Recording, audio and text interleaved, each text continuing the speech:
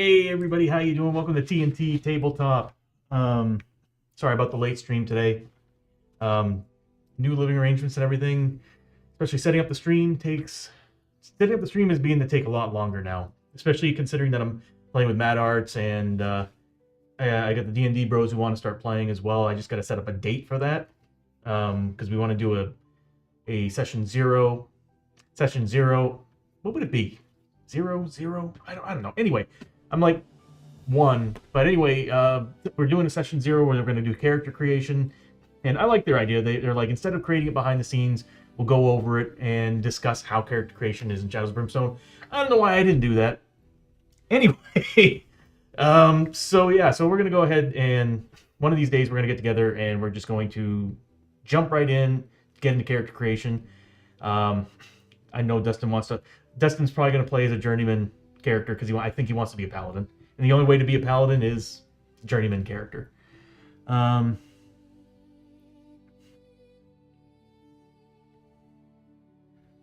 Good idea, Bishop. I'm actually kind of jealous. I actually had a record collection and I ended up losing it in a move. Sucks because I had a whole bunch of Brian Culbertson jazz that I love listening to, Chicago jazz that I just love listening to, and it sounds better on a record, for sure. Session zero. But anyway, so yeah. But yeah, so there's that game plan.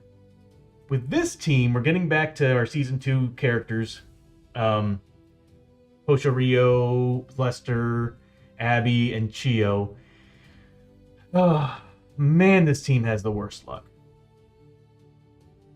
What's up, Benny? But yeah, this team has the worst luck. So Hoshoryo died. Are you into Final Fantasy series at all? No, Benny, I'm sorry, bro. Like, here's the thing. I loved Final Fantasy 1. I beat it. I played Final Fantasy 2. Almost beat it. Just when I got to the final area. What is it called? Basically hell, right? But anyway, when I got there, man, like, it was just a giant grind fest, is what I felt like. But it sucks because it's like I loved 9. I played a little bit of 7, never fully got into it because, like, I'm always that type of person that when something is overhyped, I don't play it. It's just like what happened last year with Expedition 33. I wanted to play it so badly, but everybody went on and on about it, played it, and I was like, I'd rather just, at that point, just watch someone play it. And that's the other thing, too, is, I've played so many JRPGs that I can't grind anymore. I say that, and yet I play Pokemon. Anyway, I don't know, but it's a lot. No, Bishop Hosho has not come back from the grave. Unfortunately, we've been sitting in the Otherworld in the Blasted Wastes because I've been wanting to upgrade my characters super badly, which gave Abby her laser pointers on her pistols, so now she's doing +1 damage within 3 range. She needs to be within 5 range to actually shoot anybody with her pistol, so I'm like, why not? But anyway, yeah, we've been over there for a while, and I think he got taken out. Was it the Lizard King? I think it was the Lizard King. But yeah, I'm hoping.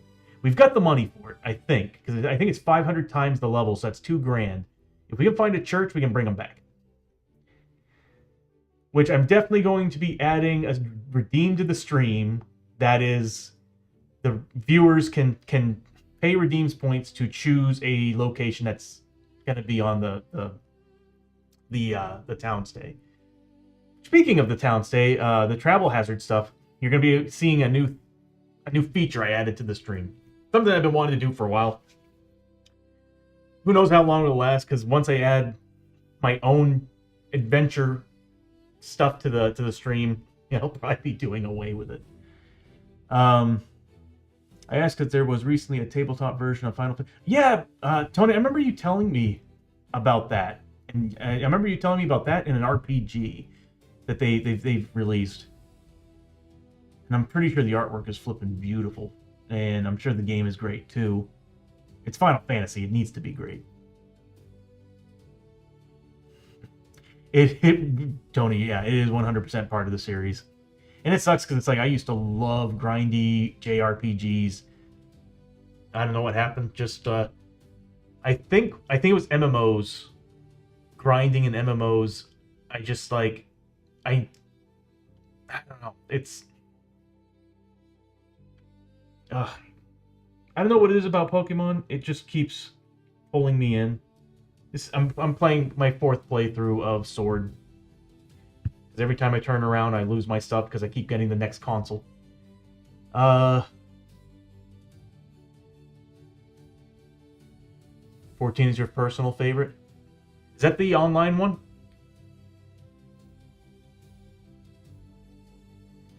Okay, I mean, if you want me to call you Benny, that's cool, bro. I mostly go with the whole Tony thing for the meme. Cool. All right, bro. Yeah. Not. If you want me to want me to call you by Benny, Benny's cool, man. Um. Okay, so I've got the character sheets here. I haven't been updating them because I've been very lazy at leaving it to the stream. I'm getting super close to being done with the stream, and finally, I cannot wait to finish this stream. Like, I want to add more and more to it. Sorry, on the screen it looks like I'm bleeding from my nose, but it's just the camera. But anyway, so like, when I finally finish building all the elements of the stream, I'm going to cut it loose because what I want to do is the beauty about OBS is I can have different scenes. Well, not scenes, but different streaming. What would that be? Projects. So I can leave this one open for these characters, create a new one using this set, and just fill out all the information fill out all the character sheets on the stream, and I can just switch between the two, and it's all saved in I think an XML format, possibly JSON, but it's all saved, and I can just switch between the two, and I don't have to spend an hour setting up anymore. Oh my god, that would save me so much time.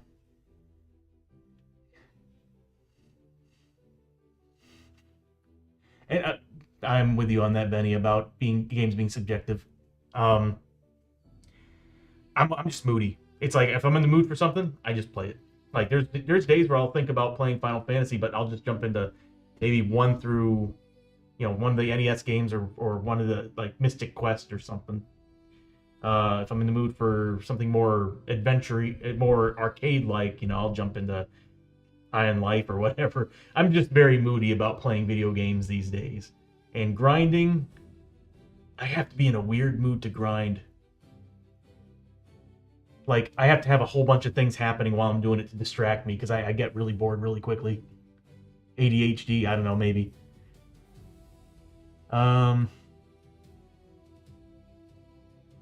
Yeah, and it's kind of a phase thing, too, because I was huge into roguelikes, and then I kind of just started pushing away back to something like I said earlier, Pokemon or simulators. I love simulators.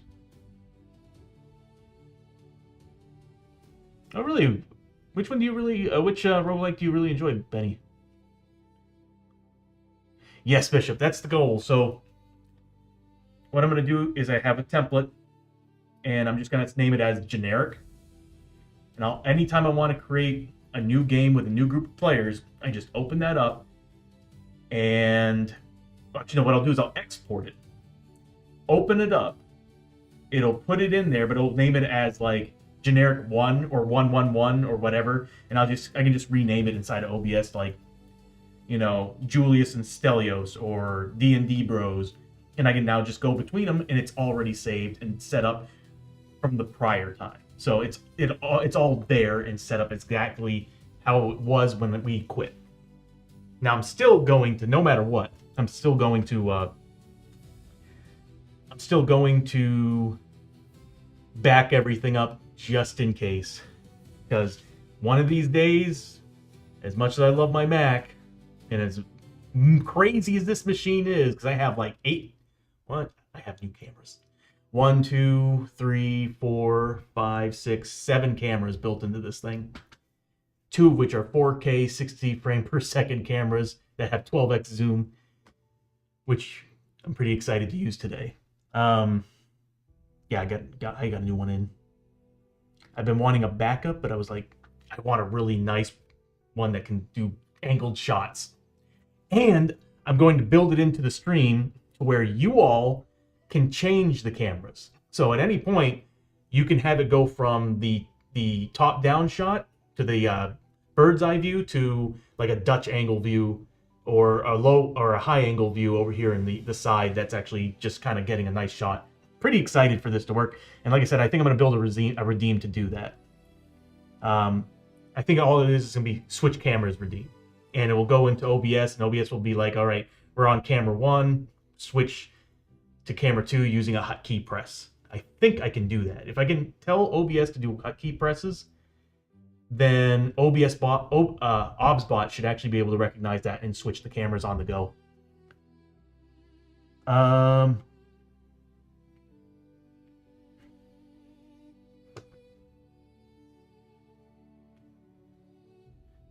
Yeah, I think you're right, Benny. I think it uses JSON. I don't see anybody using XML anymore, which makes sense. JSON's just easier to parse. But already... Oh, okay, Benny. Thank you so much and for the lurk and hanging out, bro. Good to see you. It was a blast playing with you last night, dude. I'm glad that you're jumping in on the... It's just like you said last night. I was like, why does Benny not... Well, Benny needs to jump in on this, because we have a really fun crew to play Saturday nights with. I'm trying to get everybody together because this week is the week that Repo releases its update. I'm trying to get everybody to do Repo Saturday. It would be so much fun to have a big Repo night for Saturday. I know Ms. Bush will be up for it, 110%. Janice, of course, too. There might be a big group of us. And hopefully the mod for adding players works with it. BlazBlue. I didn't know that BlazBlue had a... or BlazeBlue. I keep saying BlazBlue. I have friends that say BlazeBlue, but you're talking about the game that was a fighter, right? I remember having that and loving it, and then as I got older, my reaction time is trash, so I can't do those games anymore where big combos are a thing.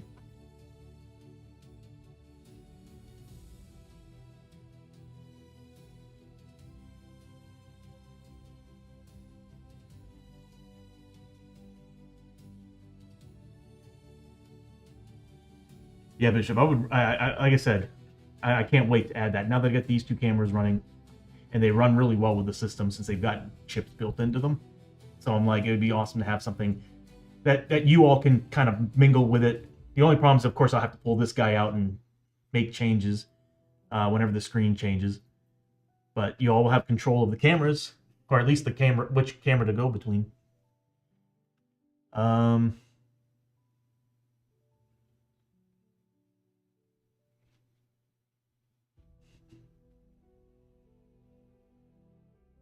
Yeah, I wish I could use StreamerBot, Benny. Unfortunately, since I'm on Mac, I don't think it's... If I remember correctly, it's not on Mac. So I kind of had to... On top of having OBS Advanced Scene Switcher do all this cool stuff, I had to get LumiaBot to do all this stuff that I've been wanting to do to the stream, like play with my light settings and everything. I could do it in OBS, but it's not great. It doesn't. It destroys my Stream Deck, and in order for me to get it to work, I had to get Lumia Stream, and Lumia Stream now talks to OBS and that, and I'm actually able to have videos and all these things play whenever certain events happen in OBS. Since the last time you were on, you checked that you were here hanging out, Benny. There's been quite a bit of changes.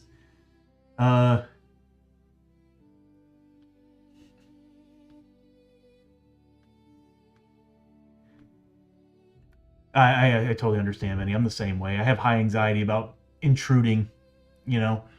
But I mean, Shock says it. It's open. It's community night, so us streamers, we all get together and just have a good time. Some stream during it, and if you're streaming, go for it, man. Just make everybody aware. um, like Miss Bush is in there, and she likes to make sure that we're PG-13 in a sense, which fails.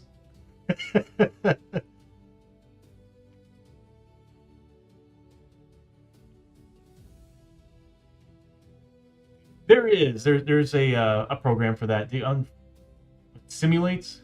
I have to look into it because I remember there was like a lot of programs for Mac that it just you still had to have a copy of Windows.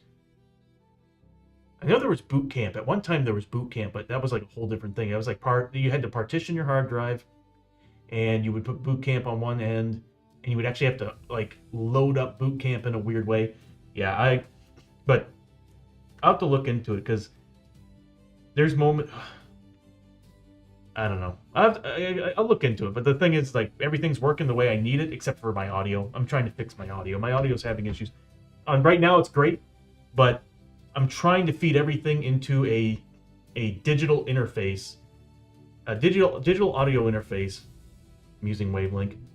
I had Caster, and Caster was running beautifully up until they started doing a subscription-based thing, and now it's like all the support's gone, and they even cut off some of the features that I had.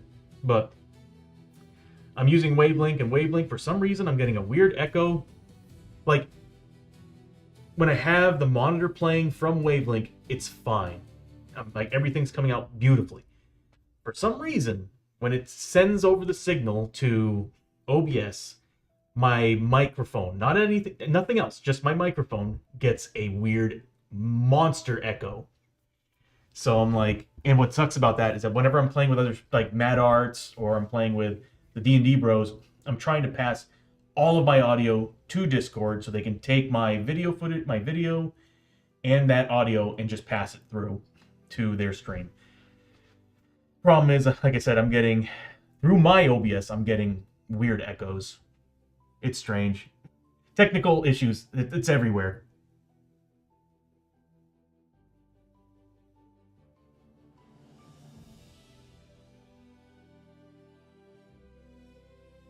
I totally, yeah, same way. I feel the same way, Benny, about that, about the community night stuff. No, it doesn't. I've always been like, you know how we act. You know how we act. I think that's why she kind of is like cool with us doing it after, I think after 7 or whatever. But anyway, let's get into it.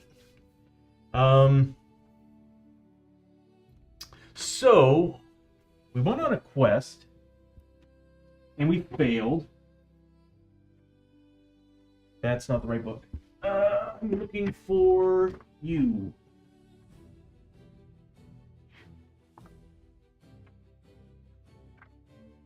It's a quest in... I don't think it was Missing Patrols. I think it was Ghost in the Dark. Yeah, Ghost in the Dark. So the problem that we had with the last mission is that every time we turned around, we had to make darkness rolls. The darkness just kept moving and advancing up the depth track. I think we rolled like double 3s several times. So, of course, that's worse than failing the darkness roll. And that just kept advancing further. I think we had it 3 times. I think we got hit by it 3 times. That's 6 spaces in 3 rolls. That sucked. So anyway, yeah, we did Ghost in the Dark. And we had to find basically 3 patrols of those ghost warriors who are just awful. And yeah, we failed the mission. And we didn't fail for dying or anything like that. We failed because the darkness just escaped. Now, I'm going to be honest with you. That's kind of the first time that's ever happened to me playing Shadows of Brimstone. I don't remember ever having that experience. And we just had bad luck. And what sucks, the team did so well. For being down a man, the team was actually able to do the amount of damage, take down enemies the way they did. I was I was impressed. So I'm not gonna lie, even though we failed, it was wicked awesome to see that team just unload. And on top of that, the viewers, y'all, were hardcore trying to keep them alive. I mean, you were throwing down redeems nonstop. I was like, man, this is what I've always wanted to see on this stream, was the viewers like actually getting into it and trying to keep the team alive, or perhaps in Janice's case, try to hamstring us. Either way, it's fun. So let's see. I want to make sure my commands are working. Give me 1 second here. Everything's on. I need to create some. Benny with a +1 roll. Thank you, buddy.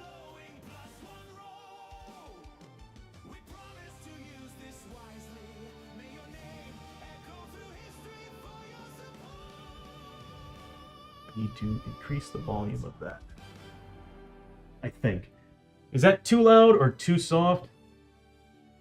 Because I did switch things up a little bit, and I'm not 100%.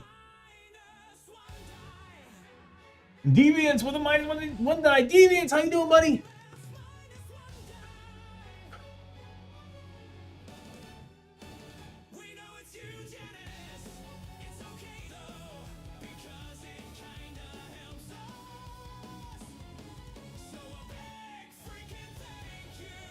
You could be right on that. What's crazy is that there's moments, Benny, where if I turn my mic off in Wavelink, turn it back on, it goes away.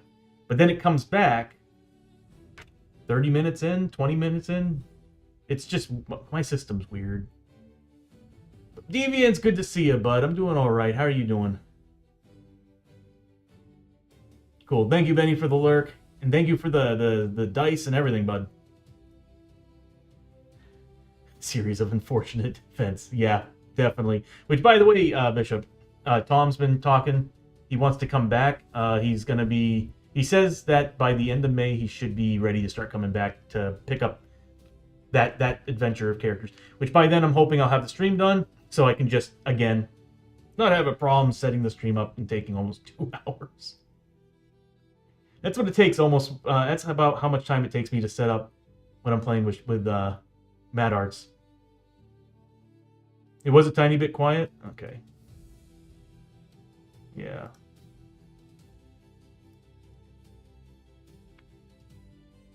I'll just bring it up to here, see if that works. Okay,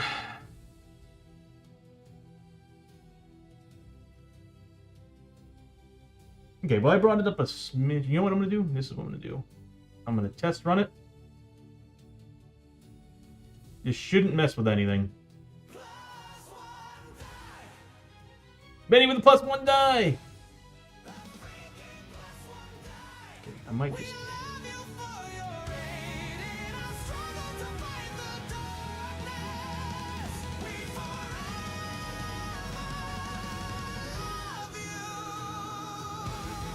That's good?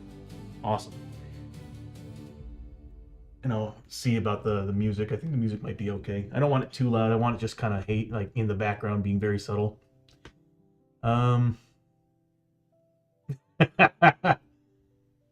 Doing good, sir. How's your Sunday? My Sunday's great, bro. My Sunday's great. Thank you so much. You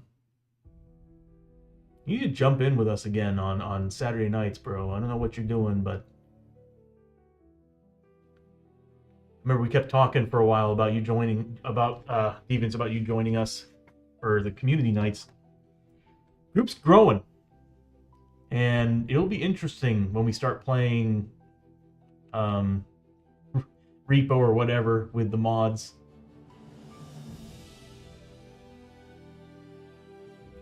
It could be it, Benny. I'm not sure. Ooh, Diablo.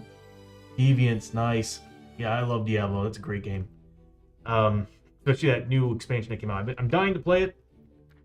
There's just too much out right now. They released way too many games. I still want to play High on Life 2. They came out with Vampire Crawlers, and I've been glued to that. Yeah, there's just too much out right now. But anyway, so yeah, this team fought their way through 2 hordes of ghost warriors. And then right before they even got to the last group, actually I think we got to the last group, and that's what ended it all, was the growing dread cards. Go figure, right? So anyway, failed the mission. So let me go ahead and pull us to... There we go. Yeah, so this is the new camera right here. Oh, man, I really need to... There we go. Sorry, going from one shot to the other, now I'm like, my head's all freaked. Anyway, this is the new one. It's basically the same camera as the other, but just at an angled shot now. So, gets really good detail. Got a 12x zoom on it. So, very excited to see how that's going to look. So, for example, now that we got these out,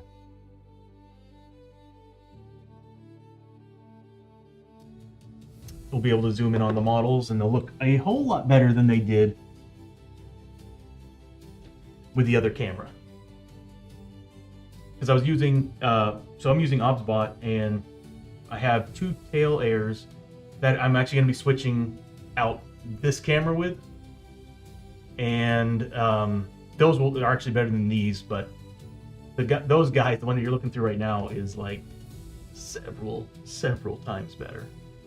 So yeah, the level of detail on this, and that's as far as it zooms in. So I can actually like zoom in on 2 enemies, like an enemy and a hero that are fighting or whatever. I mean, look at that. Look at how well detailed.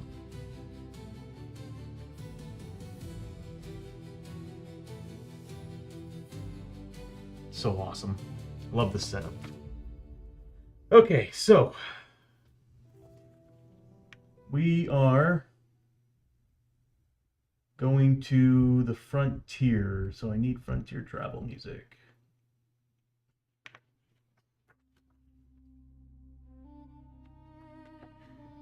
All right, so Ghost in the Dark on failure.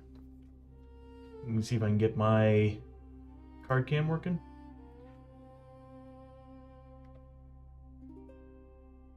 Yep.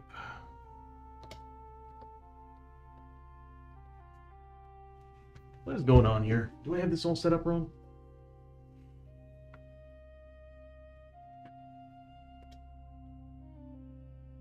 Maybe it needs just to zoom in a little bit, and there we go. All right, so we'll see how this looks on here. If not, I'll just put it on the board, and we'll just read it right off the game board. So, So, on failure, if mission has failed, the heroes are tormented by the possessed tribal ghosts. I think we already did this. We did. Yeah, we already did this because everybody, like certain people lost sanity. Abby did not. Yeah, we already did the failure. Okay, so, yes, that's the thing. D3 buildings in town will be destroyed. We'll go ahead and do that when we get to that point.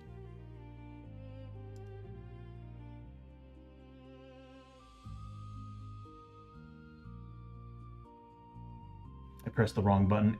Actually, Bishop, it's the same camera. It's just that one's giving like an angled shot now, and that one right at the top is giving this nice. It's the exact same camera.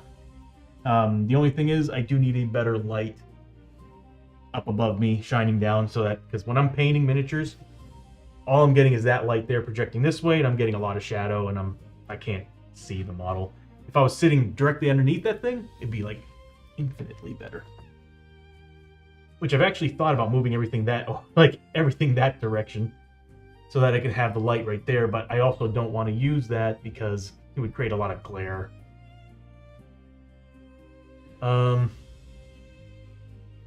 Yeah, I was looking at other cameras too. The unfortunate thing is, there was one I was looking at in particular that had a 20x zoom.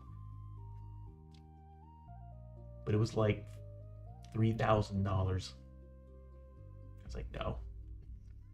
No. Anyway, let me turn the cam off so we don't get that weird thing going on. All right. I'll get rid of these. And here's our heroes. And what we're looking at now is we're on our way back to town. I think it's next phase. All right, so here's the new feature. Shows you the travel hazards and everything. We were in the canyon. Oh, I know why. You set this to the mines. There we go. Okay, so we now have travel hazards. Of course, Hoshoryo's not around, so we don't have to roll for him. But everybody else, we need to see what type of town we're going to, and then we'll decide when we get there, we'll roll the D3. Hopefully it's a medium town, because I have the hunch we're going to lose 3 buildings. Just a hunch. Alright, so we need... And ever since the latest update of the Stream Deck, certain things don't work as fluidly as they used to.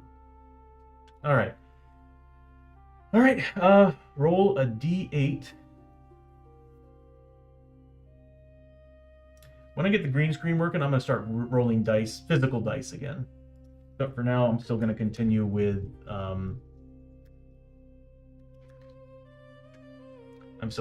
the digital stuff. It does show up a lot better on stream, too, in my opinion. Using the digital dice, of course. Alright, so we're going to roll a... Is it a D8? So, yeah, on a D8, on a 1, 2, or 3, it's going to be a small town. 4, 5, or 6 is going to be medium town, and a 7 and 8 is going to be a large town. Okay, so everybody gets 1 travel hazard. Where did I put this? Go ahead and switch cameras too while we're at it. There we go. We're gonna need to. Everybody gets 1.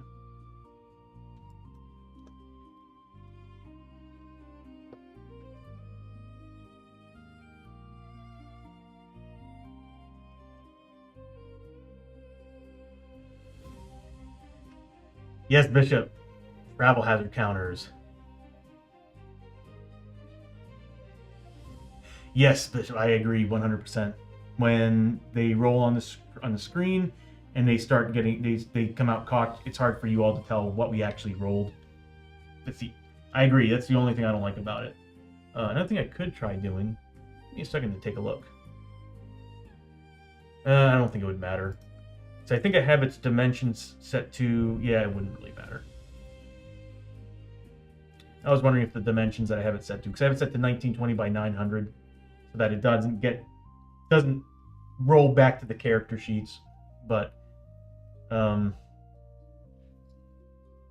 yeah, when we roll a big set of them, they tend to get cocked. Alright, so now we have to roll a D... 6 for each character. On a 1, 2, or 3, we get another travel hazard. Oh boy. Alright, so this is going to be for Chio. Travel hazard. Abby. Good job, Abby. And then Lester. Oh, I cannot wait to get rid of this part of the game.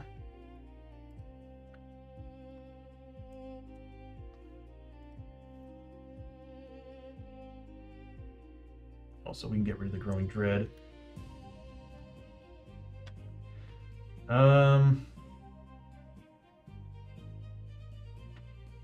Okay.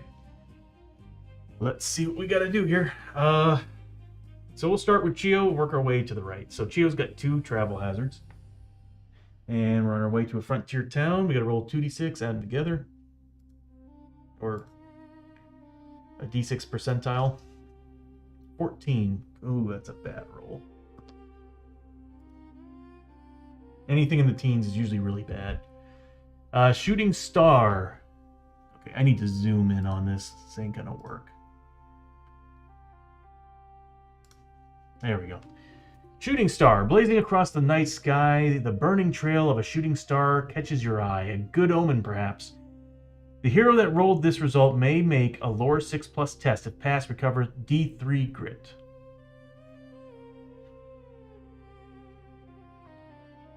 It reminds me, everybody should be getting a grit back. I didn't do that.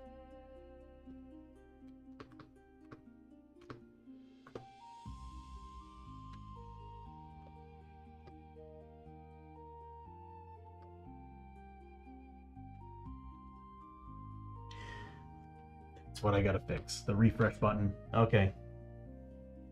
Yeah. I need to fix that.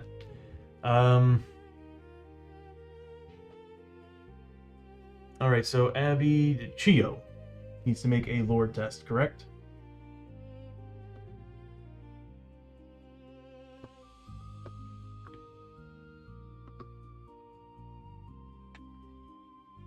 I didn't change Hosho's in Abby's stuff.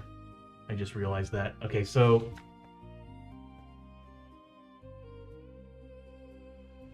lore 3, that's not bad. But it's a 6+ test. Chances are we're not gonna make that. Yeah.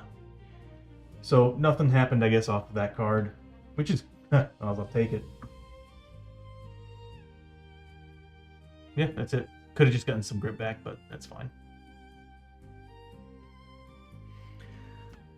That's what the problem was. I totally forgot that the refresh causes everything to just use one specific setting. Very easy fix, though. Not going to do it right now because it might crash the stream. Anytime I work with advanced scene switcher mid-stream, there's a really good chance it's going to crash. So I'll do that later. So that's one.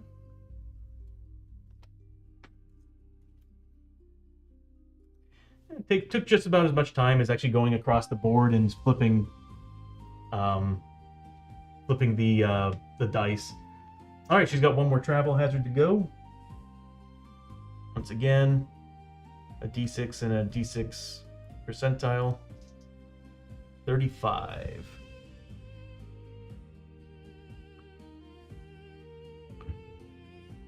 Burning farmstead. Pillars of black smoke rise in the distance, and as you approach, you discover a farmstead in ruins and ablaze. Screams call out from the fiery inferno. Each hero may decide to turn away or brave the burning building to look for survivors. We've done this a lot. If you enter the building, make a Strength 5+ test to move through the flaming debris. If failed, you are singed by the fire and must flee the building, coughing from the thick smoke. Take D6 wounds, ignoring defense, that carry over to the next adventure. If passed, gain 25 XP and roll a D6 to see what you find in the fire. Oh, usually we do pretty good. Abby's not going to do it. Role-playing wise, she wouldn't do it. She's an outlaw. Chio would 100% do it. And Lester being a marshal, he'd probably do it. He sees people in need, he's going to help. Now, luckily, their stats should actually still be on the stream. Okay, so we're looking at strength. Chio, man, she's the strongest person on this team. So we need to make a what? A 5+? So here's going to be Chio. We got grit, so we can use it if we need to, but I like holding on to that. So 46, and we need a 5+. Oh yeah, she got it. Lester is a 3, right?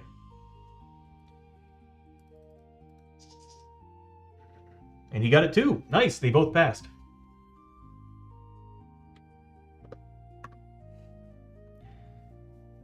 Okay, so we don't have to worry about that part. They get 25 XP a pop. So Chio just gained 225, 25 XP. Lester just gained 25 XP. Now the problem is, what do we get? Then roll a d6, see what you find.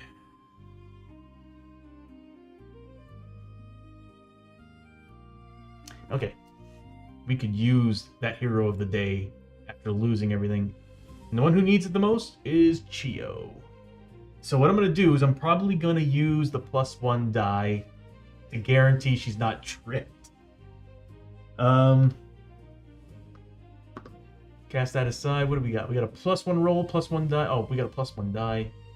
+1 roll would be able to give me a better chance of a 6. But I like using that for attack and everything. Oh, we're dishonored too. Give me 1 second. I forgot. If we failed the mission because of a darkness card, we're dishonored, and I need to also get rid of those notes.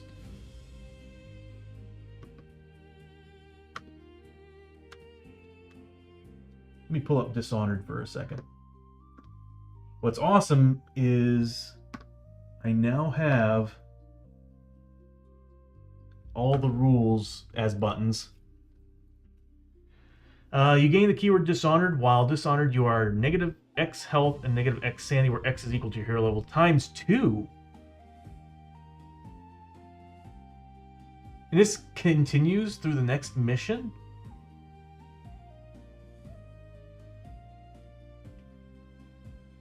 We're losing 8. This is stupid.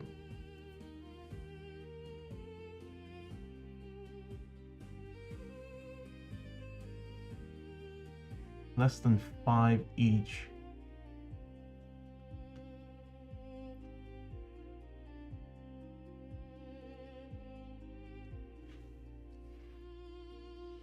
Dude, that breaks your character. Straight up, that breaks your character.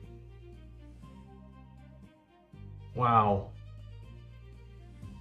Oh my god. You know, I know this game can be very unforgiving, but that's just BS. What would that bring us to? Because everybody's rank 4 right now.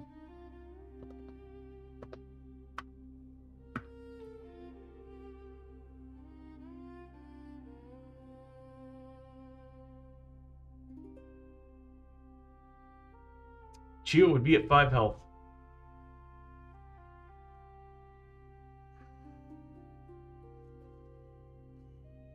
Dishonored seems really broken. Like, why would it be your hero level ×2? Like, it just seems really broken, especially considering the chances of you having higher health at this time in the game is not great. Especially when everything's randomized. There's just some rules in this game that I still just don't agree with. And Dishonored is one of them, especially when there's already, like, okay, so here's my thing. I need to start finding ways to kind of work with this game, because, like, the biggest problem I have with this game is when I like playing with everything combined, darkness cards and all. The biggest problem with doing that is this moment, because we're getting Dishonored. I'm using darkness cards that are causing this and causing permanent damage to certain things, and it's just, I don't know. It's frustrating.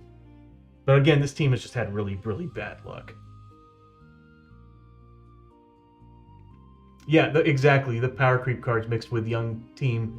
Like, when you're rank 6, I feel like certain things should be...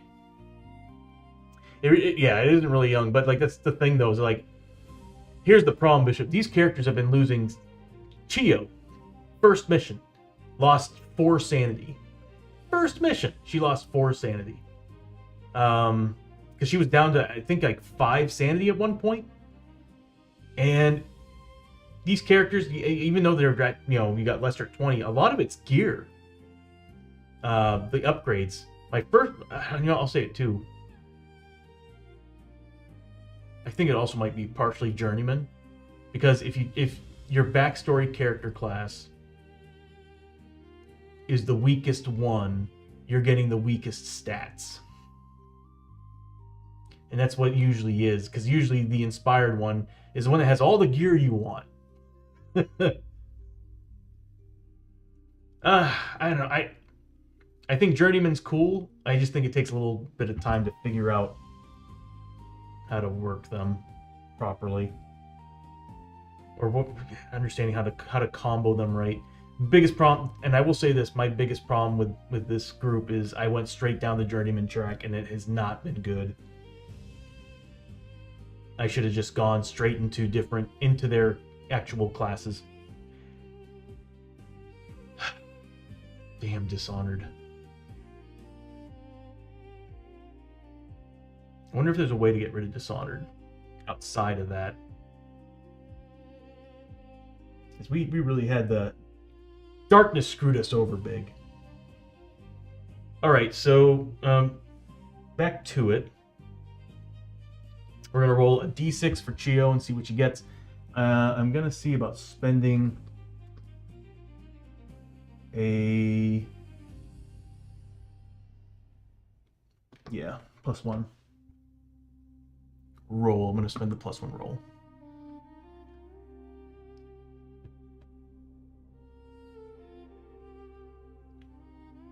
Ah, it did add it to the red side. Okay. All right, so I'm gonna add a +1 roll to it. Let's see what she gets. I'm so glad I did. All right, so I knew it too. I was like, I better add a +1 roll.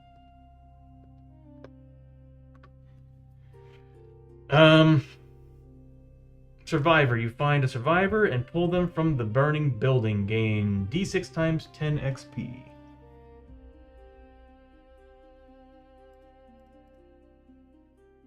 So 20 XP. Plus the 20. I already did the 25, didn't I? Yeah, I did. So 20 XP.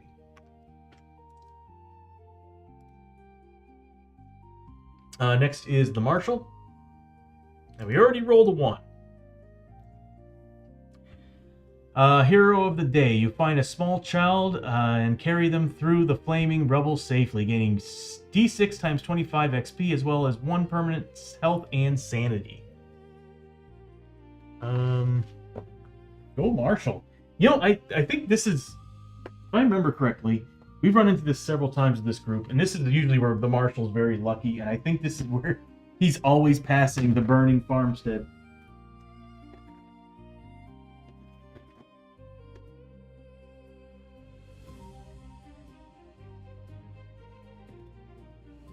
I am looking for pencils.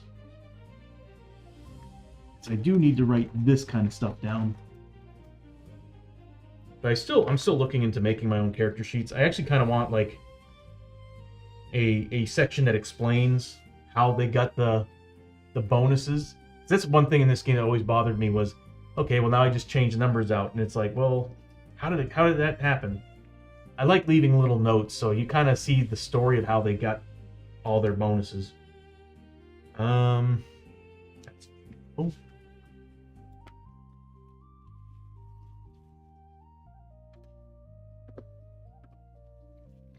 So Lester's at 21 and 12.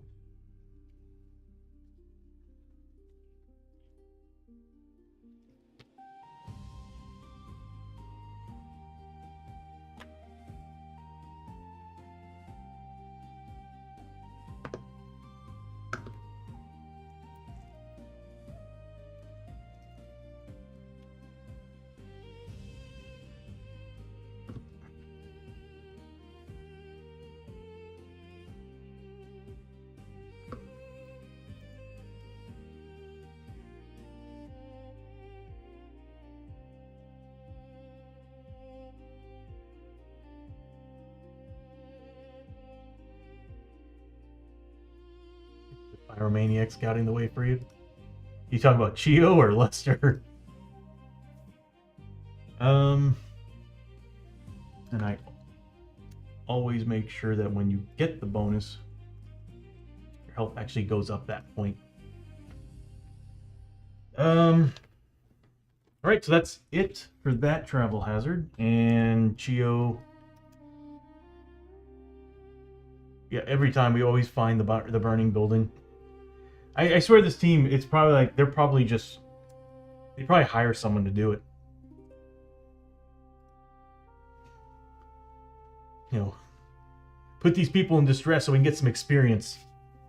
Make sure there's a small child there that we can rescue too, because I need some gear. Or I need some health and sanity. Next is Abby. Abby's gonna roll a percentile d6.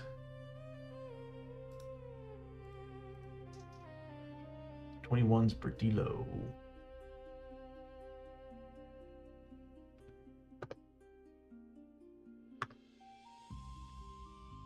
Oh, the Mimic Beast. Waking in the night, you see one of the other heroes' members moving about. As your eyes focus, you see that they are covered in blood and seem to have torn apart one of the horses. Good thing we don't have any horses. And are eating it raw. What would be eating? With a sudden motion. Ad break in 5 minutes, everybody. With a sudden motion, they look over at you, their eyes reflecting inhumanely in the flickering, fiery light, before running off into the darkness. One random hero must discard any transport they have. We don't have any. Good thing we don't have the... remember we wanted to buy that wagon. That wagon from the barter town. Oh, that would be awesome. Also, one other random hero is missing. Who knows how long this mimic beast was posing as your friend following the trail of gore. You find the missing hero. So again, I'm going to roll a d6. 1, 2 is going to be Chio. 3, 4 is going to be Abby. 5 and 6 is going to be Lester. So, Chio. You find the missing hero tied up and savagely beaten in the ramshackle lair. The hero rejoins the posse but takes d6 wounds, ignoring defense that carry over to the next adventure, and loses She just got some XP. Oh, I didn't do the XP for... Hold on. Yeah, I didn't do the XP for... I need to roll a d6 for Lester. He needs this. Okay, he got 100 XP. I did the sanity and everything, but I didn't do the XP. There we go, buddy.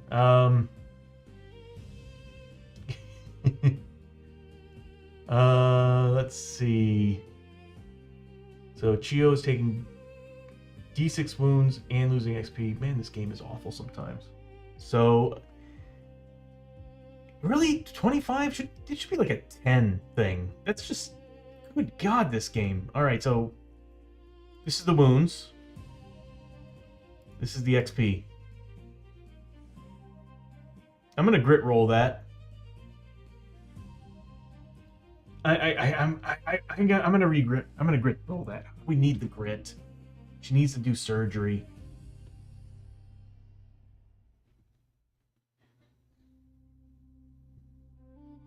I roll high when I don't want to. That's a lot of XP. That's 150 XP. I need the grit though. Oh man, this team is just so screwed. Alright, she's taking the XP loss. Hold on, I want to see where she's at.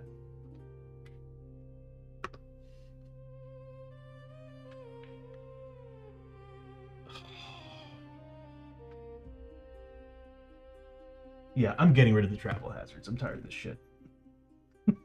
I'm so sick of it. 150 XP.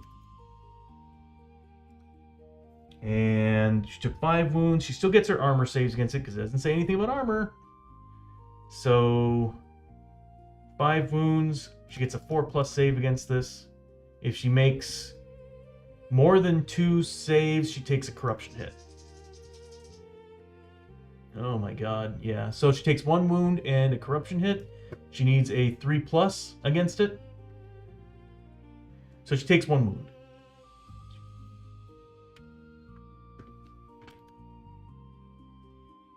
I flippin' hate travel hazards. What I love, what's funny about this is like all the XP you got from the adventure, or the XP you got from the rewards of the adventure, just now got taken away. Thank you, Mimic Beast.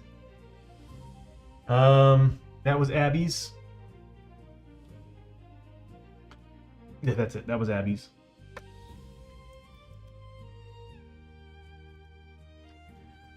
And 30 seconds till ad break, everybody. We have Lester's 2 that he got. Luckily, we got a large town, though. So the first one. Keep looking for dice. 63. It's usually a good number. The higher, the better, in my experience. 63 is what I'm looking for. It's on the last page. Snake oil salesman. Oh, I think this is the tonic, isn't it? There we go. You meet a traveling salesman on the road who excitedly opens the sides of his cart and shows you his wares. He spins a good yarn about the medical quality of his tonics. Each hero must make a cunning 5+ test. If passed, you recognize a scam when you see one and pass the deal. If failed, you eagerly buy some of the elixirs, only to discover that they are little more than flavored water and pungent herbs. As the dust clouds from the salesman's cart disappears into the distance, lose d6 times 25 XP and roll a d6. On a roll of 6, one of the elixirs is actually worthwhile. Gain a tonic. What you buying? Alright, so everybody needs to make a cunning test. Okay. I need that button closer. Oh, it was right here. Okay, there we go.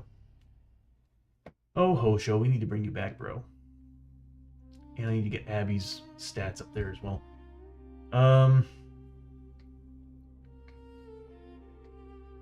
That's not Abby's stats. Give me 1 second to change Abby's stats.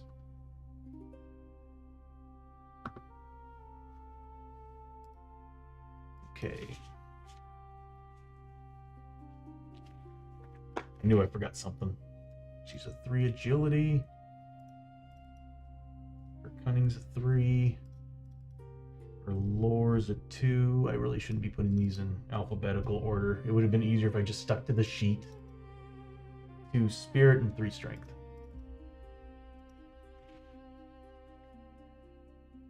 Melee attack, 5+. Range attack of 3+. Defense of 4+, and it's not strength. I need to change that typo. Okay. All right, Abby, come back up here. All right, so everybody needs to make cunning tests. We're actually pretty decent at cunning. All right, is it 4+? Please tell me it's 4+. It's a 5+, of course. All right. So we'll start with Chio. She's got a 4 cunning. Yeah, she's very gullible. Abby is a 3. Only would make sense that Abby would pass. And then Lester. Don't let me down, buddy. Yeah. As I kind of figured, this rolled out.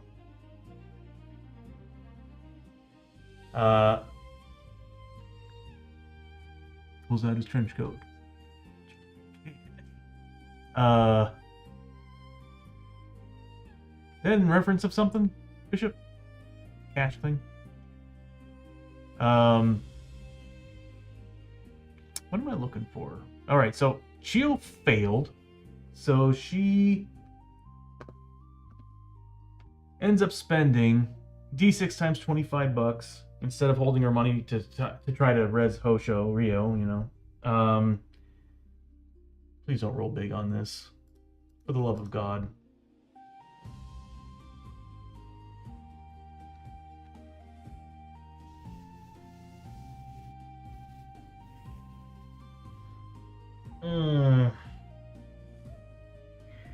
She's just not having a good day. 150 bucks. 150 XP gone. 150 bucks gone. Oh, for her own gullibility too. But she gets to roll and see if she gets anything. And then roll a d6. Oh, of course, on a 6, it's a tonic. Yeah, good luck with that. Yeah. Oh, she did get a tonic. It just cost her 150 bucks. That's good, because we can use that during surgery. Okay, this actually worked out. I'll take back everything I said. This actually worked out. All right, so she spent 150 bucks and actually did get... I can't say it's a grit, because she only can hold 1 grit right now. So...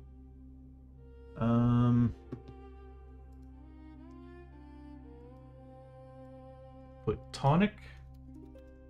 She's got one. Which that is actually one thing I want to add to the stream. I want to get rid of, and I'm gonna show you here in a second. I think we got one more travel hazard after this. Oh, I typed in the wrong window. I want to get rid of the side bag tokens section. And what I want to do is I'm going to take the ailments, raise them up, because obviously we're getting low to the edge of that with all these mutations and everything. But what I want to do is I actually want to have the actual tokens pop up. Or little things that say bandages, tonics, stuff like that. I want those to pop up. And what I'm going to do is I'm going to have 5 at max that come up on the screen next to the character sheet. And they're interchangeable and everything. So I can be like, all right, one slot's bandages. I'll look for the icon called bandages and put it in there. I think that'd be really, really, really, really, really, really awesome. I want to finish the stream so bad, but I keep adding to it. All right, so that was that one.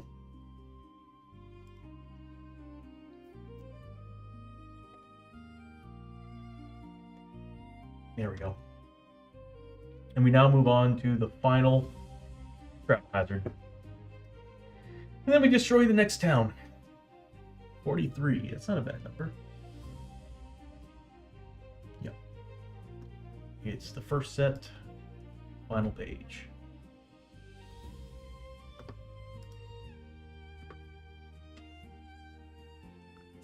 Oh no. Oh, the tonic. As you travel through the canyons, I really need to get a better shot of this. As you travel through the canyons, the skies open up with rain, causing a flash flood directly in your path. Each hero must make a luck 4+ test to avoid being swept away by the rushing waters. If failed, roll a d6 for each token in your side bag. On a roll 1, 2, or 3 to swept away. God, if I lose that tonic, I'm going to be so pissed.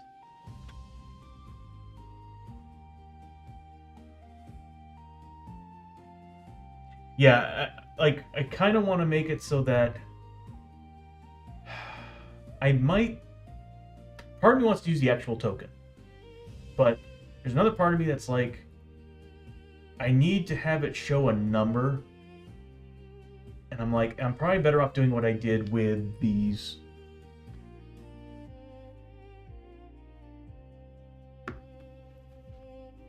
So I'm like, it might be better if I just kind of have a spot somewhere in the character plate. Well, that's Hoshoryo. He's dead.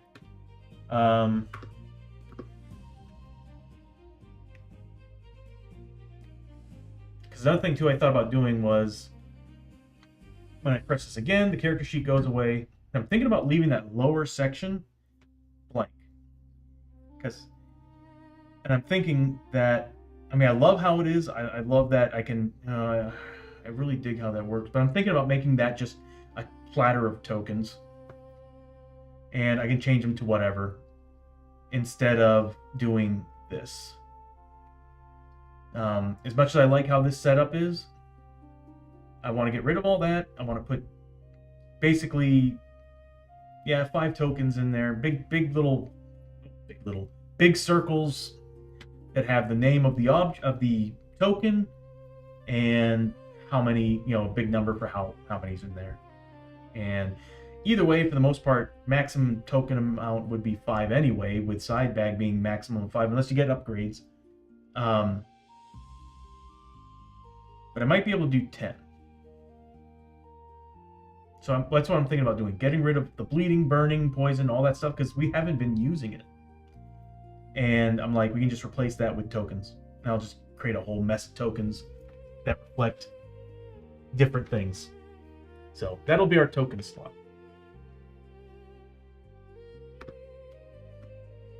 I think that'll just look better.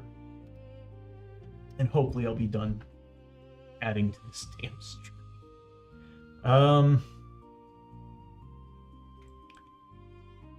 All right, everybody needs to make tests.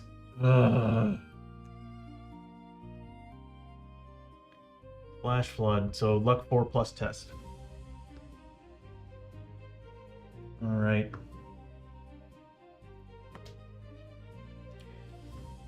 Oh, Chio.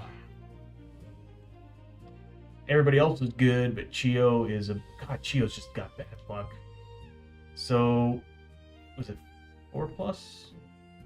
I keep hoping it's a 4 plus.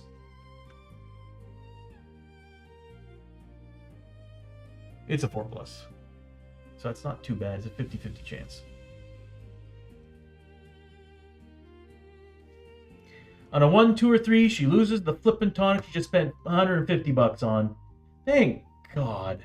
I was about to flip out. I was about to crash out. Yeah, I was about to get it, walk outside, and just, I don't know, kick something. I don't know. Oh my God. I was like, she lost 150 experience because I rolled max on that. She lost 150 bucks because of the tonic guy. And I was like, if she loses the tonic on top of that, I'm gonna lose it. Next is Abby. She's got a luck of...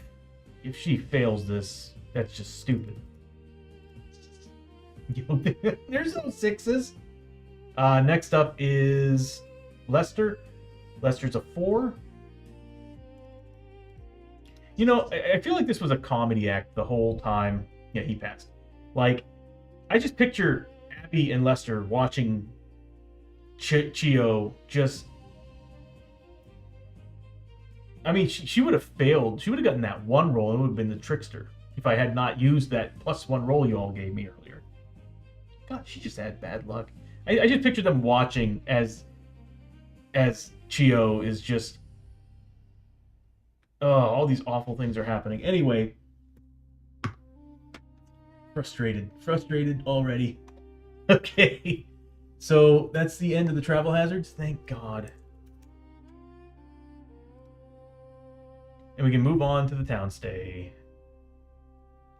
I'm going to be honest with you all. I'm going to ignore the Dishonored thing.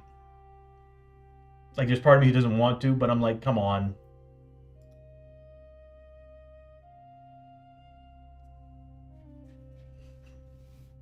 Because at that point, I'm like, I'll just create new characters to start playing. Because we're not gonna win a mission with 5 health on Chio, 7 health on Abby, and what would that be? 12? No. 13 health on Lester? And we don't have Hoshoryo. Oh my God, dude.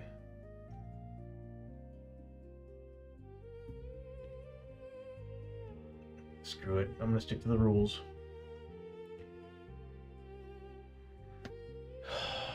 Let me make sure I have all the stats down. Oh, actually, I can just say they're... How am I gonna keep it? They're Dishonored. I'll just put it in the notes.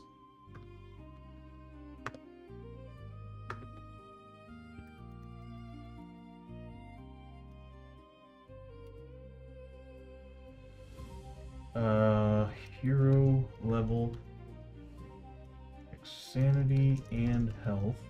Wait, was it sanity and health?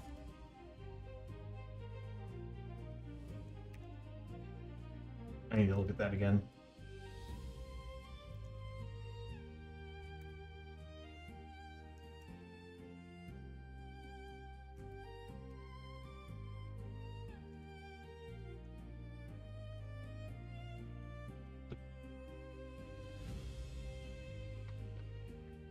All right.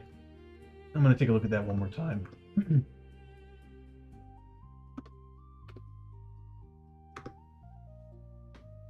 You know, it used to pass through. I don't know what happened. Yep, health and sanity.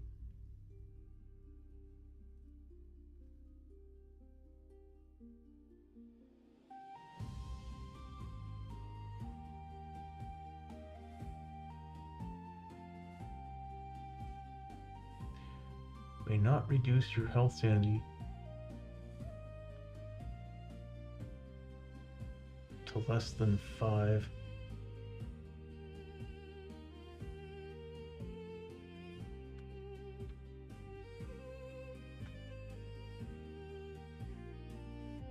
Wow.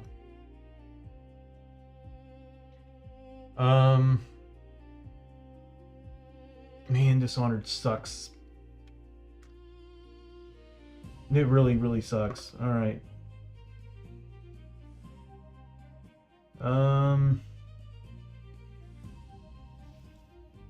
What am I gonna do?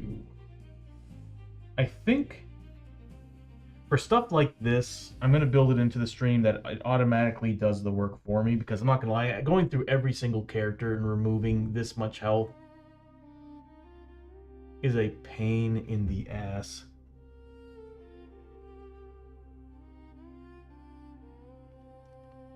So Chio's at 5 health, 5 sanity.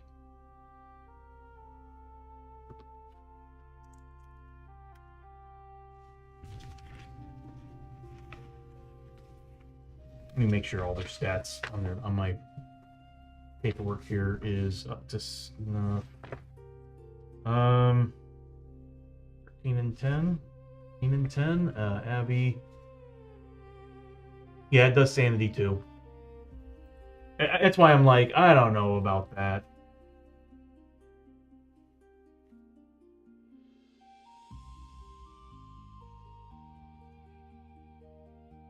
I mean, luckily it's not permanent, but still, it's like, that's a monster hamstring on some characters.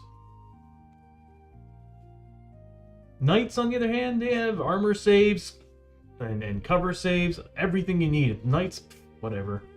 But these characters, something jumps on them with 5 health, they're dead. No bandages is going to help them. This is Abby is 15 and 12. Last year's 21 and 12. Okay.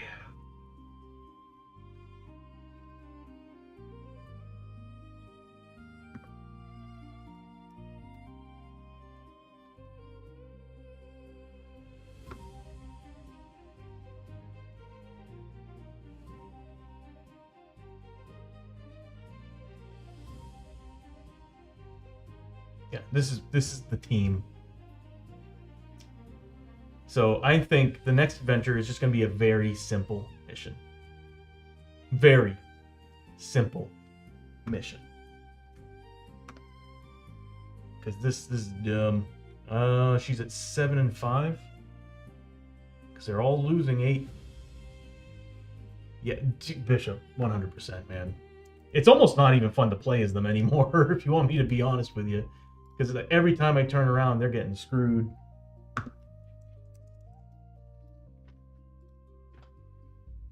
I really should build it that it automatically changes. I can do that. That's not too hard. Having to make these changes is kind of a pain. Yes. And then the Marshal is also at 7 sanity.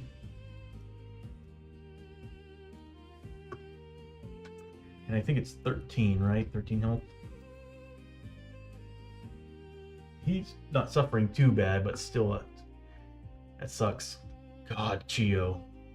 And we already have too many mutations and injuries. I'm just like, they're all going to meet the same fate as Hoshoryo. I'm going to end up having to create new characters, I think.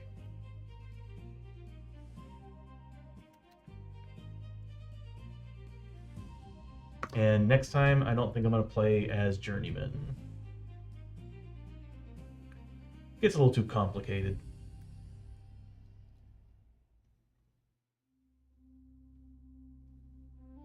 Hold on.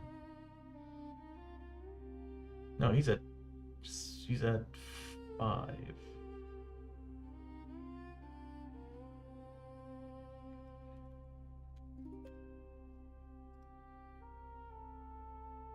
Yep, he's at 5. I don't know where I got 7 from.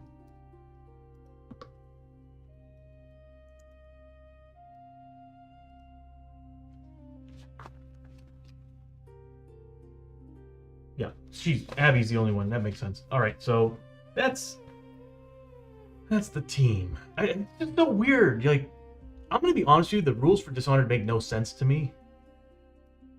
Dishonored would feel like I could see it maybe doing it to sanity, But how would that do it to your health? That makes no sense. It's being dishonored. That's just...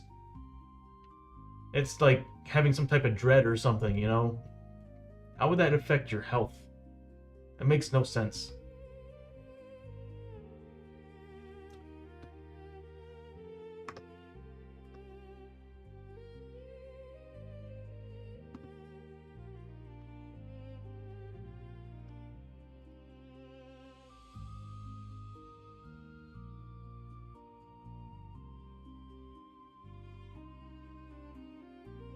Hero level ×2.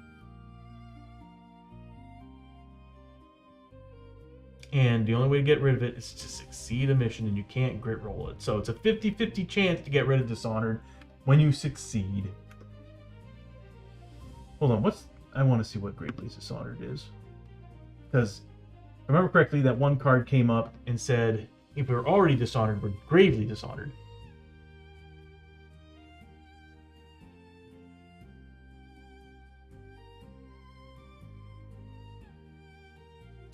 Oh. Okay then. Alright. We're done with the travel hazards.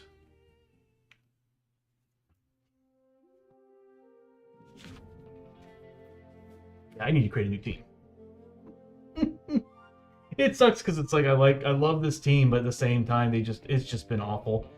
And do we have the money to bring them back? Yeah, it should be $500 if we have a damn church. All right, I need the town state stuff. So it's a large town.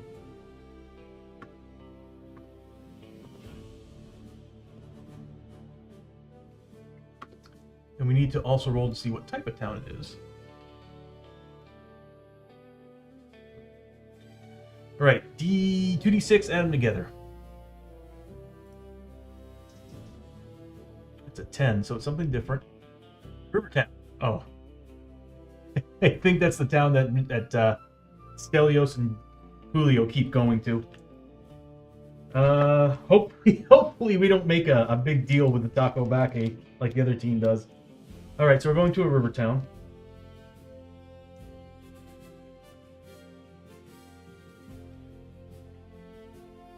And I need...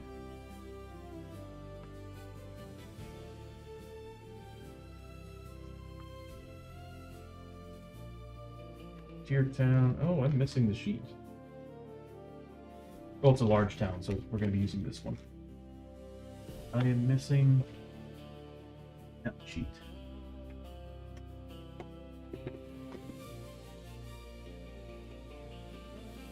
Okay, so we're good with that.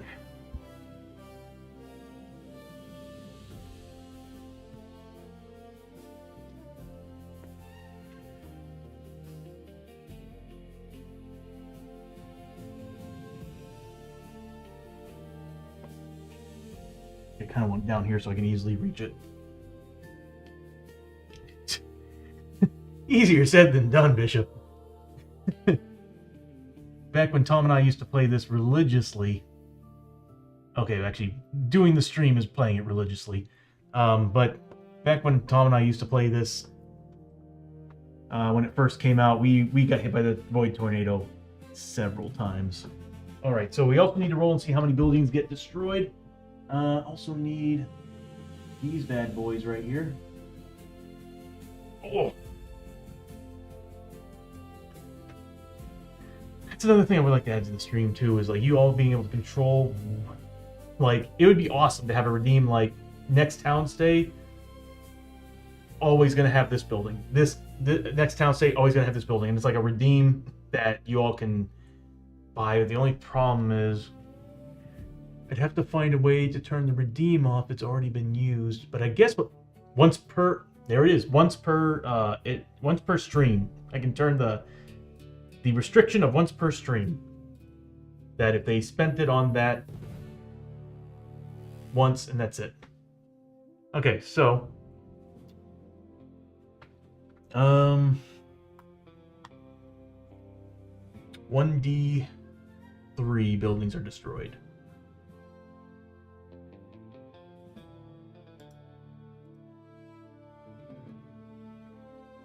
Awesome. So only one building.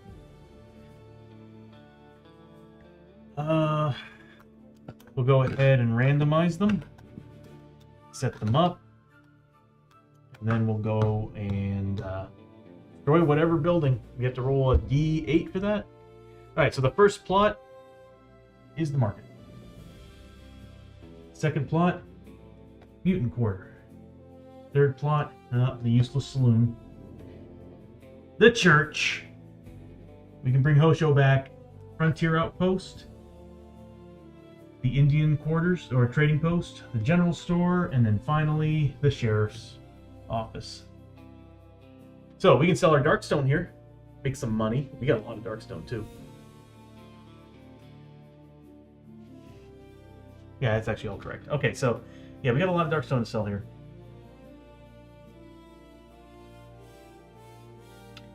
But, let's see what building gets destroyed.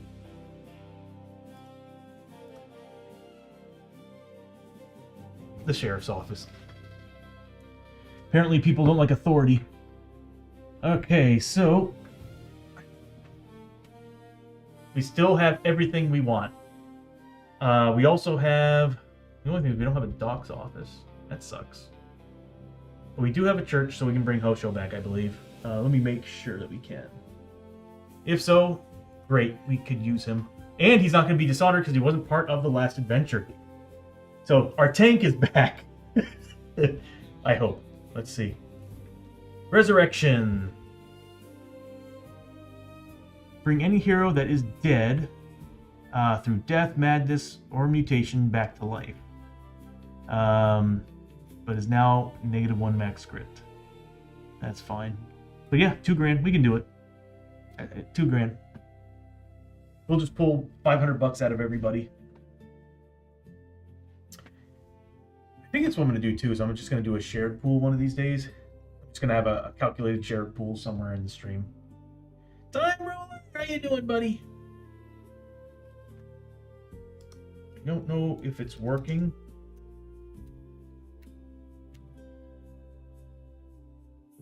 It's still not. Yeah. I don't know what the problem is. Lumia stream works when it wants to. You shaved your face? You got rid of your beautiful beard? I understand though. There's moments where like this just gets itchy and annoying. Like when I've had it before where it's been pretty long and I had to get rid of it. Oh, okay. I understand. Well, I hope the surgery goes well, Time Roller. So, but it's good to see you, bud. And everybody, if you're really into variety board game streamers, Time Roller is definitely one of the best ones to follow. He's got a great board game variety stream, and he's also got these adorable cats that hang out with him. So a really good stream for seeing if you're looking into understanding rules of like all these different like hour-long board games or short board games. He's got a great stream for that. Really good person, really cool person too. So what else do we need to do? Oh yeah. Daily event stack, we need that. So we're definitely going to go to the church. And I'm going to have somebody, I think we only need 1 day here, because I'm going to have somebody go to the church, someone go to the Frontier Outpost to sell our Darkstone, and there's really nothing else for us to do here.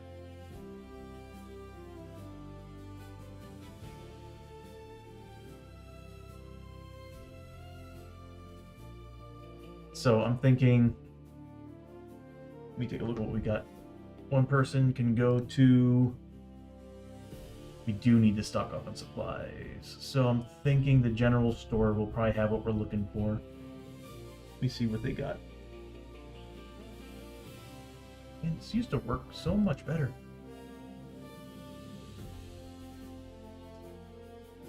Yeah, $50 for bandages and everything, but they do have tonics. And we've got oh, we could use some dynamite. Can we buy Darkstone bullets? I think Darkstone bullets are the blacksmith, and we didn't get the blacksmith. That's a shame.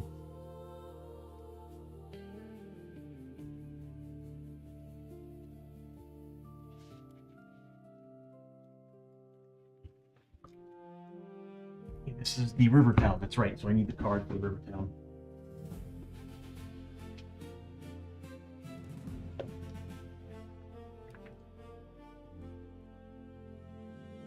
This thing has come out so many times.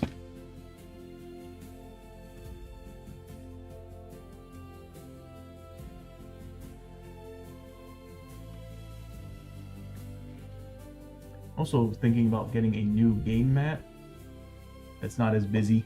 I think I'm just gonna get the background that's on here and make it black and white too. I mean, I like the blue, but I think just black and white would do what I want it to do. So, Rivertown. I guess we can use the card cam.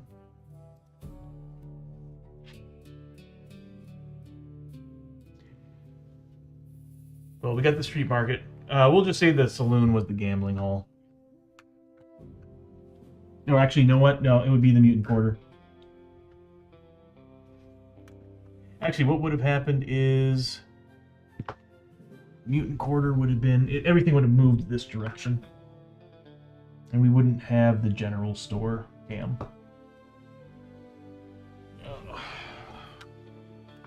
It's okay. There's other places to buy that. Wealthy town. All prices in town are also $10 more.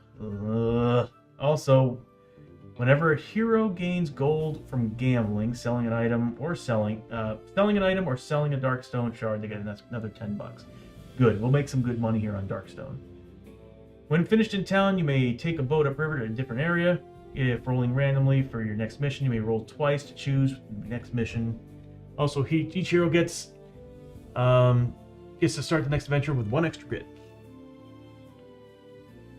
Yeah, we're going to do a very easy mission because I want to make sure we get through it and get rid of Dishonored. And I'm going to use that +1 die to give us a better chance of getting over the 4+. So I'm saving it. Overboard. Oh, yeah, we don't need to do that stuff. All right, extra options. Find work in the docks. Yeah, you can spend the day doing stuff there. Black Market Alley, we will definitely do. At the start of the town stay, roll 3 dice. For each roll, on 1, 2, or 3, draw a gear card.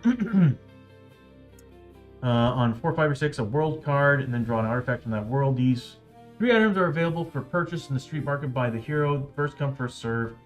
If more than one hero wants to buy the same item, yeah, we all know that. Each item may be purchased at the cost of D6 times 25, the printed value on the card. Treat the printed value as 0 if none is listed.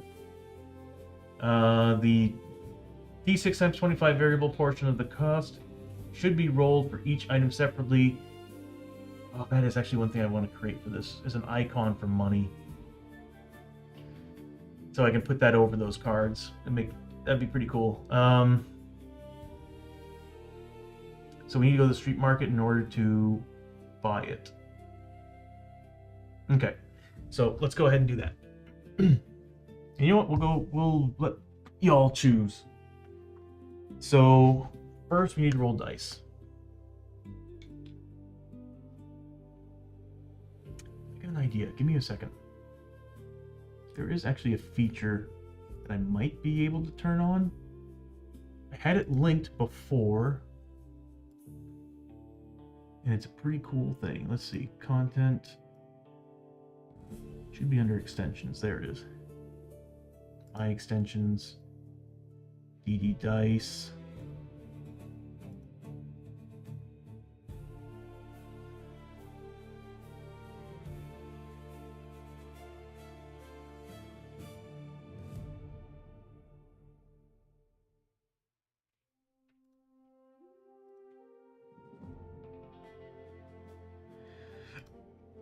These. My only worry about turning this on is I could see some people getting crazy with it and spamming it, and I might have to turn it off. For now, I'm gonna give it a try. Okay, I just activated the DD Dice extension for the stream, so you all can dice roll. If it works, there should be an extension somewhere on the screen that lets you actually choose the dice. I turned off all the rest of them. So right now it's just I think it's just the regular D6. But this will give you the ability to kind of roll for things. So like I'm like looking at this and I'm like, this would be great for monster stuff, but the problem is it doesn't. I wish I could actually like tell it who to listen to first before rolling, because I could see people getting crazy and spamming the dice. But let's give it a test run. So curious, Bishop, if you're interested, see if you can open the extension on the stream and roll 3d6.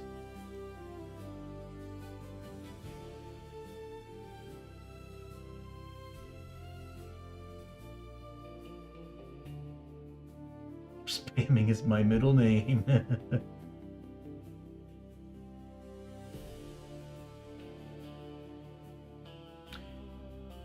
Although I'm beginning to wonder if it's even gonna pass through to this. It might just be showing up on the stream. Yeah, I think that's what's gonna happen.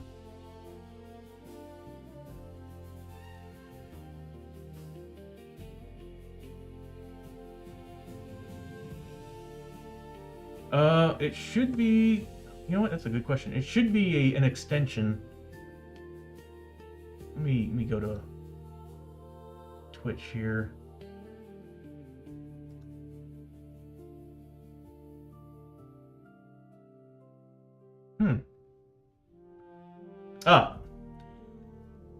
If you're on a PC or whatever, it's underneath the actual display area. So I should be able to go in here, press on this twice.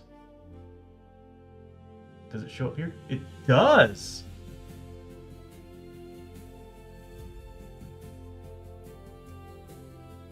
Okay.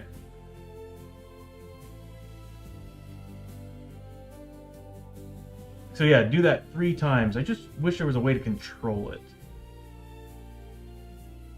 Because I don't think there is. But this way, this gives you all the opportunity to use the dice roller.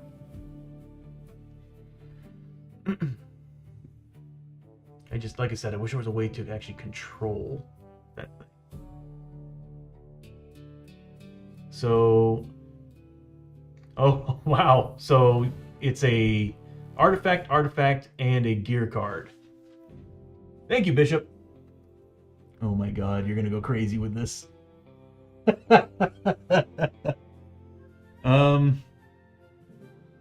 It is. I'm noticing that, like, between what you all do there and here, it does take a little bit of time. But I think it's also just the dice roller. So artifact, and gear card. So I need world cards.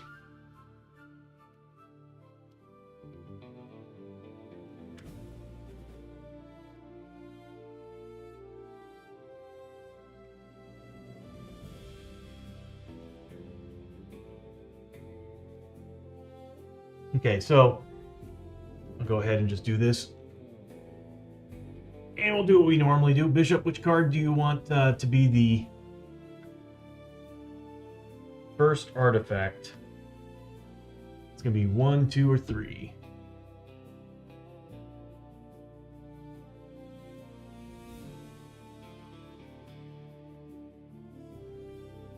Upper right would have been the Swamps of Jargano and the Forbidden Fortress.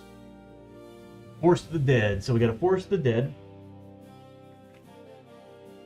And then the next one.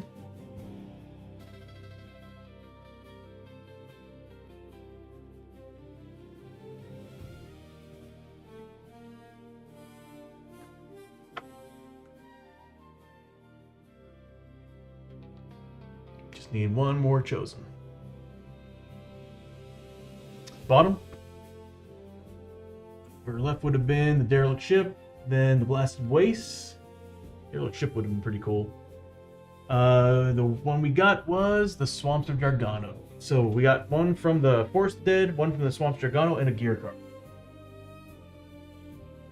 Whoops. So, Forest of the Dead. Just gonna grab a random artifact and then Swamps of Jargano.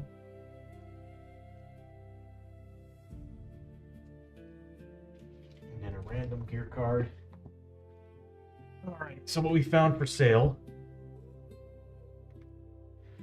is, we'll zoom out just a tad here.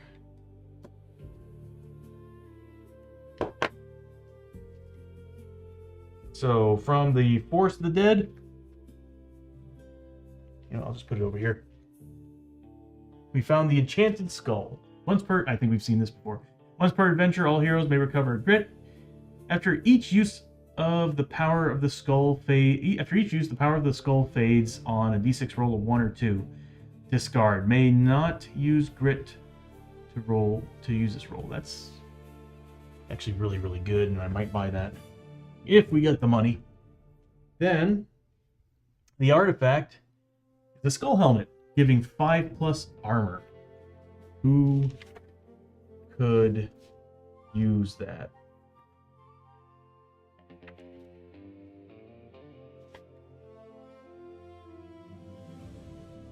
If we bring Hoshoryo back, I think that's what I'm going to give him. He could use some armor. I would give it to Abby, but Abby's got the scabbard hat helping her with her initiative. That's really good. Oh my god, it's a lot of money. $850. And then finally, the gear card is the Rune of Shadows. Use 1 Darkstone to attach. The bonus is use 1 grit to ignore the damage from a single enemy hit. It's okay.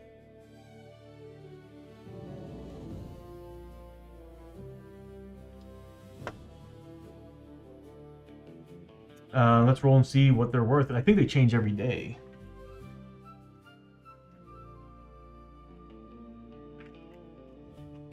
There it is. I'll just roll some dice out for these. Like I said, what I think I'm going to do is I'm going to create icons. These bad boys, I'm going to change them to gold or money, a money sign, and that will reflect stuff like this, because we run into this town pretty often. Give me 1 second here. I need some energy. Hit the gym earlier today, and it kind of wore me out a bit.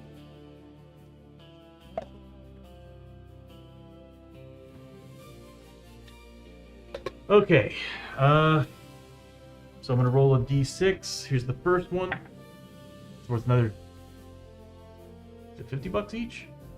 Well, it's a $5. I think it's 25. D6 times 25, isn't it? Let me take a look. Times 25.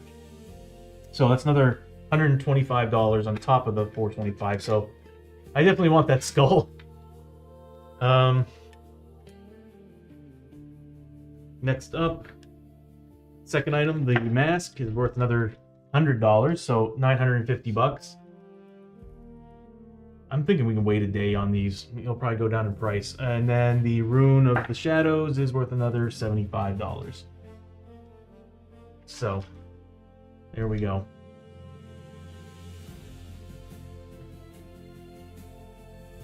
We do have a saloon. I don't want to play that mini game. The one where you have the face of the demon and you roll dice against the side of a box and it's supposed to bounce around till it lands on the demon. That'd be fun.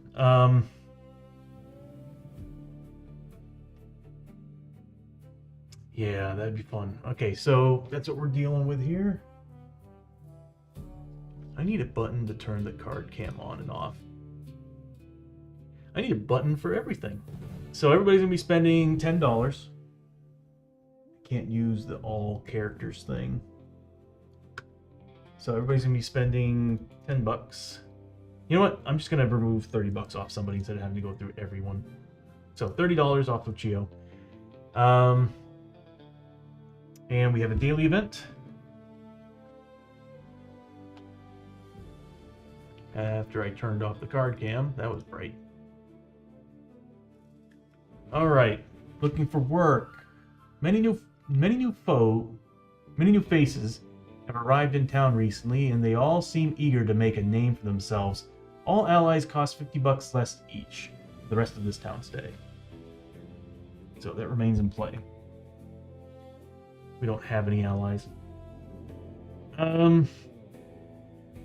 Alright, so first things first, Chio's gonna gather up money she can get. Oh, no. She's got a tonic, she's got a grit. She's going to... Hoshoryo, if he comes back to life, is going to be 0 grit? I think I had more than this. No? Huh. Okay, well anyway, Abby is going to... What does Hoshoryo have for problems? A lot. At least you'll get rid of the fused fingers, but everything else...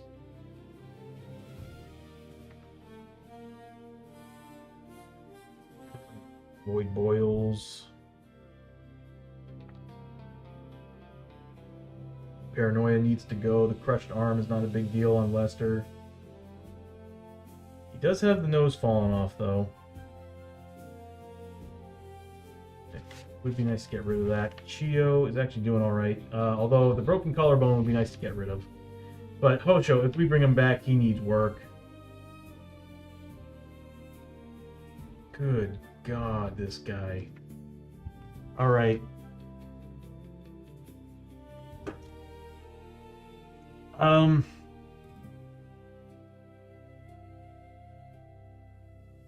Chio can't do surgery on herself.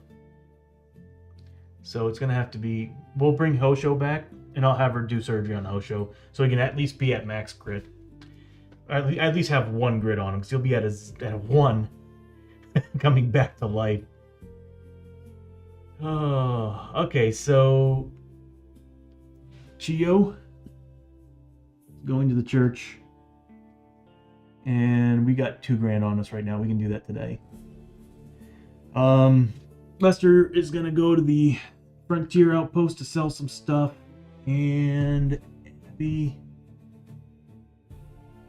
what does the street market have? Oh, it has this stuff. So it's going to cost us $2,000. We got some left over. We can buy the skull today, and then we can leave town. We don't have to be here another day. Let me take a look and see what the street market has.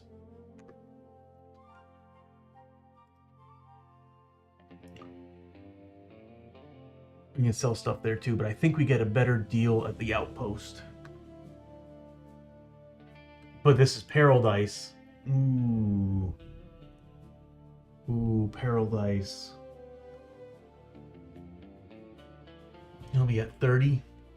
I think... Let's see what the outpost was.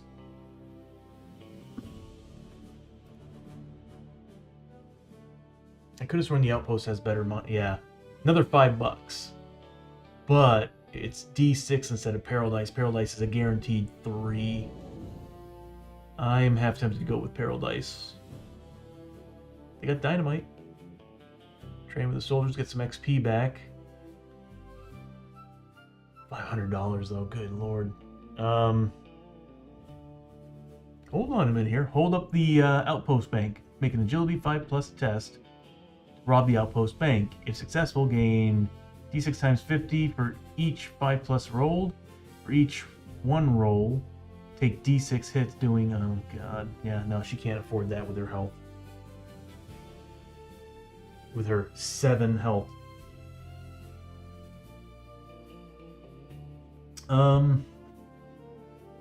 We'll just stick to the original plan.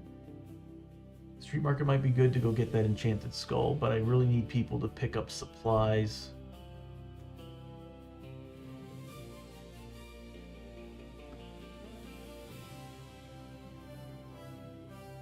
Okay, Bishop. Yeah, we got nothing here. Lester's got a -1 on his rolls thanks to his nose.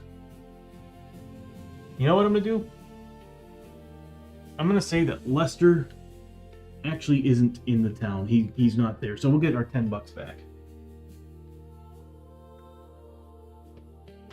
Yeah, we'll just say Lester's Lester's not staying in town.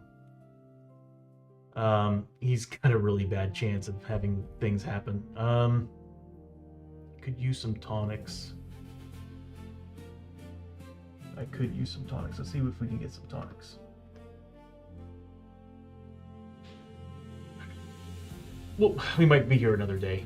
So we'll start with Chio. We'll work our way around the board. We'll go to Chio first. So Chio is at the church.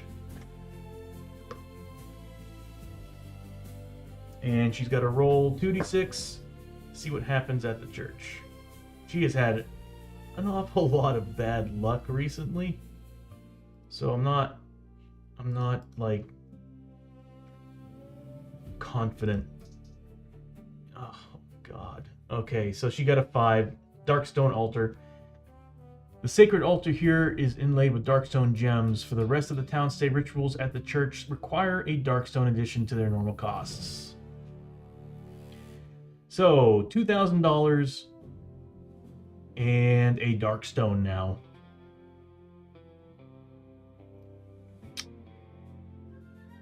We can get rid of madness too. Problem is it's a chart. We can't re-roll a damn chart. I would like to get rid of Abby's paranoia. Well, anyway, so $500 in a darkstone from every character. That's pretty much what I'm going for here. Yeah,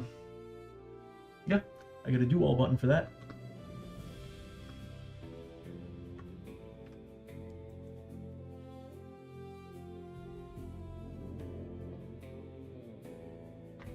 And a darkstone. We'll just take it from Chio, I guess. She's there. And Hoshoryo is back to life.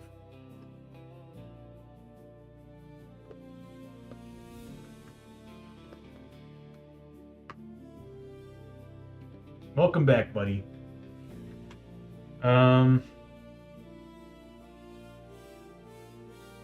At least he's not affected by the other problems, but he's back. Oh, that actually makes me feel better about things. Like, the next mission could be a pass. With Hoshio being here, oh, thank God he's back. Alright. This has been exhausting with just a bunch of ranged characters and a healer. Oh, they have no health. So he's back. It's good to actually be able to use his model again. I really should be using the Sumo model, but I don't have a yellow base for large models, and he's the only large model in the heroes. So, welcome back, buddy. I thought he was a... Oh, that's right. He is a 4 initiative. No, he's a 5. I didn't change the initiative for reasons. Okay. That's from another character. Oh, I did change it. It just didn't change it in there. I gotta find out why it's not doing that. And I gotta fix that animation. Okay, I'm seeing problems. I'm just gonna change that favor and his stats.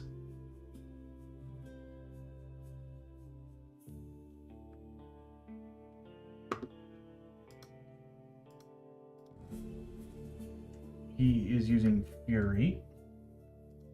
He's got a max of 5, I think. Yep.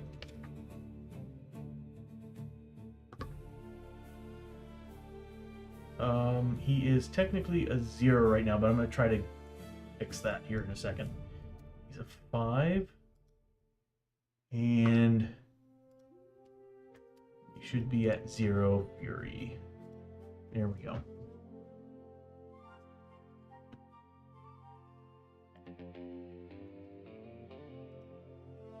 There we go.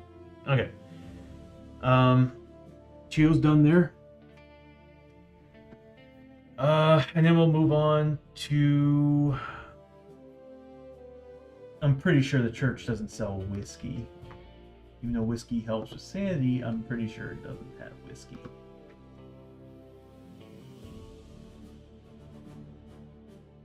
Oh, it does have auras, though. Hold on.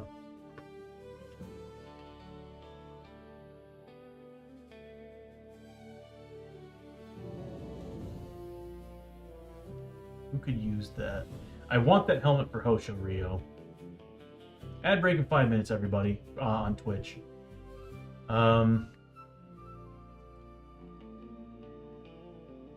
Yeah. Oh, and the spirit armor. Chio's there. She's already got spirit armor. It's $200 for armor 5+. I'm gonna get him that serpent skull helmet. Let me see if he can actually hold it.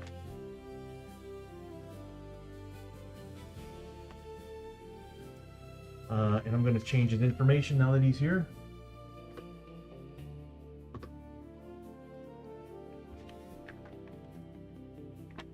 Okay, his agility is a 4. His cunning is a 4. Lore is a 2. Luck is a 2. Spirit is a 2. And a strength of 3. He might be able to carry this.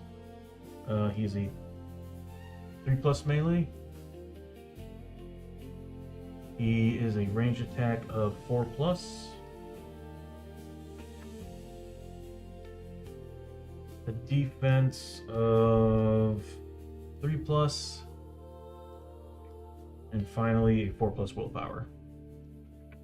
He's back. All right.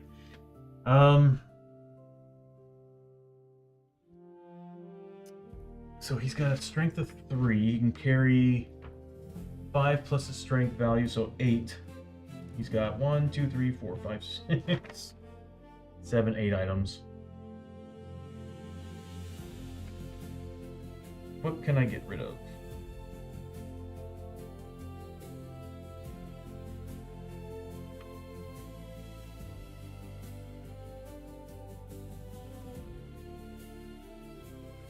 Ooh.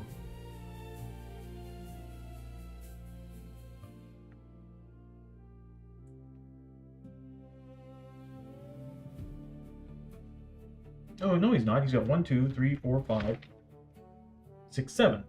He can carry the hat. I keep thinking he's got his Wanderer's Katana equipped, but he never does. I've always got the Trun. He can't get rid of the starting gear, so he's got the Trun Gladius and the laser drill. The laser drill is pretty sweet. I do need to change his information there too, because actually I think they all need to be changed. I need to fix some of it. All right. So Abby is at the Frontier Outpost. 2 minutes till I break, everybody. She needs to make a skill test. Not a skill test. She needs to make a location event test.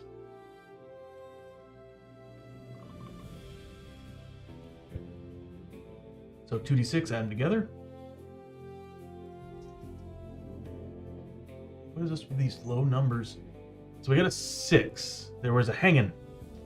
One of the soldiers that tried to run off in the night was caught and in being hanged this afternoon for desertion. With the kick of a stool and a snap of a rope, the man is left swinging as an example to others that who would show cowardice in the face of their duties. Shaken by the sight of his twitching feet, you must discard a grit. Really? Well, that's lame. She's an outlaw. Why would she care? She'd probably just laugh or giggle. Like, but it's not me.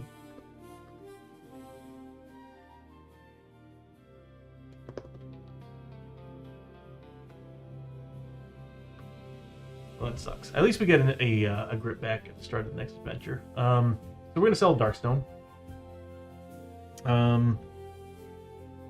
We've got a total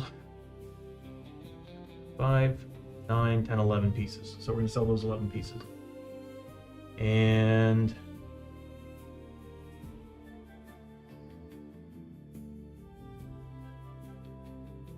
it's worth more here. It's technically worth 35 here. But there'd be, oh god, it probably would have been better going to the other place. The street, the market. We'll take our chances.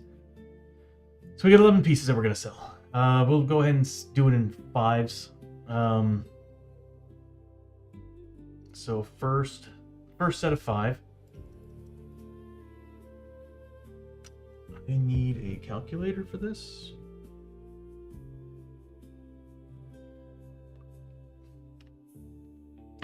All right, first set of 5 times 35. Okay. Wait, no, it's not. It's plus 10 on top of the total. So looking at, it's 25, so 150, so 160 for the first one. 160 for the first one. 50, 60 for the 2.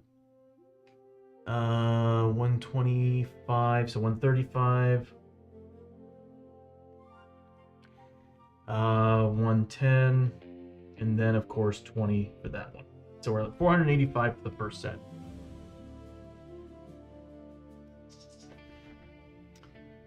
Oof. Ooh, those are some bad rolls.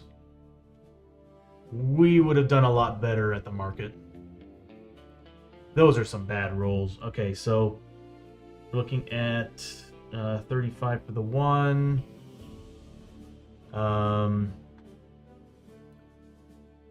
60. How many 2s do we have in there? 60. So 120 for those 2s. 75. So 85 for the 3.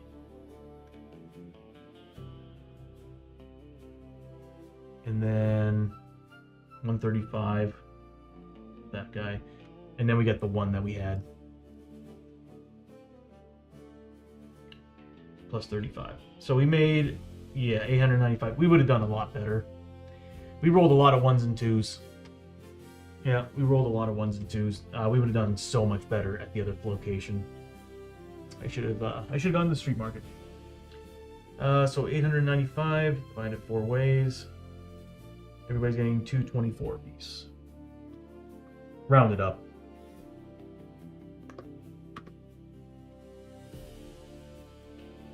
Ooh, not 1,000. There we go. All right. That sucks. I was hoping for more. We still have the Reclamator and the Wasteland Survival gear. I don't know who to put those on though. One's weighted, one's not. One's good for scrapping, taking scrap tokens and turning them into dark stone and tech items. So that's thing's awesome. I just don't know who to give it to because it's very specific on where you use it, and that's the blasted waste. So what we can do here is we can get a bounty for free. Why not, right?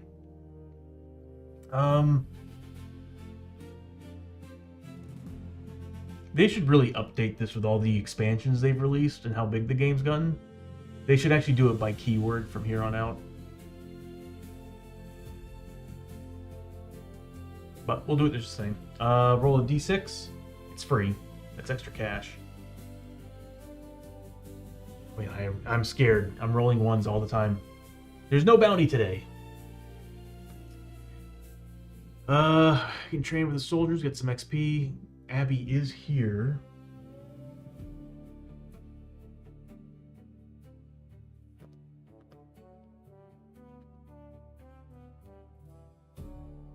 She could benefit from this. It's $500. No, we want to buy that enchanted skull. Okay. Welcome back from the ad break, everybody. We're about to finish the first day in town.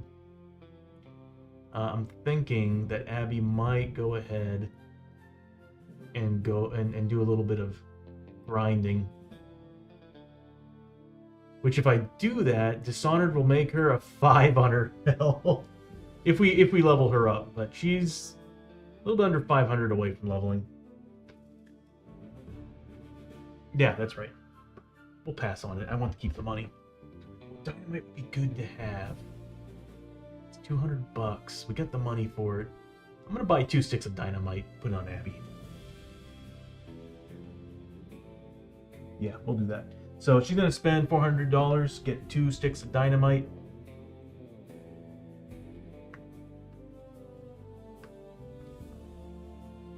screw it. $600. We'll get 3 sticks of dynamite. Never have enough dynamite.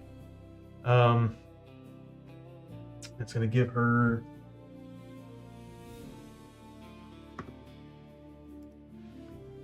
Let's see. She's gonna be sitting on 3 dynamite. And if I remember correctly, Abby can only hold 5 items. Yep. So there's that.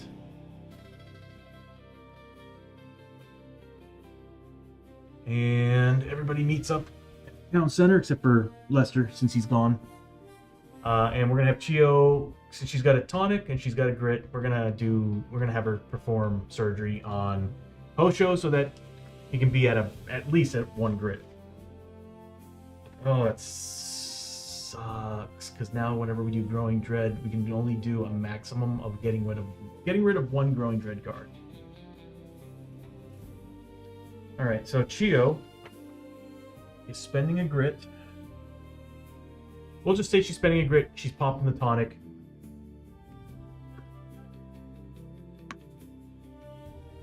Yep, she's going to spend the tonic. Put her back at 1 grit. And she's going to do surgery on Hoshoryo. So she's going to roll 1d6. She needs a 4+ to pass. So far we've been rolling 1s, so I'm not confident. It's a fail, but nothing happened. She's going to spend that tonic to reroll.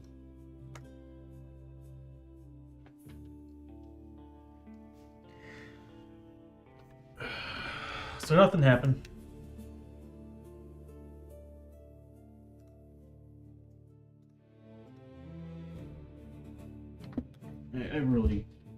I hate dice rolling. What's funny is I try doing the card-based games where you're actually building a deck. I still have bad luck on that. Tonic's gone. Hoshoryo is now at 0 grit. That's crazy. A character with 0 grit. How? That's insane. Okay, well that's the end of that day in town. So we need to make a roll of 2+.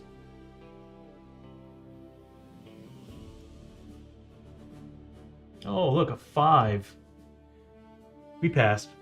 We probably will spend one more day here to buy the Enchanted Skull and everything. So let's see how much they're worth now. So the Enchanted Skull is still worth what it was yesterday. The same thing for the Serpent's Helmet. And the Rune. Okay. Prices haven't changed at all.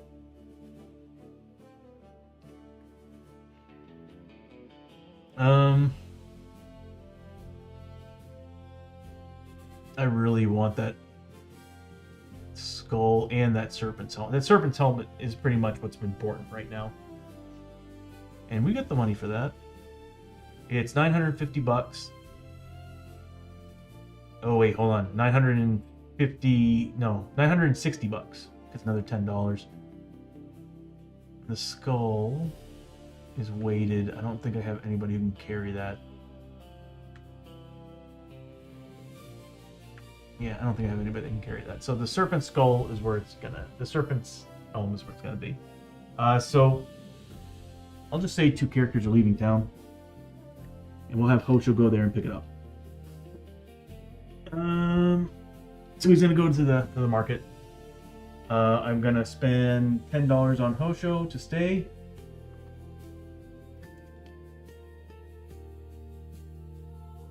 And let's see, so he's spending $10, and we need to do a daily event.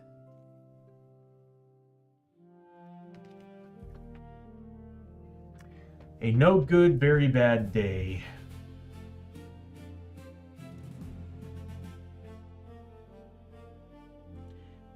With all that has been happening lately, how could things get any worse? You had to ask. Immediately roll once on the town event chart. Do not reset the darkness marker on the town events. Stay. Oh my god. Like a Monday workday, right, Deviants? Oh my god, dude. Just the luck is just... So, we need to do a daily event stay thing? I think it's this. Travel controls.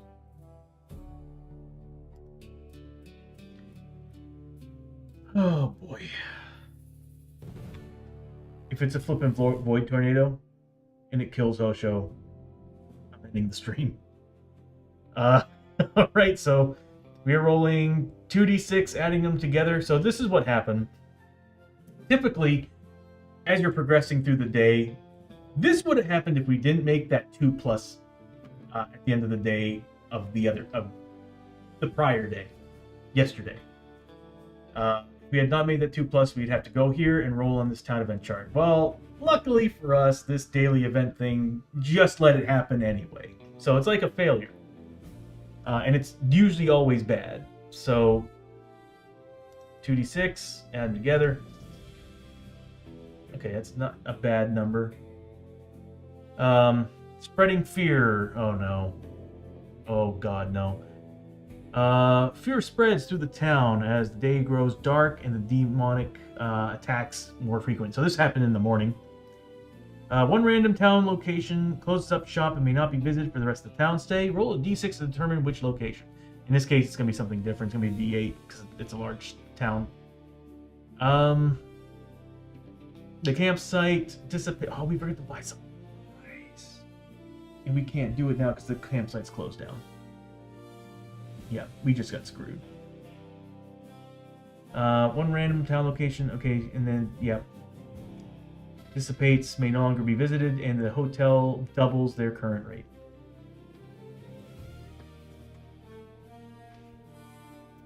Thank you, daily event cards. Thank you for making this town stay even more enjoyable. Oh yeah. And what spot gets destroyed?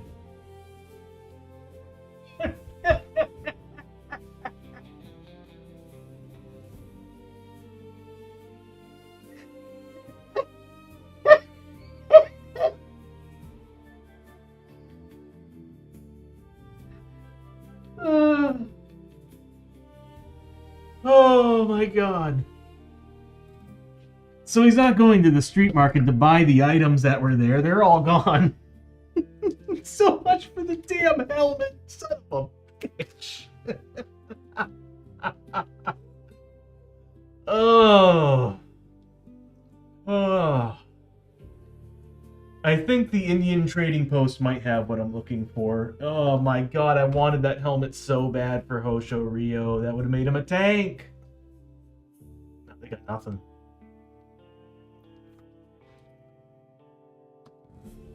And we can't go to the town and say, oh yeah, and it's $20. They doubled their fee.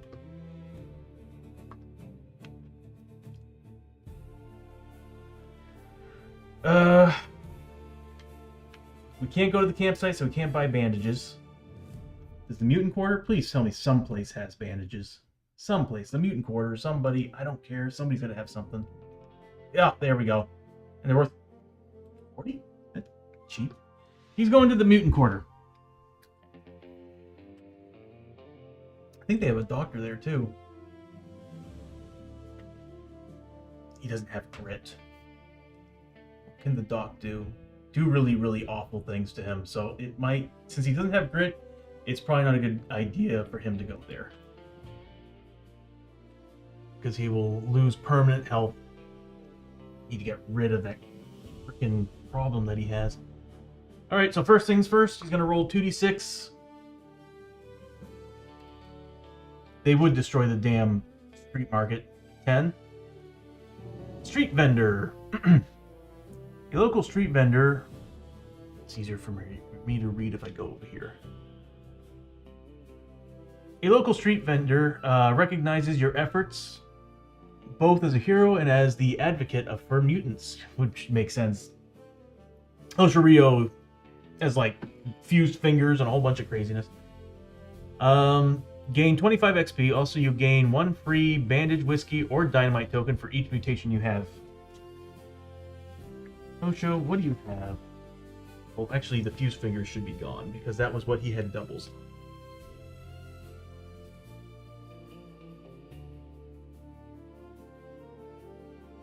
Actually, I think it stays. Hold on. Yeah, fused fingers stays.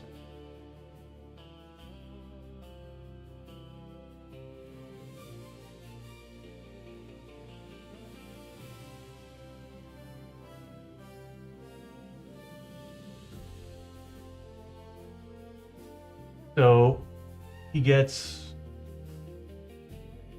for each mutation you have, man, a bunch of free dynamite. He's got two mutations.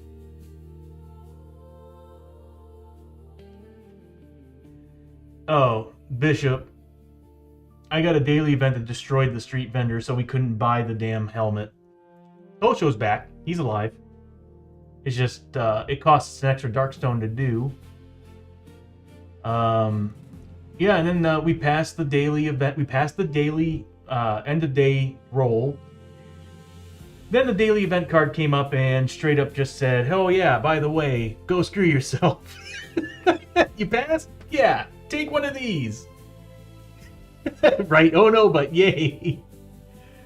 So that happened, and it caused one of the buildings to get destroyed, and it also. Good thing is we had the mutant quarter, so we can buy bandages and everything here. So I'm just gonna stock up for everybody. We are gonna need, well, we're gonna need bandages, but everybody has like 5 health, except for Hosho. I think we need whiskey, but bandages is a sure thing, and we get to choose 2 free items. So, and it's dynamite's one of them. We now have 5 sticks of dynamite. We now have 5 sticks of dynamite. We're gonna blow this bitch up. So Hoshoryo is gonna take a stick of dynamite. Oh, 2 sticks of dynamite. God, please. All right. And do they have flashes? They do not.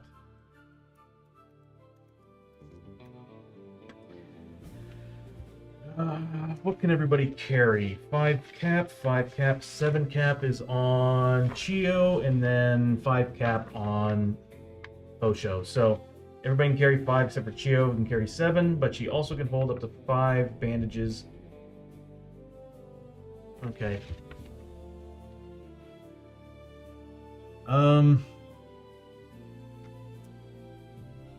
So I'm gonna buy him. I need to add this all up. He's gonna buy 2 bandages and a whiskey for himself, so it's, let's see, it's 120 bucks right there. And he'll have 2 bandages and a whiskey. They don't have tonics, do they? Nope.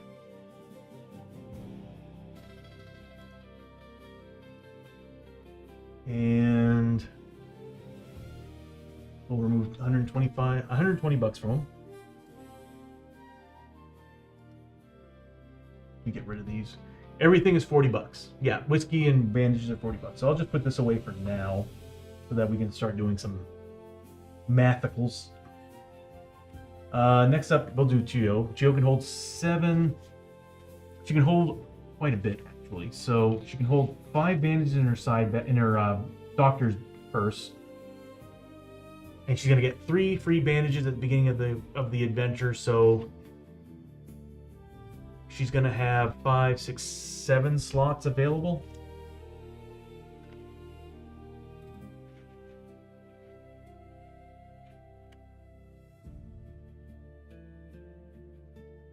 Okay. So Chio is gonna buy a lot of bandages. What does she have for money? Yeah, she's got plenty. All right, so she's gonna buy So that's 7, 12 slots, 3 of which can only be bandages, but she's gonna buy a bunch of them. We'll say she has 9 slots total. She's gonna get 3 free bandages, so I'll buy her. I'll just stock her up. So we'll do.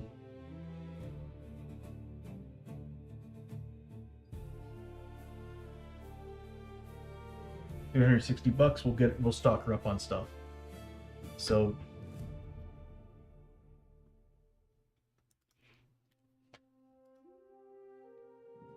nice.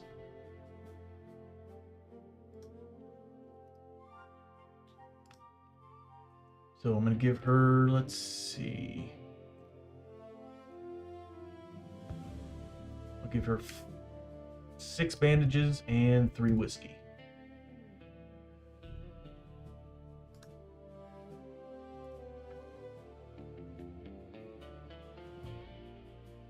And then we got Lester. No, Abby. We'll go with Abby. She's got 3 sticks of dynamite. We'll buy her some bandages. So 2 bandages, or a bandage and a whiskey.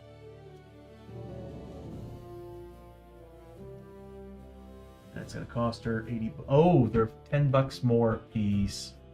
It's $100. I totally forgot about that. So that would mean it would be another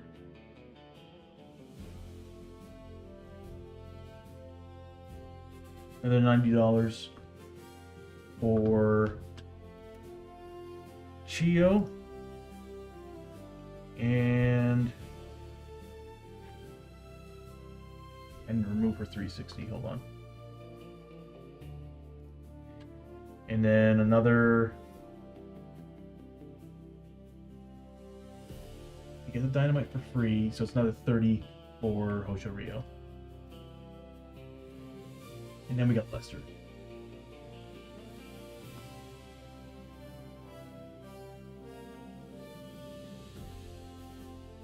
Oh, he's actually got whiskey. Okay, so we'll just buy him a bandage.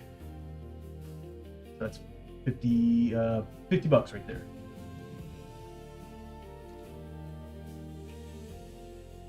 Oh, I wish you could buy some tonics, but I don't think there's a place to buy them. I think it was the street market that had them. And it got destroyed, as well as the awesome helmet. That sucks. That really sucks, because I was going to get that helmet for Hosho, and it's like, well, we could have gone to the church and had Hosho go to the church and maybe get a sermon, but that damn daily card screwed me over big. Alright, that's the end of the day. Hosho goes back to the hotel, and we need to roll a 3+. We need to create an audio for that.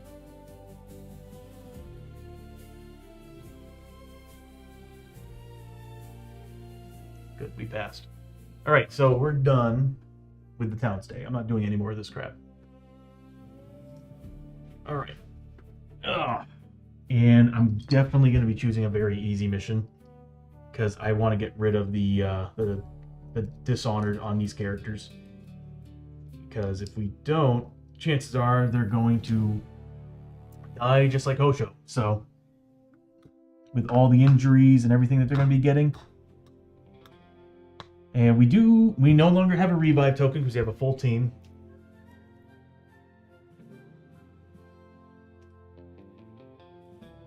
We do get a Brit back at the start of the adventure. We can go anywhere we want to. I'm thinking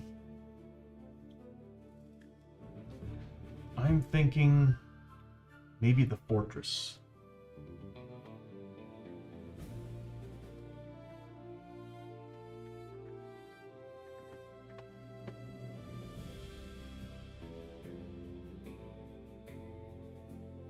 Okay.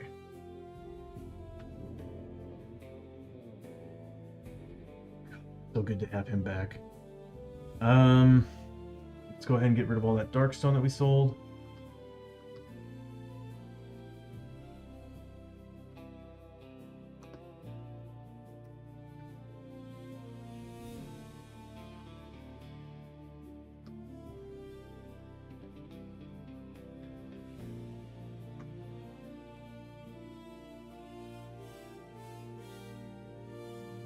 Let's say we're good to go, but looking at that health and sanity on the team, not great. Hosho's going to be tanking the entire time. Oh my god. That's shadows for you. I was waiting for a void tornado or something to come up. Alright, so as far as the mission's concerned, I'm probably going to do the basic mission, finding 2 clue tokens. And as far as the world is concerned, since we're at the river town, we can go anywhere.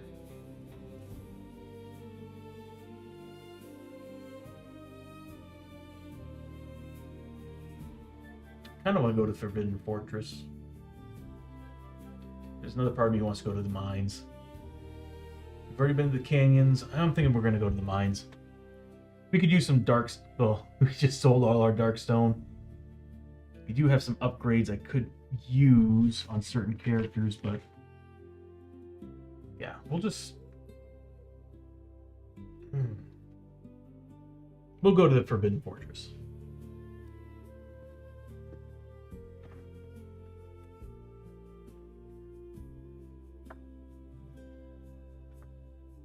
We'll be able to use that new camera.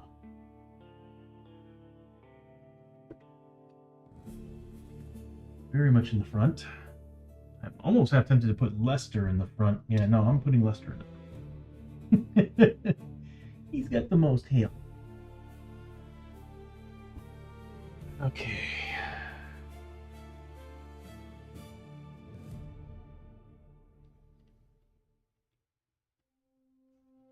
Yeah, curious.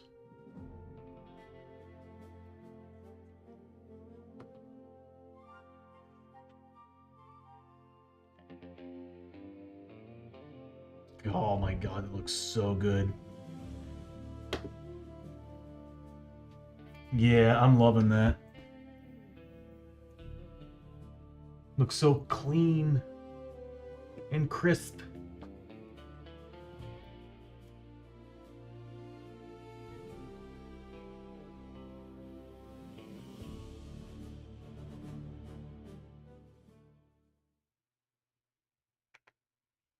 All right, I'll go ahead and get the rule out for it. That's the feudal village, Forbidden Fortress. I'm seriously going to scan these. I'm going to have to... Here I am thinking of adding more stuff to the stream again. But I really do want to scan all the missions and have them randomized. All of them. Every flip. You know what? I think that's going to be my goal this week. So when we finish a town stay, it'll just... Or actually, I'll just have a button that comes up and it just randomizes the missions, and we have to choose. I like that idea the best. Or what I might do is I might have a button that randomizes the mission, and I'll just have story missions that I can actually just pop up.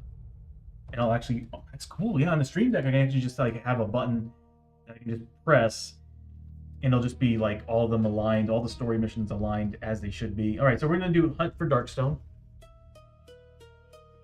I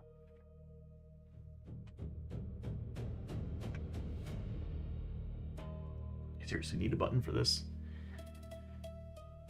Sitting in a tavern one afternoon. I probably should be reading the one where we're talking to a prospector, but sitting in a tavern one afternoon, you overhear talk of an abandoned fortress up in the hills that has a large stockpile of darkstone just waiting for someone to come and claim it. It sounds too good to be true, and it probably is, but the haggard old soldier swears up and down that he would go claim it himself if he were 20 years younger. So it's probably not in the town that we were in. We took a riverboat, and we probably hit an inn in the feudal Japan area, and we probably listened to some soldier, as they said in here. It's not hard to figure out which fortress he's talking about based on the landmarks he's mentioned, and though the other patrons he tells just dismiss him, this could be the rich opportunity you've been looking for. So we are on this simple map tile. We're looking for a stockpile. We have to find 2 clue tokens because we're doing the easiest possible mission. And I'm thinking up until when we reach level... I'm going to be like this with like every single stream. or every single group that we play with, until we're level 6. Or no, level 5. Once the entire team is level 5, we can start taking on epic threat. Up until then, I think it should be high level threat, because it's just high level threat with an elite ability. When the final clue token is discovered, the heroes have found Darkstone. Although we do have things we could use. I'm going to make that a redeem. I'm thinking about the heroic efforts and everything. Okay, so when the final clue token is discovered, the heroes have found the Darkstone stockpile they were looking for. Ignore any attacks or encounters listed on the final exploration token. Also, ignore any door gate icon on the token, as the objective room has no exits. Reveal all growing dread cards in the stack as normal, and the heroes must face an epic threat. Once all enemies have been defeated, the heroes have successfully completed the mission. So I'm... Whoa. So, I do have a goal with a couple things, I like portals and everything. I really want to add some redeems to the stream where you all are kind of screwing with us, and like at any point, all of a sudden, one of the doorways turns into a portal. That'd be kind of cool. Or an encounter happens, like you all buy a redeem. It's going to be expensive in points, but you buy a redeem that's encounter 1, and all of a sudden out of nowhere it's like, do an encounter, and we have to actually do the encounter. But I'm definitely going to put some serious restrictions on it, because I don't want it happening too often and getting in the way of progression. So I'm thinking it might be like a once every 2 hours kind of thing, or possibly once per 2 hours. The portal will probably be the same. I wouldn't mind a portal popping up every once in a while. We can always choose to ignore it.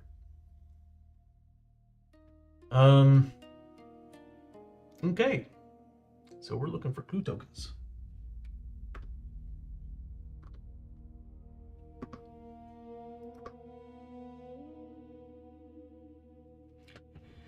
All right, beginning of the round, we have Abby. We are not in the mines.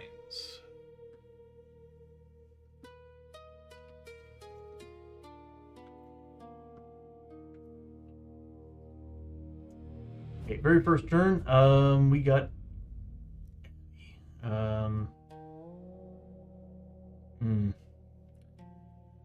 well, she's gonna roll for grit. She gets 2 dice.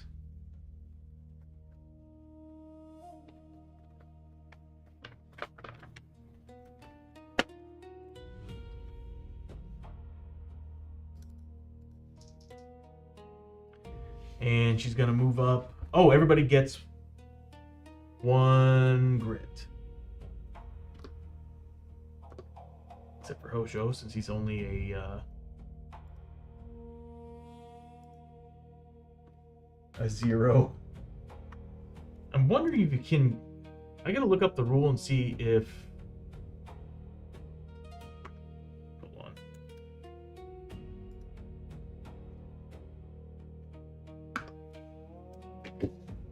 I need to change the color of the gold.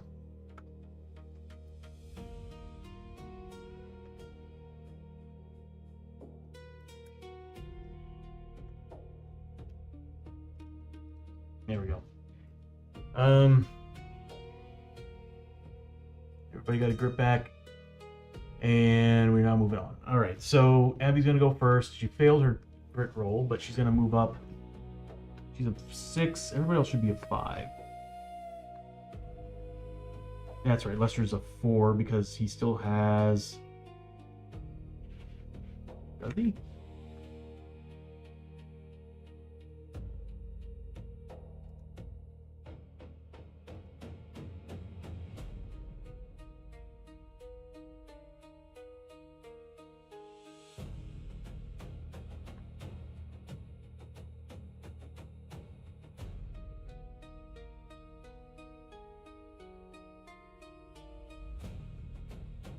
And he still has the rock skin. Okay, so that's why he's a 4. Okay. He's slow. So Abby's gonna move up 6 movements, so she's gonna move 1, 2, 3, 4, 5. And I'm just gonna have her scavenge, I think.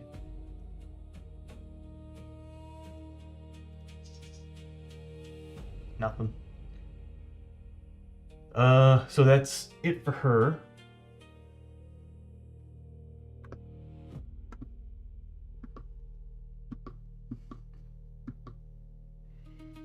We got Hoshoryo, who's back. Awesome. And Lester. So Hosho is a movement of 5.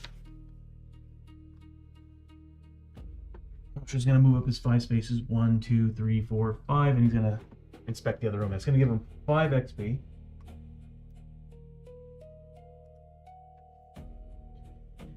And get the tile cards.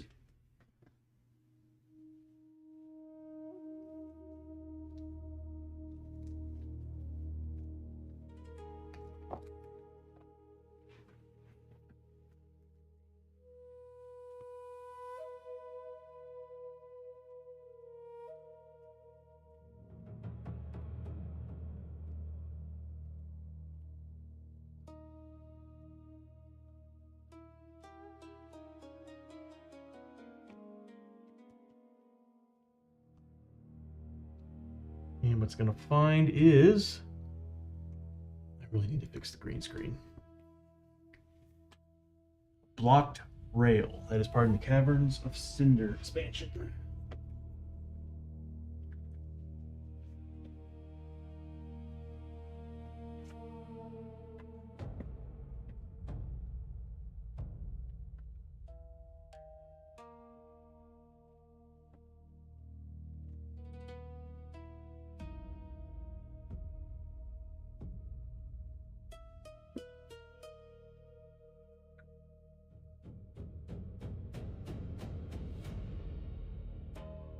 Grab the mines, didn't I?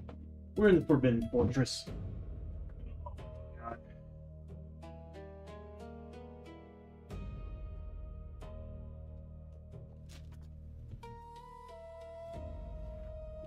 Alrighty, there we go.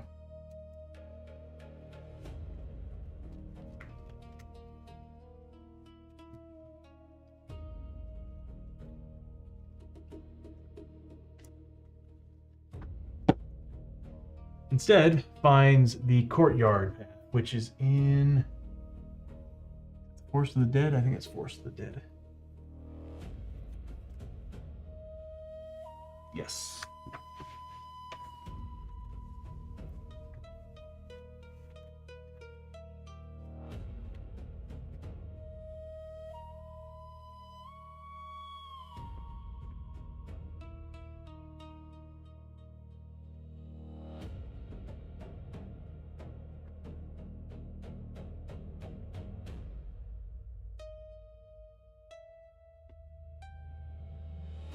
Okay, it's coming in from this direction.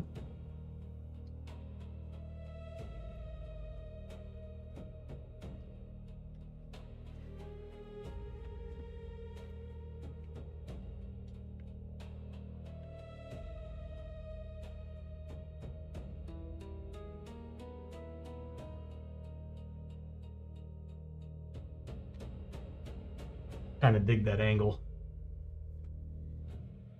All right, so we find a courtyard path,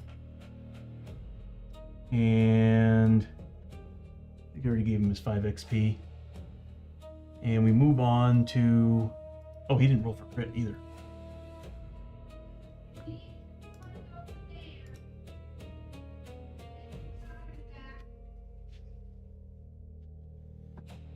And then it's Lester. Lester's going to move up his 4 points. 2, 3, 4. He's going to roll for grit. Should have done that before it.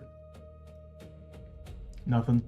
He's at max, so it doesn't really matter. He's going to scavenge the room that he was in, or that he's currently in. Is it showing up cocked on here? It's not. Okay, so he does find something.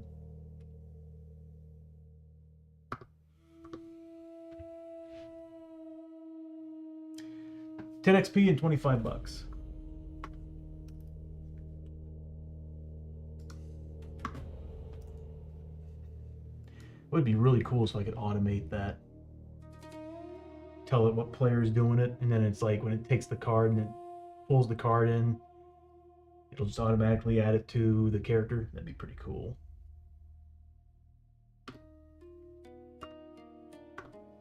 And with that, room's been explored or scavenged once, so we still have two more chances. Well, one more chance to scavenge. For anybody not familiar with Shadows of Brimstone, usually it's like for every 2 characters, it's like pretty much +1. Geek out! How you doing, buddy? Good to see you. How's your week been treating you, buddy?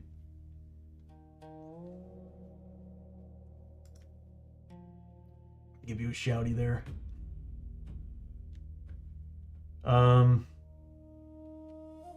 Let's see. After Lester and Hoshoryo, we got Chio, who's got to roll for grit first. She's a max though, isn't she? Yeah, so she doesn't need to do it. I need her to get up there. 1, 2, 3, 4, 5, 6. She's at a 6 movement. And she needs to do surgery on Hoshoryo again. So it's gonna cost. She's got the canteen on her, so she can do this and then spend 1 on the canteen. Once per turn, she can use her canteen to give herself a grit. So we'll spend the grit, pop the canteen, puts us back at 1 grit, and we need to roll a d6. On a 4+, she cures his collarbone. Thank you. Oh my god. Okay, so you got rid of Hoshoryo's collarbone problem. He's now back at 1 grit. Yeah, broken collarbone is now gone. Still has 2 mutations and a madness. But at least the injury's gone. We can start focusing on the mutations after that. Covering today has one enemy dead. I fixed the dryer today, but of course not before hurting my... Oh no, hurting your back. And about 30 minutes ago decided I would help my wife cook fried eggs and chili. Ooh.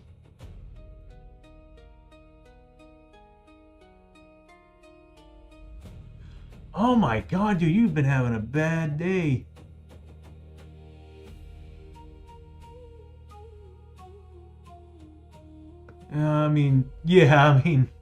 But still, man, that sucks ass. I bet that was painful as hell. Oh man, I am so sorry. I hope that you have a better week, man. This has been, I don't know, this past week for everybody has just been awful. Just absolutely awful. But we need to get together also and play some games.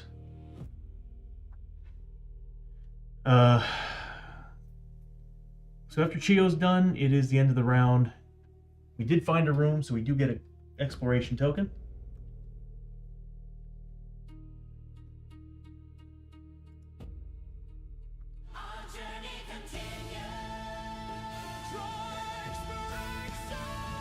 So 1 doorway and an encounter.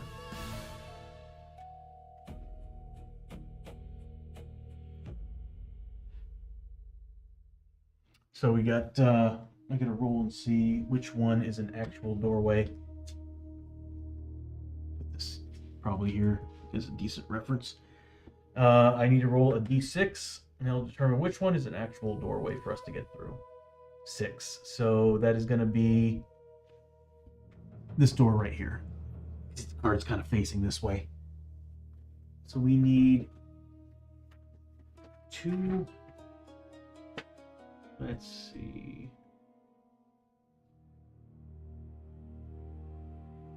I don't know which one's which.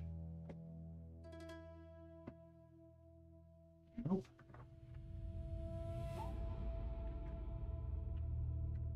There we go. All right. So these 2 are closed off. Oh, you know what I just realized? Now that we got that camera, we can use the actual 3D doors. I don't have them out. I want to do that though. That would be really cool. Because now that we got this camera, we can actually have the 3D doors sitting here. That would look sick. But yeah, Geek Out. Definitely looking forward to adding more people to the game that Matt Arts and I are playing right now. I know we talked about it earlier. I'm not sure if you're still interested, but it'd be a lot of fun during the summer vacation.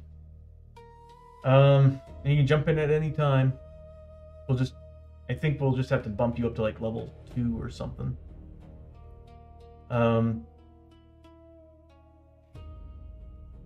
Nice, man. Yeah, I got a new camera set up, so now I can go between that and this shot.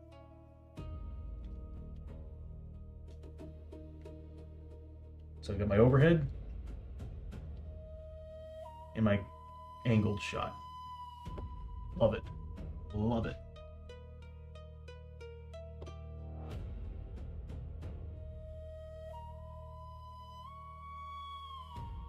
Deviants, if you were interested, man, let me know. I mean, I kind of have a recruitment part on the Discord for Shadows of Brimstone, and I'm like, anybody who's interested in playing, go there. I think I still have it. Let me see.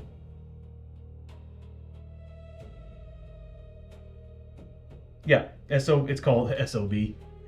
SOB recruitment. And if anybody wants to play, that's where you go.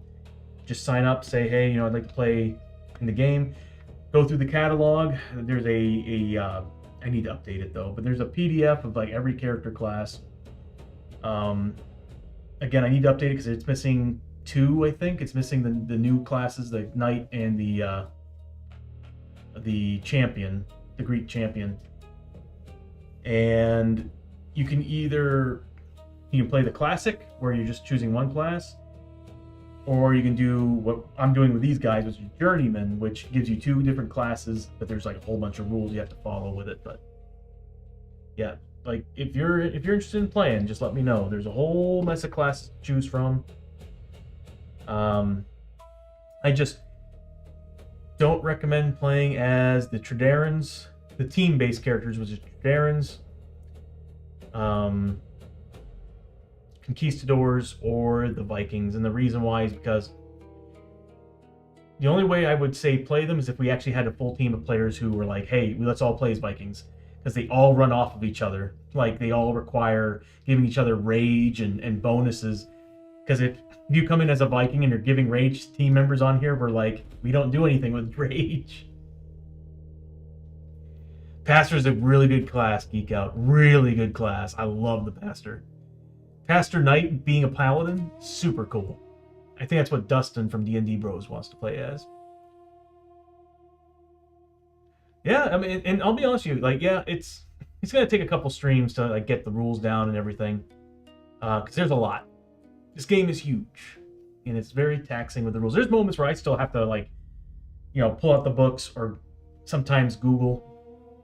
Sometimes Google has the answers, but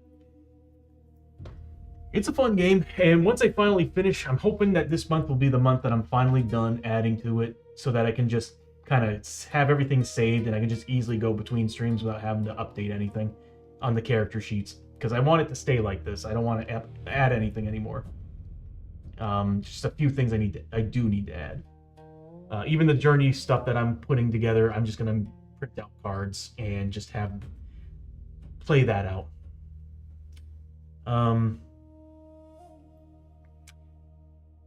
All right, so she got rid of Hoshoryo's deal, so he's back up to a grid of 1. Thank God, dude.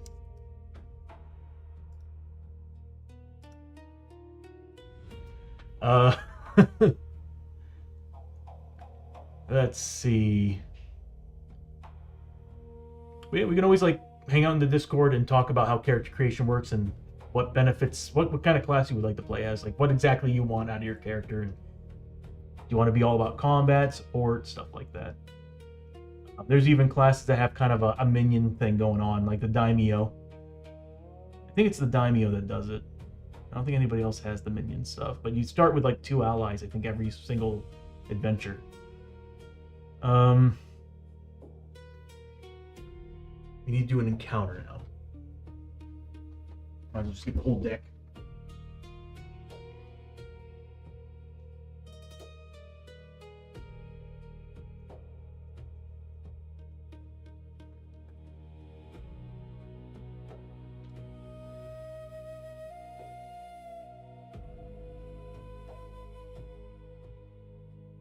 And the encounter that we're dealing with in this room. And yeah, there's plenty of that. There's plenty of combat characters in the game. I'll be honest with you, I love how Lester works being combined with Soldier because he gets so many extra shots and it's really cool. But depends if you want to be ranged or if you want to be close combat. There's a whole bunch of ways to play.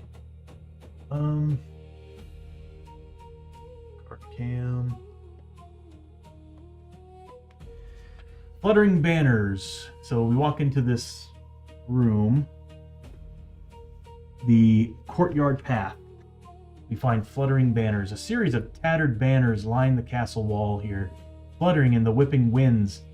As you stare at the house icons printed on each banner, you realize that they are all from the houses that have fallen to the darkness and risen back up as the living dead. You have got to get out of here fast. For the rest of this adventure, oh god, really, this remains in play.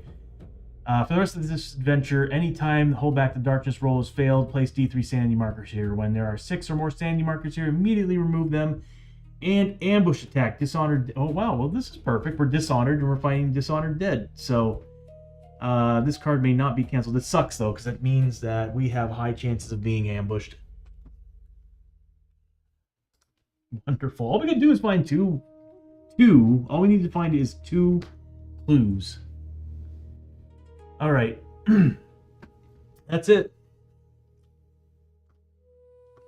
So we move on to the end of the round.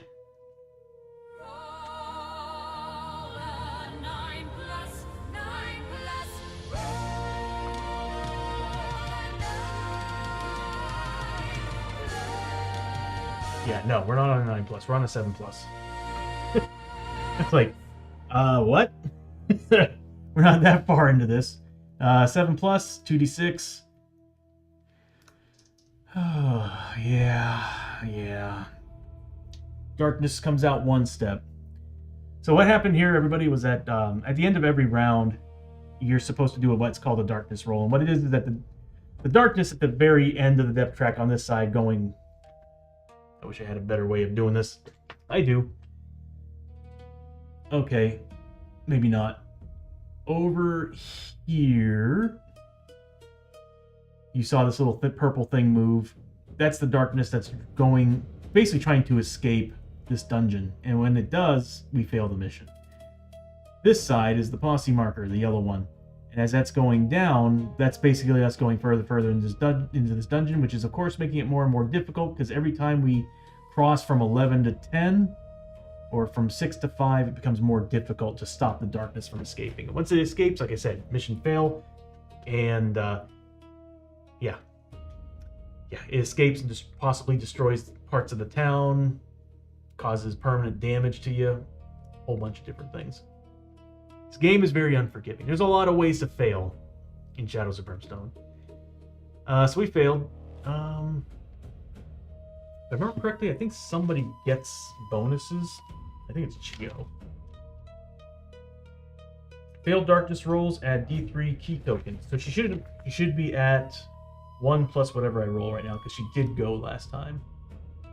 So 2. I should have rolled a D3, but it's she's getting 3 key back, and key for Chio is basically ways of like trying to she's using her spirit energy to heal or deal extra damage to enemies around her, because she's a traveling monk. She's primarily the dedicated healer on the team. She's amazing at it. Although we're not really doing good on health. Chio should be at... Is it Grit? Grit focus? Yes. Should be at 3. There we go. Then, start of the round, we get Abby. Again, she's going to roll 2d6. 2 5s. She needed a 6. Too bad she wasn't a bandito.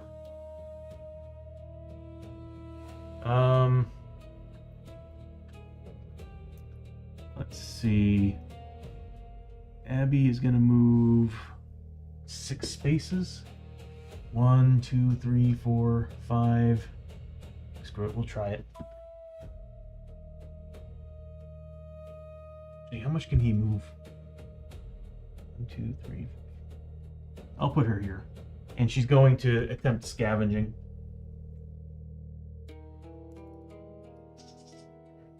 Nothing. So she moved up, didn't find anything. Oh, nope. She can't. She needs to do a paranoia test. On a 1, 2, or 3, she would have been able to do it. Okay, she still passed.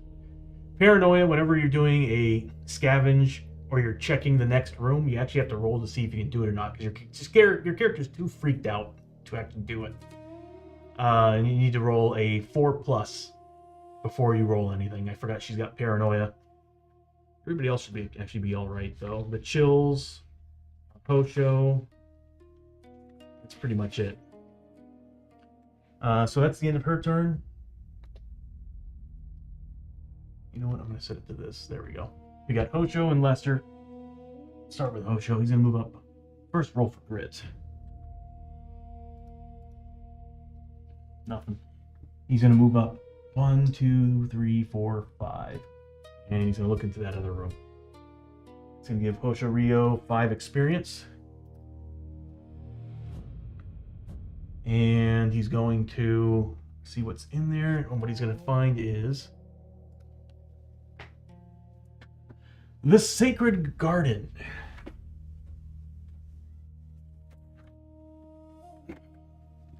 Some of these tiles are awesome looking. They're so flippin' big, it's hard to get around this damn thing. Ugh.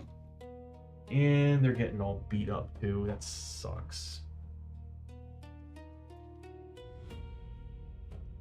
I mean, I guess I could paint over that. Or use some permanent marker. Oh, yeah, it's getting beat up. Some of these tiles are just too damn big.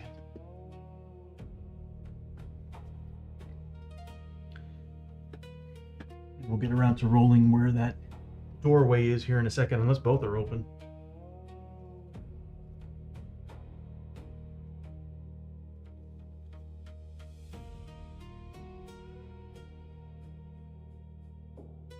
Not gonna lie, I'm digging the side angle, the angled shot. Next up is Lester. Lester's gonna roll a DC. He's at max grit, so he's not gonna do it. He is gonna move up 1, 2, 3, 4 spaces behind his daughter. And he's gonna scavenge. He's been doing pretty good at it. And he finds something.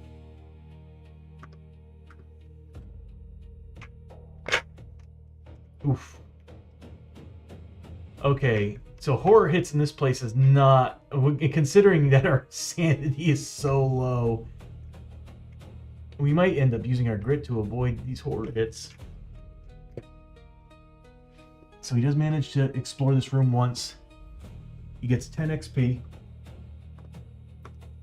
Yeah, I'm beginning to think scavenging right now with the characters being where they are in sanity and health. Not a good thing. If we ever get a cave-in, I think we might have a party wipe. So he's going to take 3 horror hits and do 2 sanity damage a pop. Needs to make 3 checks at 4+.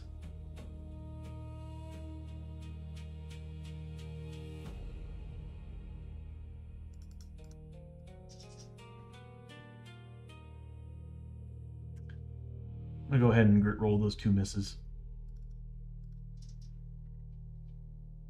There. Wondering why those look awful.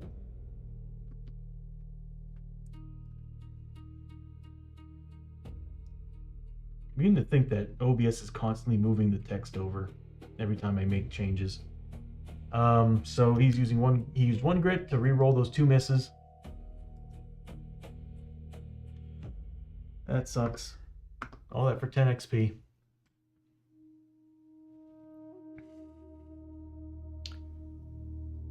And let's see, that's going to be his turn. So next up is Chio. Chio's going to move up 6 spaces. 2, 3, 4. Might as well just close up the gap with her 5 health and 5 sanity. Good God. Yeah. And I think that's what she's gonna do. All right. With that being done, we now move on to exploration.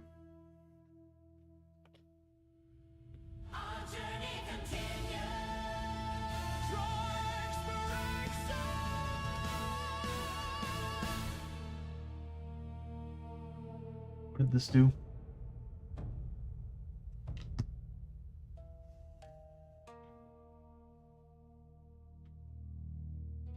D3 sanity, that's right. Okay, so I need to put D3 sanity tokens on this thing.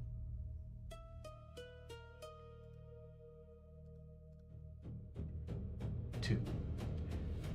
Okay.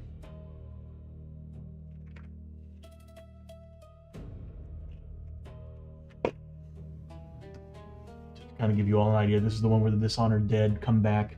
So it's got 2 tokens on it right now. So we get an ambush attack. Not good.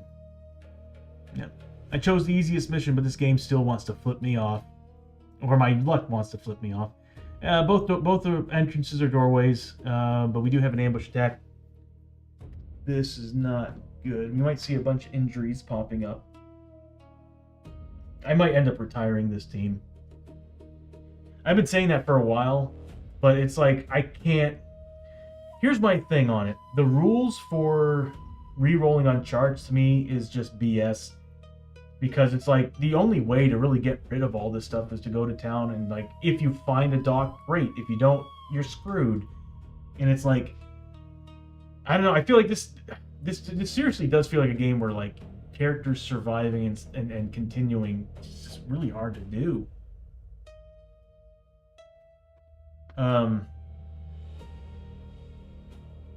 Alright, so we need to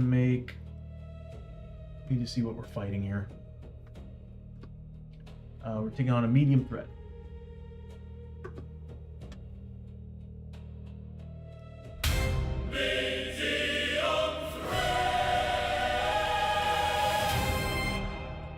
One Night Terror and a low threat card. Let's see, we need a normal, so we need a Night Terror. Welcome back from the ad break, everybody. We just got ambushed. I guess their initiative... I don't know what their initiative... I need to change that icon, because whenever this happens, I cannot tell what's going on. Oh, they are initiative 3. Oh, okay, well, that works.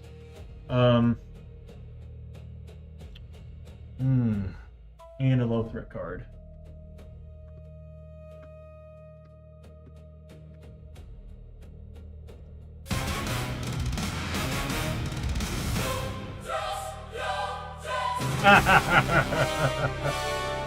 Another Night Terror to it. So 2 Night Terrors and a pack of Stranglers. Let's see how many. It's Peril dice. So that's about average. So, well, yeah, it's... How Peril dice work is there's no 1s or 2s. It's 2 sides of 3, 2 sides of 4, and then a 5 and a 6. So it's... Hoping for a 3, but a 4 will do. So we get 4 Stranglers.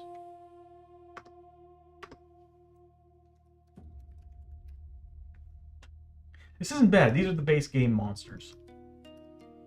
And Abby's about to unload her pistol on these guys. That could have come out wrong. Alright. Let me go ahead and get the models. So we're taking 4 Stranglers and 2 Night Terrors. I don't think I based the Night Terrors yet. This is perfect, though, because we actually get to test out and see how this looks. Oh, no, I did base the Night Terrors. So we had 2 Night Terrors and 4 of the Stranglers. I know I based them. They're right here. Okay, cool.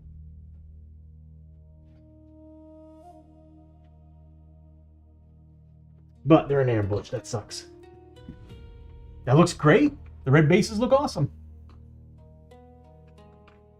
Hell yeah. And for these bad boys. All painted. That's nice.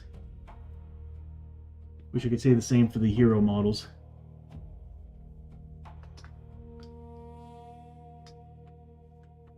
What's cool is that with this camera, I can zoom in quite a bit and get some decent detail. That is so awesome.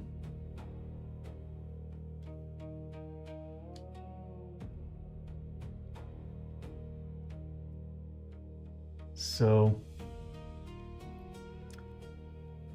and another thing too, this is also, see, I was looking at two different cameras. Of course, I'm in love with the one that I've been using since the stream started, which is OBSBot Tail 2.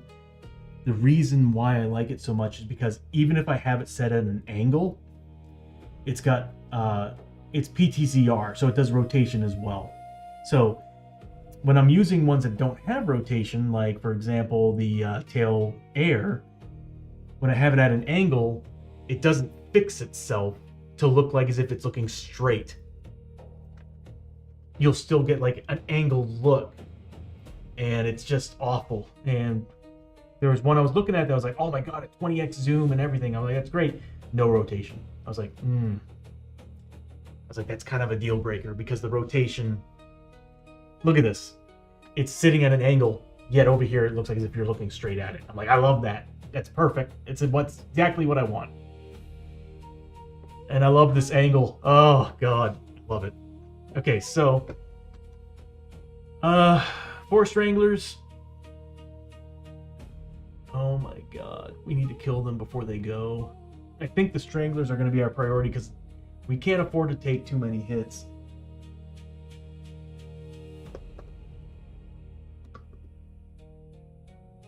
Although one hit from, good god, 4 combat at 4 damage. They're not getting that Ares BS, so we'll just turn that off. They do have a lot of health though. And their terror. Oh, their terror too. I think it's going to be the night terrors that are going to be priority, because not only can they deal a lot of damage. Are they beasts? They're demon. I get +1 damage with Abby against demons. I think I'm going to use all her Deadeye shots against these guys, because all the bonuses for demon. Well, either way, let's see what happens. Let's start putting these guys. They're initiative 3, so they're last, so we'll put these guys first. Let's start rolling to see who they're going after. So we're going to roll a d8 on a 1, 2, Chio, 3 or 4 is Hosho, 5 or 6 is Abby, 7 or 8 is Lester. So the first one is going after Chio. The second one is going after Hosho.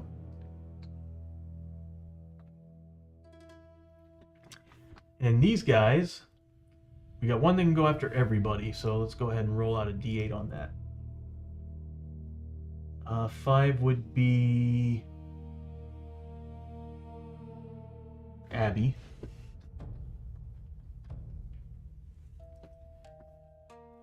I'm going to move him here because I really want a chance for someone. Hosho has the most health, and I want more people targeting him. The next one, going after going after Chio. I just screwed Chio over by doing this. Then a d6, so nope, the rest of them are going straight after Lester. So 2 after Lester, 1 after Abby, 1 after Chio, and then the Night Terrors, we got 1 going after each character. Oh boy. I'm gonna get a cooler shot out of this.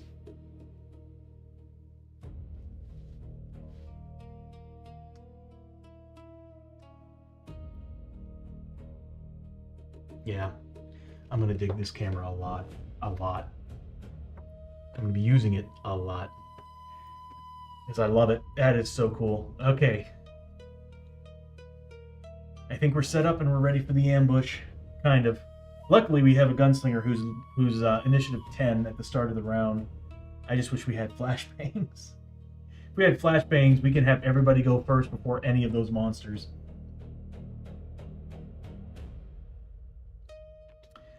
But we still have to make a 7+.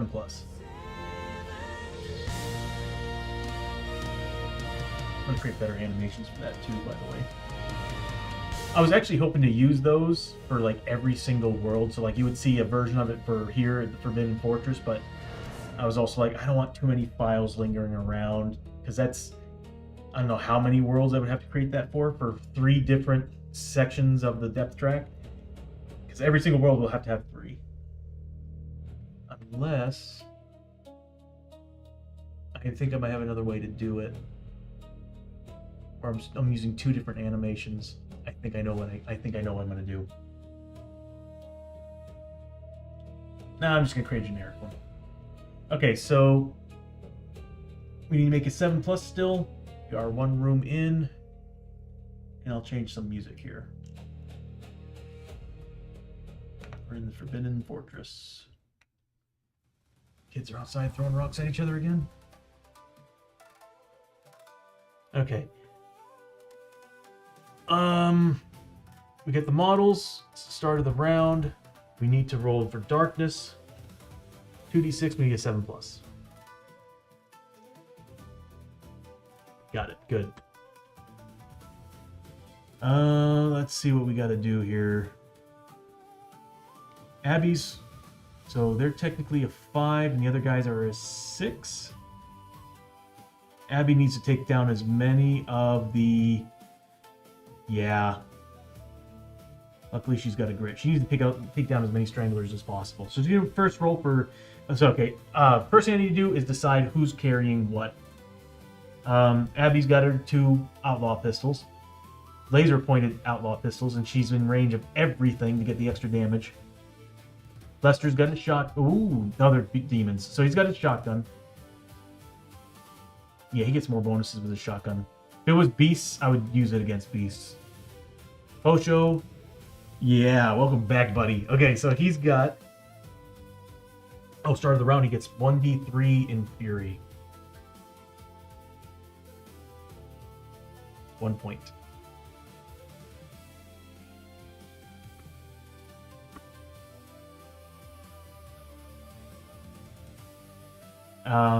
He's going to be handling his Trun Blade. His 2-handed Trun Blade and his 2-handed drill. Yeah, laser drill. And then Chio, she's gonna be rocking the Monk Staff along with... Why not? The Surgeon's Saw. Yeah, if she uses the Surgeon's Saw and he crits rolled, she gets +2 damage. So might as well do it. I lose the D8 on hits, but I don't know. I'll stick with this. Okay, so Abby's gonna go first. Abby rolls for grit. She needs 2d6.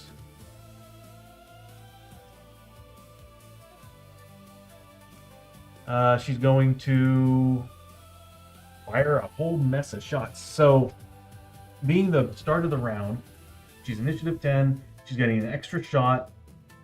So she's going to have in her main hand 5 shots in her main hand, 4 shots in her offhand. So I have to roll them separately. So we're looking at 9 shots total, but like I'm going to have to separate them by color. So here, the white ones are going to be her main hand. So she needs 3 pluses on these. And she's going to need 4 pluses on the light blue. I'm seeing 1, 2, 3, 4, 5, 6, 7, 8 hits. Because the 3 didn't hit. Yeah, 8 hits is good. So I'll take that. As far as damage is concerned, she doesn't get crits because she's an outlaw and she doesn't have the ability to get... If I had... Oh my god, if I had her ability, she'd be getting an additional shot for that crit. But what we're looking at right now is 8 shots. She's dealing their demon, so she gets +1 damage for them being demon thanks to the Nabuhara shackles. She's getting, let's see, +1 damage for that, +1 damage for the laser pointers on both pistols. And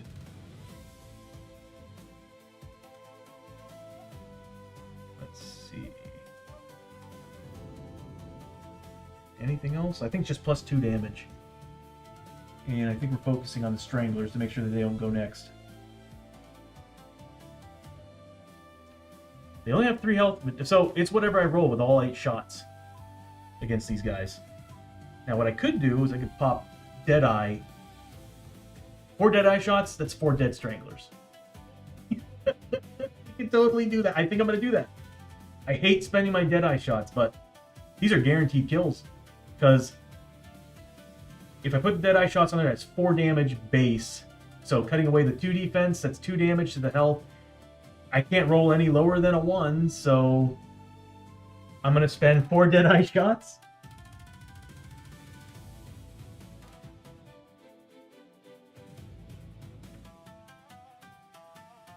This way we can start putting more damage on the Night Terrors. That is 4 dead stranglers, everybody. I didn't even get a chance to do anything. Okay. That's going to give her 100 XP. And she still has 4 shots left. And 2 Deadeye. The Deadeye shots are basically her she's got a 6-shooter. And she puts special ammo into it, and that's the Gunslinger. The Gunslinger has special ammo. You start off with Deadeye shots, which is +2 damage. There's like several other different shots too. There's like silver bullets for like vampires and werewolves that do ridiculous damage to them. Inferno shots that I think do like burning damage and hits other targets adjacent. Gunslinger's a really cool class, but you have to keep track of what your bullets are. And you only get 6 per adventure. Unless you actually get, I think there's a 4th level tier that lets you reload once per adventure. So she's got 4 shots left. She's going to be gunning at the one going after Chiyo because Chiyo has the least health. Hoshoryo can take damage. So she's going to be popping 4 shots into that dude. He's got, that's awesome. Abby was like, I'm not dealing with this crap. Popped 4 shots into 4 stranglers, killing them all instantly. So she's getting their demon. They're in range of her laser pointers. That's 2 damage, so it's -1 to these rolls. I could do Deadeye shots, adding +1 to these rolls. I don't think I need to. So she's going to just take some shots. It's going to be -1 to these shots.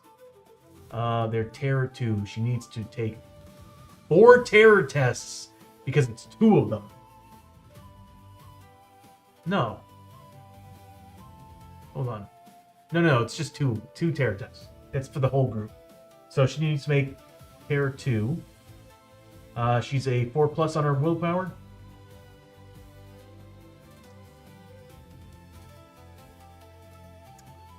So she failed. Taking 2 points of sanity.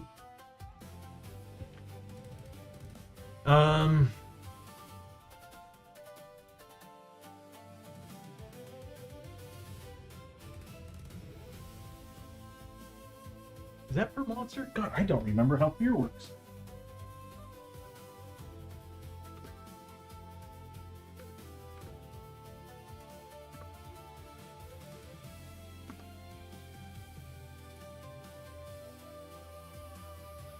Fear and Terror are standard enemy abilities that cause horror hits to heroes that start their activation nearby.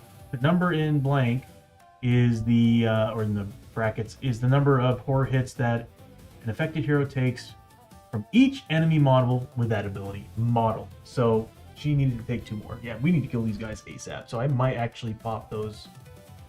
Wow. Dishonored is like the worst thing to happen to any character. The fact that it did it to the entire party is stupid. I wonder if it was the whole damn party. Talk about hamstringing. So she needs to make 2 more at 4+. So she took 1 more. She's gonna need to whiskey up. That's Hoshoryo.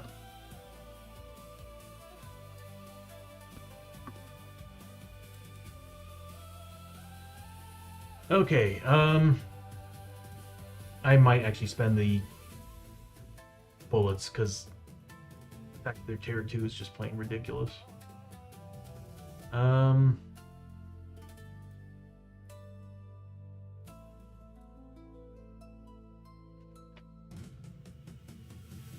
We could run into worse though. No, she's gonna have to do it. I'm using both shots. I hate doing it this early, but it's gonna be +1 to these rolls. So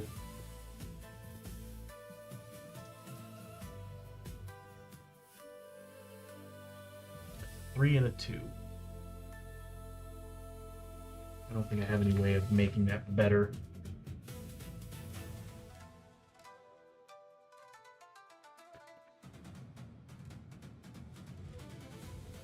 Nope.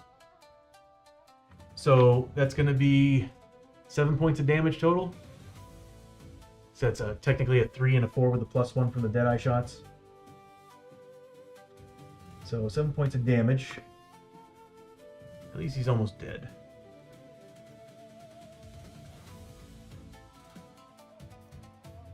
What's nice about this is that you can actually see the wounds markers a little bit better in these shots. It's going to give her 3 wounds from one, 4 from the other, so 15, so 25, and then 30 from the other one, so 55 points of experience.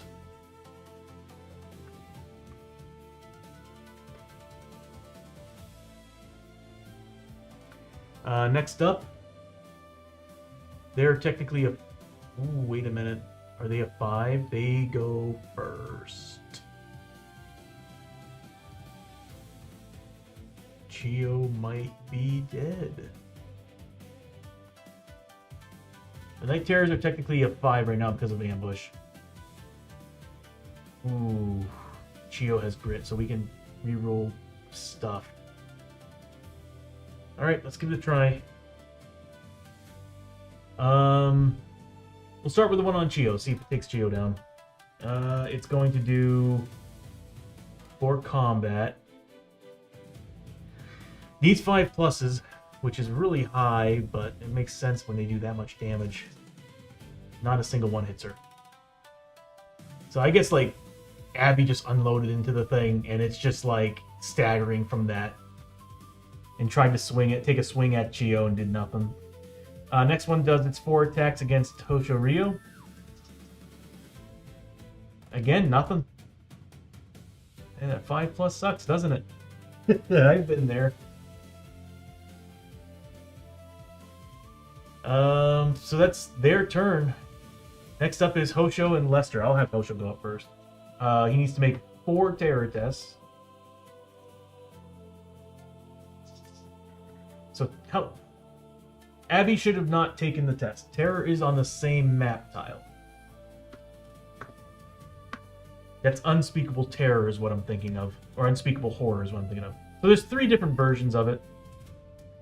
There's Fear, there's Terror, and Unspeakable Horror. Fear is when a model's adjacent to you. A model that's adjacent to you that has Fear, you take that many Fear checks from every single model. Terror, it's every single model on the same map tile as you is causing that Fear test.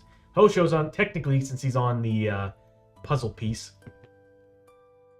that connects these two, he's considered to be on both tiles. So if there's any enemies on this tile and any enemies on this tile, he's taking the terror test from both. Unspeakable Horror is adjacent. So same map tile and adjacent map tile. Everybody's, those characters are taking fear tests. And that's usually on XXL models and higher, XL models and higher. So Hosho is actually making fear tests. He is a 4+. He's taking 4 total. He takes 2 points of sanity damage. Should have gotten him the spirit armor. I was even telling myself that might have been a good idea to do it. That's it. So at the start of his turn, he's going to roll for grit, see if he can get some back. Now that he's got 1 grit now, 1 max grit. He's a little different now. He's got the Trun Blade, so no matter what, he's getting +2 damage. If he gets crits, he gets +3 damage. He's getting +1 damage base from the laser drill.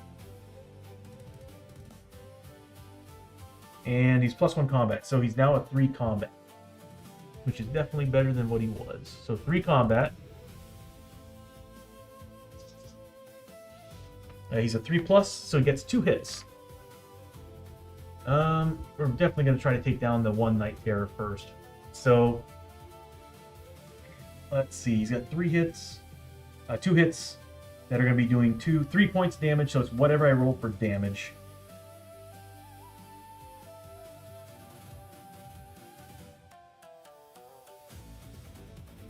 If he killed an enemy, he can get some fury back too. Oh, wait, actually, before I do that, I actually should have had him do something. I forgot he's got a special move. He's going to move into the spot. Is it Excel? It's a large model. Good, good, good. So he should be able to move into the same spot with the Night Terror, being a sumo. He's a roll of d6, and on 4+, he pushes the model. He's now getting +1 damage with it. So 4+, he got it. So what happened was, he didn't like Chio being attacked, his lifelong friend, so he knocks this guy out of the way from her, pushing it back, and he's now taking out his, since he's a samurai, he's taking out a gigantic 2-handed hand drill and this giant, like, metal blade, like a rust metal blade, and it's just swinging and thrusting the damn drill into the Night Terror in front of him. He's going to get a lot of damage. So 2 hits, 3 damage now. So it's whatever I roll for damage. So here's the first one. Flipping really. Second one.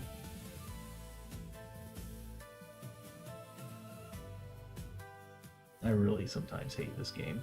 Okay, so 2 points of damage is what he did. He's supposed to be able to do a lot more than this, and he did 2 points of damage. Because I rolled 2 ones.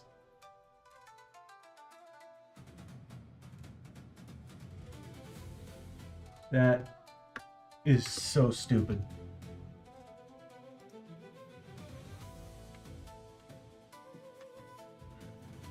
That's 30 points of experience for Hoshoryo.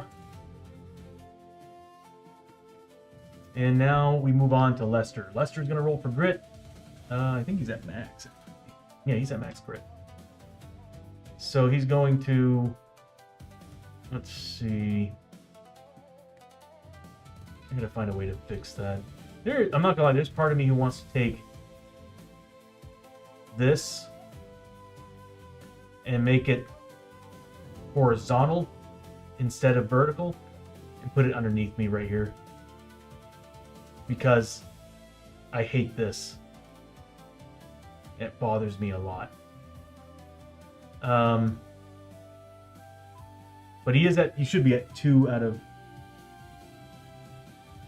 No, he's at 1. Okay, so he's got 1 grit. So I will have him roll for it. He needs a 6+. And he's going to, let's see. He's within range, but I'll have him move anyway. He's going to use his pullback, move up 1 space, and he's going to pull up the shotgun and fire 2 rounds into it. Since pullback does not actually affect movement and the rapid reload for soldier, so he's going to get 2 shots with a shotty. If he kills it, he gets an extra shot.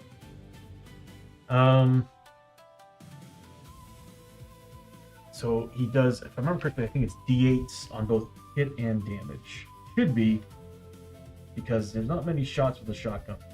Yep. soldier and marshal's a really good combo. I just roll like shit. So 2 shots.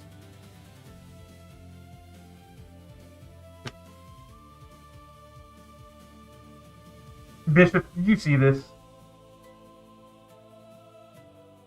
I seriously, what the hell are the odds of me rolling ones non-stop this adventure? I'm about ready to get the physical dice out. I'm really getting ready to pull out the physical dice. So I'm going to spend a grit. He's not on the same map tile as those guys, so he doesn't have to worry about taking any 4 hits. I'm re-rolling those 2 misses. Oh!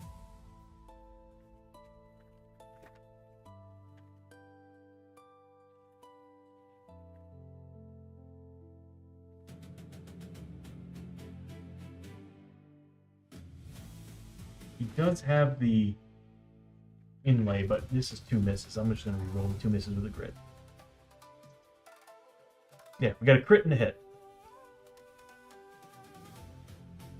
Physical. So hit and a crit. The crit I'm going to put on him, so it's removing the defense. I'm going to put the Gunslinger's Gun Belt to work here, plus 2 damage to the roll. Or is that a waste? That's going to be a waste.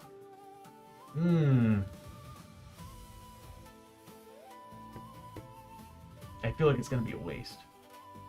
But I could roll a 1 again. I've done it before.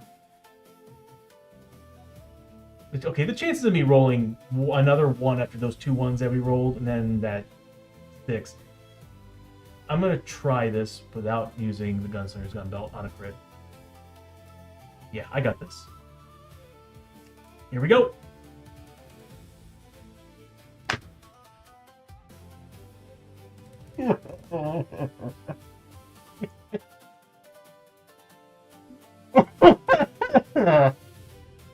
Oh my god. Why? I should have just used the Gunslinger's Gun Belt. I should have just used it. I should have just flippin' used it. 1 point of damage.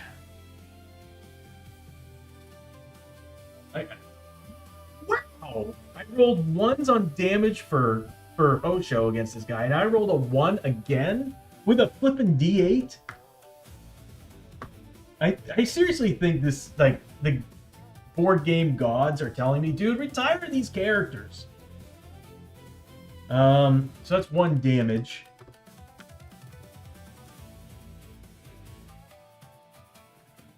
I have a special talent. I don't know if I'd call it special. But if I ever had to roll dice to roll 1s or 2s, I'd be the champ. That's going to be 15 points of experience. I can't believe we're not doing anything against these guys. So I got 1 more shot. I'm using the Gunslinger's Gun Belt. -1 to the roll.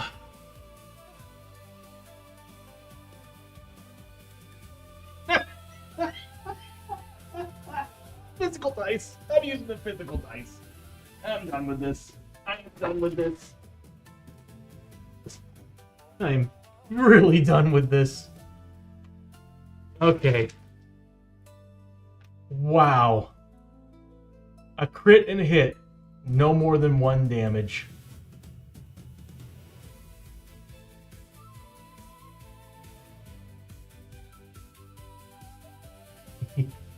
I'm half tempted to create a set of dice in the digital dice roller that is got 3 sides of 8, 1 side of 1, and then maybe like whatever the numbers between. Good God. Okay, so but I'll still roll the 1. I just know. I mean, look what's been happening. Oh, Lester, you were supposed to kill him. Okay, so that's the end of Lester's turn. Chio's taking 4 hits, but she does have spirit armor, and she's got a 3+ against this. So she gets 1 hit through. She needs a 6+ against it. She takes 1 point of sanity.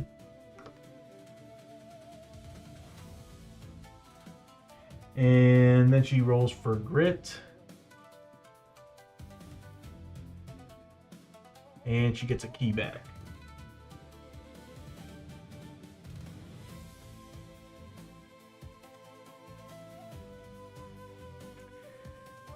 I'm going to have her go up there and put every key point into this punch.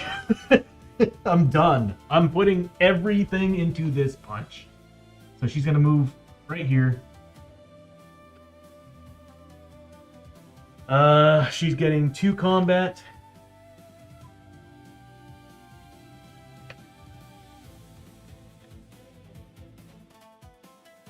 Yep, she's getting 2 combat. She's any 6s do +2 damage.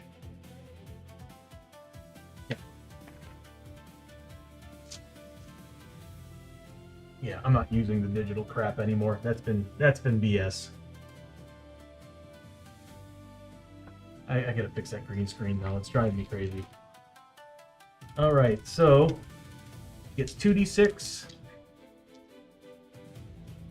and she needs 4 pluses.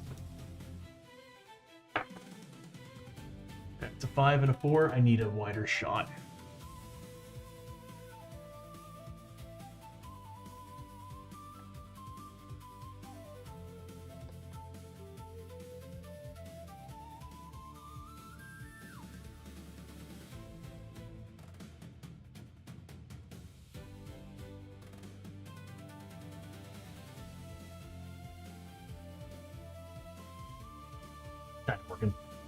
All right, so that's 2 hits. She's getting... I don't think she's getting any bonuses at all.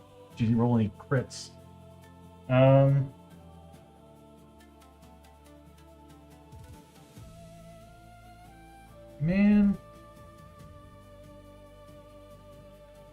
They deserve to be dishonored.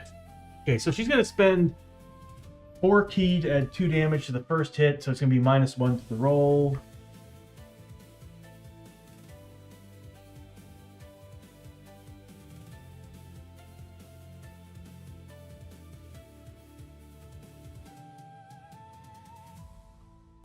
Here's the hit.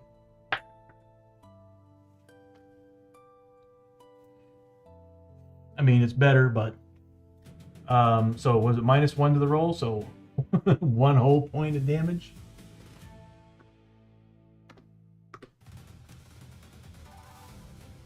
And then the second one, -3 to the roll. Oh my god, dude. What god do I have to, like, I don't know, like, pray to, or do I need to do like a sermon or something, or oh my god, dude, what do I need to do to get some decent rolls? He's getting 15 points of experience.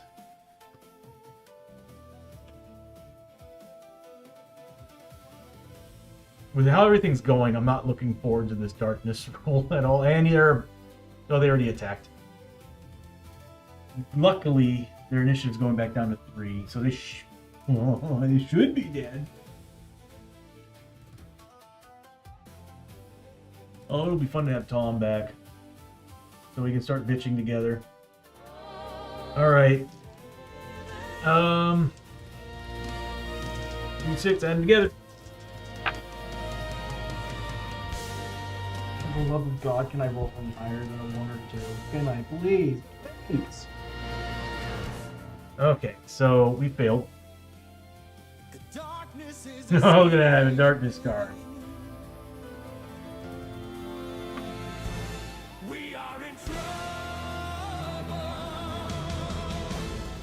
This is supposed to be an easy mission.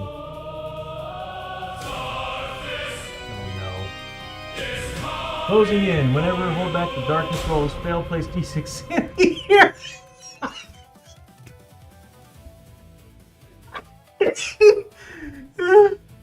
Oh no!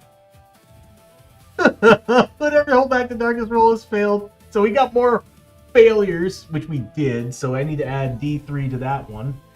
So what do we get? D3, 1. So this is now up to a 3. this bad boy here. Whenever the whole back darts roll is failed, place D6 damage here, or D3 if only are 1 or 2 heroes. Anytime enemies are placed on the board, move all sanity damage from here to the heroes divided. Oh my god, this couldn't have come at a worse time. Holy crap! A follower! Can you believe it, everyone? We got a freaking follower! DD Dice app, how you doing? Offer yourself to the new follower. Thank you for the follower. Why not? Well, that's fine. At least entertain them, you stubborn prick! Anyway, thank you and welcome, follower! Yeah, we love using your the 3D dice. I just have really bad luck on my rolls. But thank you for the follow.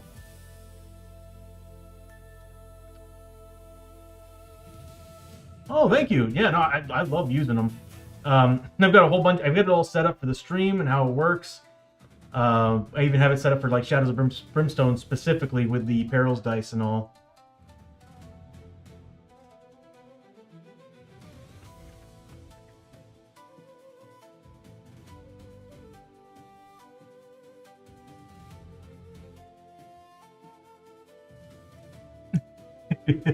You sub to your channel, get better rolls. Yeah. Yeah, no, I definitely love using your dice set. I have it set up in the extensions. The only thing is, I get a little bit worried about people getting a little bit crazy with them. But I'm trying to use them so that people can, whenever we're doing random stuff, I can have viewers use the extension to do the dice rolling for. It'd be awesome to let viewers use them for enemies and stuff. I just wish I had a way of monitoring it so that like mods can be like allowing it to pass through or not. That'd be pretty awesome. But no, thank you, big thank you, and shout out to DD Dice for making the app. In my opinion, it's probably the best 3D dice app that you can use for streams. I've been like telling I have a whole bunch of friends that want to play D&D on stream, and I'm like, dude, you got to check out DD Dice. It's awesome. You can make your own custom sets. You can do a lot with it. As we see in the stream, I have like a whole bunch of different sets for the blue dice, the negative dice, positive dice, and then of course Peril dice and Shadows of Brimstone, and creating custom sides and everything. Love using it. Love using these, and it's great when I have people showing up and playing off stream. That's primarily what I built it for. I usually like playing with physical dice, but I don't know, it's just something about physical dice, but at the same time, I like the clarity of how it looks on the stream. But, oh boy. So we're dealing with closing in. Anytime enemies are placed on the board, move all sanity damage from here and divide amongst the heroes. So we have that to deal with now. I might use an icon for that, because we're going to have to keep track of it, and it might be easier to do. I'll use this. There, that'll represent this. Okay. So start of the round, we failed. On a failure, Chio gets back D3 token. She gets 1 token back. That is Chio. She gets back 1 key point. And let's see. We still have the Night Terrors to take down. We got 1 health on that one. Alright, so they're now back to initiative 3, since they're not an ambush turn. And we have, let's see, we got Abby who's going first. So she's getting, I'm going to use the digital dice for this. I'm not going to roll it all out. Okay, so now she's getting 4 shots in her main hand, 4 shots in her offhand. So she needs 3 pluses on the white dice, and 4 pluses on the pale blue. God, I wish I could get crits. We're looking at 1, 2. Wow, I rolled a lot of ones. 1, 2, 3. I'm gonna. Does she have grit? She does. I do need to roll for grit too. So here's the grit roll.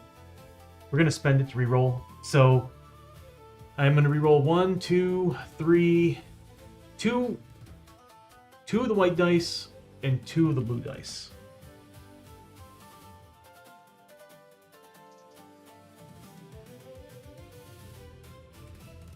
I'm still not doing good. So I got 1 extra hit. So we're looking at 5 hits total. Yeah, we got 5 hits total.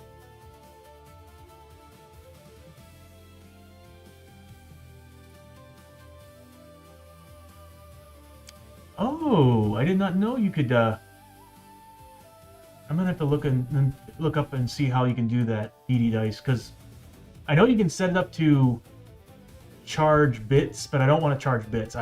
Redeems points would be awesome. But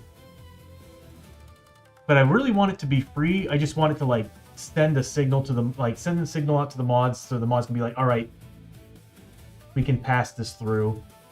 If I can do that, which is what it looks like you said that it can do, I think mods can approve, deny them. I'm gonna have to see if I can actually, you know what, give me a second to take a look at the deal here.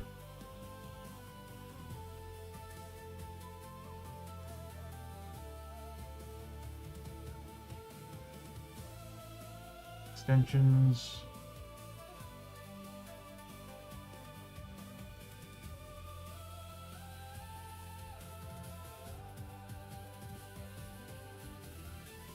Yeah, I'm not seeing anything other than just being able to select dice and drag them into my... Oh, it does send it to my Shadows of Brimstone room. Good, good. That's what we were seeing. I'm not seeing anything, though, that's telling me that I can actually, like... Unless there's something I'm missing. Maybe it's permissions.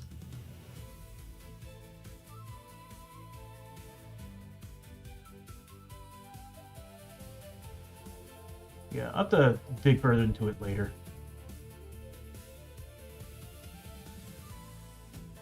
Oh, awesome.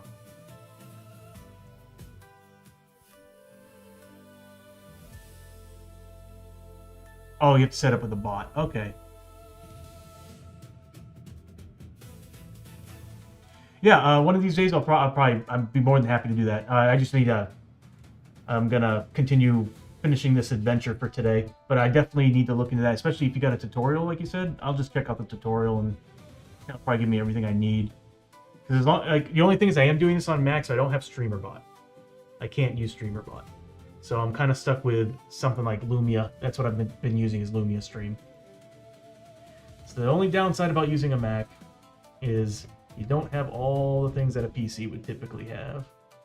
But I've got to admit, my Mac's been running the stream smoothly and beautifully. Okay, so beginning of the round, Abby's getting, what, 5 shots? I'm out of Deadeye shots, so I'm hoping for at least 1 damage. She's getting +1 damage for the range. For the StreamerBot, yeah, I can't use StreamerBot. It's not set for Mac, so yeah. Been kind of using my Mac as my streaming machine, and my PC is just a gaming machine. Just makes things run a lot smoother. So she's getting +1 damage for the range of her laser pointers. She's getting +1 damage for them being demons. And I think that's it. I feel like I'm missing something.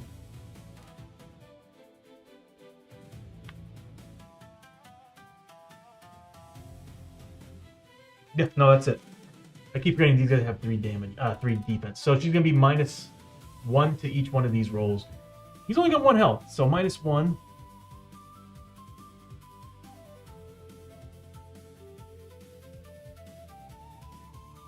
Second shot.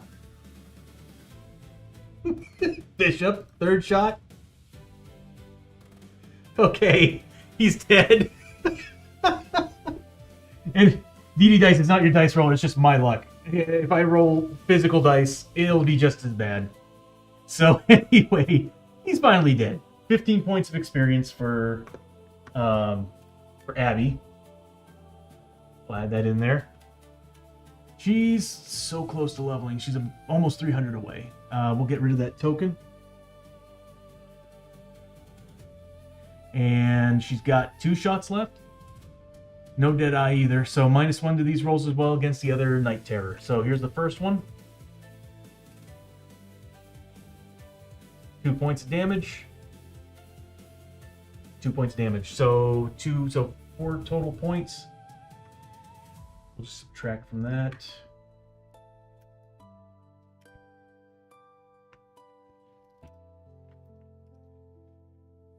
So he's got 4 wounds on him. And that's going to give Abby 40 points of experience.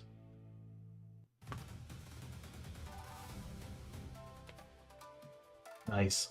That's going to be her turn. Next up is going to be Hoshoryo and Lester. I think I'm going to have Lester go first. Because if I can take him down before Hoshoryo goes first and he has to take some tests, some horror tests, not a good thing. So we'll start with Lester. Lester's going to get a grit roll. Doesn't get it. He's a 6+. He's going to fire. I'm not going to move him. He's going to take 2 shots with the shotgun.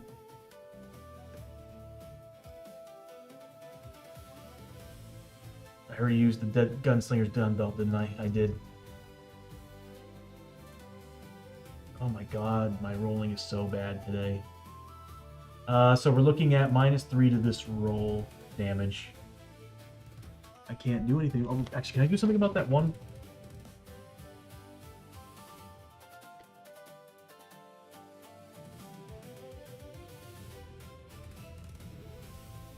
Oh, I can re-roll it. I have an inlay. I forgot. Okay, so he's going to re-roll that miss.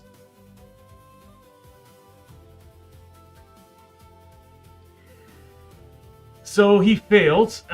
He does get that one shot. And it's going to deal -3 damage. Does 3 points of damage. I'll take it.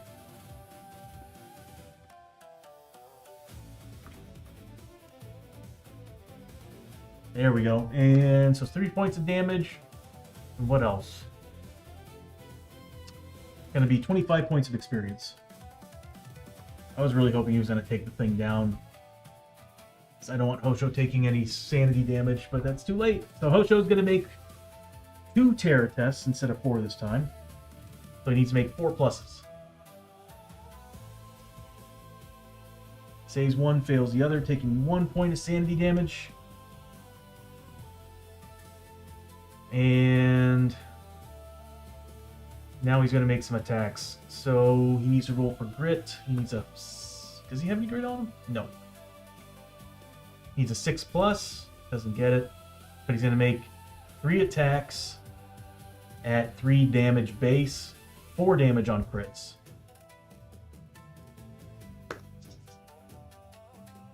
That's what I'm talking about. He needs 3 pluses. So it's 2 hits and a critical. So the critical, we'll just run right into that. So what we're looking at here is 3 damage with the Trun Blade, +1 from the drill, so +4 to this roll. Yeah, see, he can do a lot of damage if I roll good. Oh god, that's 9 points of damage. Yeah, he's dead.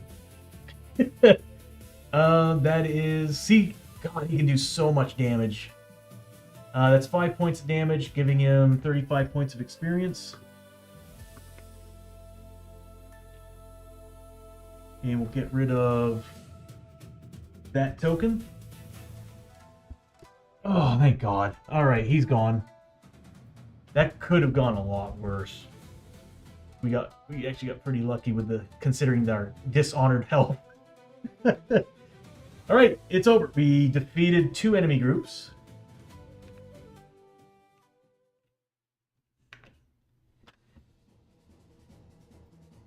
And now we are getting Catch Your Breath and loot. We got ad break in 5 minutes, everybody. Alright, so what we're looking at here is Abby Hosho and Lester all have activated. Chiyo has not. So she gets the full-blown version of it. The unfortunate thing is that she's sitting on max grit. She's just going to get her 1 sanity back. What a shame. The other ones are getting 1d3 back in any mix. Lester's at max. Abby's at max with 7 hit points and 5 sanity. Hosho is getting 1d3 back. 1 point. That's going into his sanity.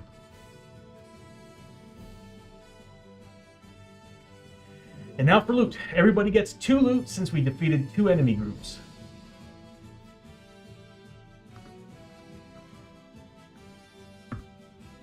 So here's Abby's.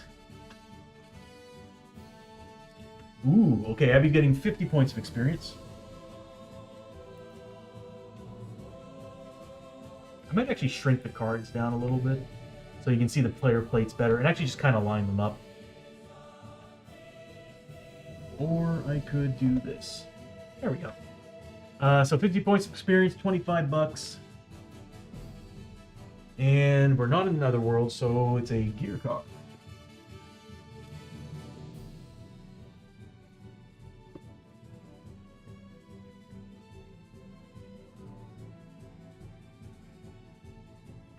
And what he finds...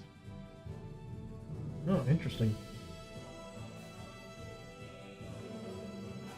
A Rawhide Chaps. A +1 health, +1 move for Frontier Heroes only. That would be very helpful for him with his mutation. The only thing is I don't think he can wear it. He can hold 8 items. So he's got 1, 2, 3, 4, 5, 6, 7, 8. I'd have to get rid of something. I can't get over the fact that the Deadeye's gun belt is actually 2 weight. That's insane. Oh, no, he's not. He doesn't have the canteen. Okay, so he's got 1, 2, 3, 4, 5, 6. I'm adding up the wrong ones. 1, 2, 3, 4, 5, 6, 7.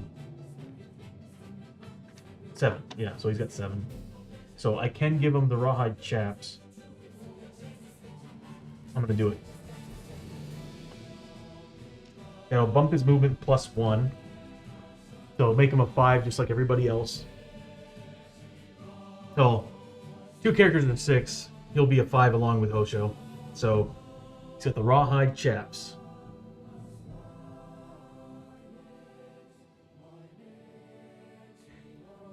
They're worth 250 bucks. +1 health. And +1 move. Frontier only. And 1 weight. That's a good find. So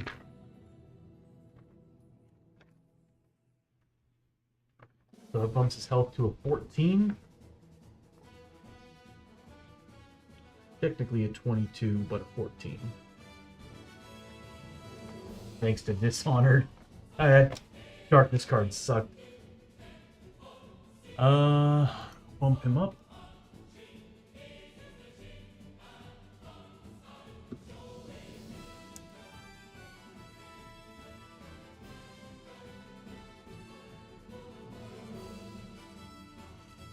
There we go. Next up is Hoshoryo. Not bad. Gets 40 XP.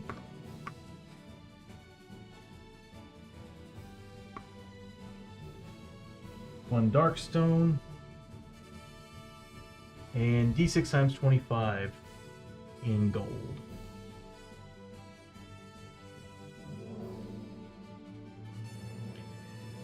$25 gold.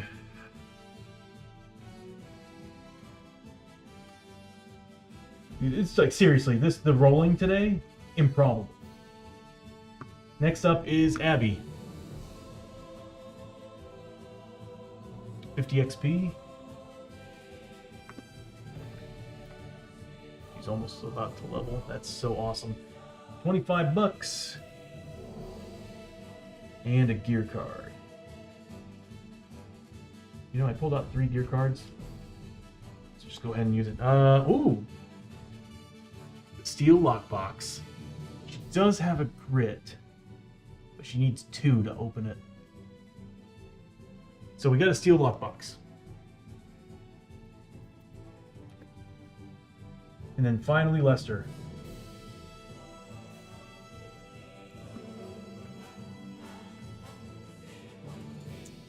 Another gear card, and an artifact, and 40 XP. So a gear card, we need an artifact from Forbidden Fortress.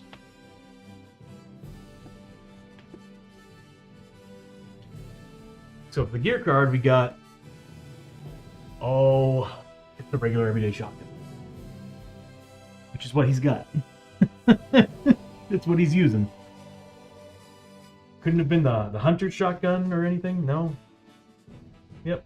Just everyday shoddy.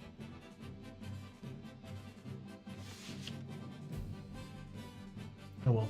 Fodder. And then the artifact, the Void Lantern. Use 2 peril dice for hold back the... Oh my god. Bishop. Use 2 peril dice for hold back the darkness tests. If doubles are rolled, you also take... Oh god. Oh god. D6... Yeah, we're not equipping that. You know, the chances of getting doubles are really good on a perils dice. 2 sides are 3s, 2 sides are 4. And every other hero takes 1 horror hit. Wait, roll... You roll a d6... Wait. If doubles are rolled, you also take d6 horror hits, so that's the lantern carrier. And every other hero takes 1 horror hit, as the lantern's light shows you a glimpse into the void. I mean, your chances of passing are super good, but your chances of double rolls on 2s and 3s are really high. I mean, on 3s and 4s are really high, and 3s suck.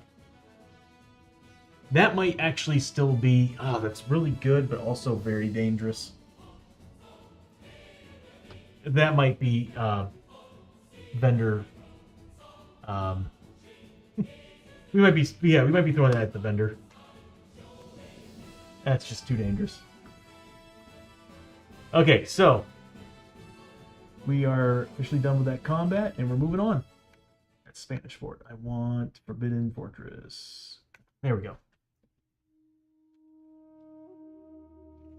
All right, so now we finished that ambush combat, that ambush session. We need to make darkness rolls. I'm half tempted to equip the lantern.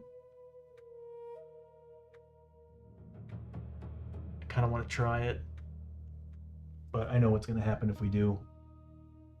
I've been rolling really good at 1s and 2s, and rolling 3s and 4s is going to happen. All right, so what we'll do is we'll do a darkness roll.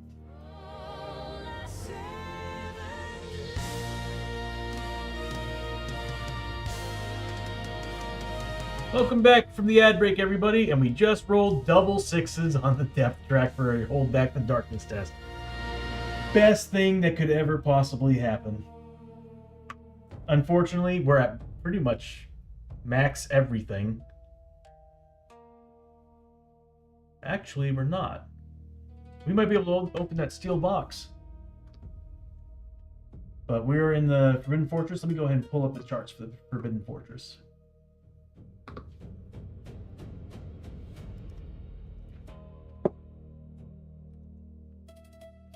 All right, depth event. Stubborn resolve. Let me zoom in here. This place is horrible and unforgiving, but you are not about to give up without a fight. Each hero may immediately heal D6 wounds to any mix or recover 1 grit. KO'd heroes are immediately recovered, rolling on their injury madness and healing 2d6 wounds any mix as normal recovery. 3 characters are getting grit. 3 characters are totally getting grit back. Abby's going to get a grit.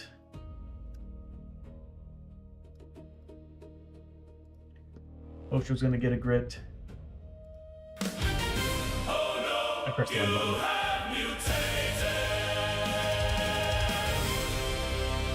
Sorry. There we go. Hosho's gonna get a grit. Lester's gonna get a grit. You know what'd be cool is actually having this all audible, like telling Siri or something to do all this work for me. Chio's at max everything. That's it.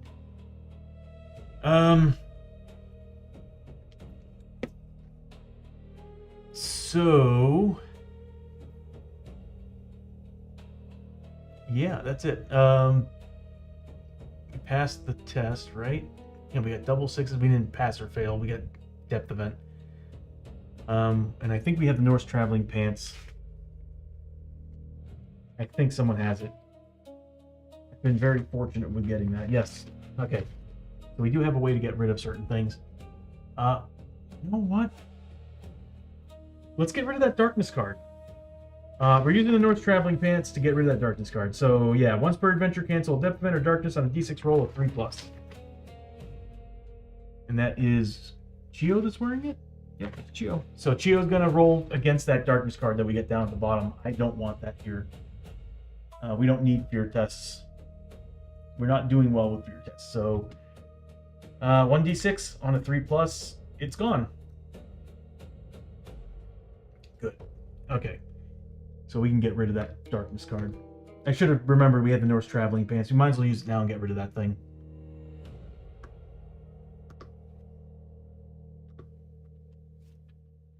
We're safe from it. Oof. All right, so start of the turn, we have Abby. God, I love the rotation on this camera. So we get Abby. And Abby is going to move. Let's see. Which direction do we want to go? She's a 6 movement.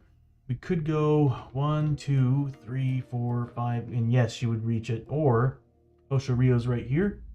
You can move 1, 2, 3, 4, 5. Yeah, we'll go this direction. Would it matter?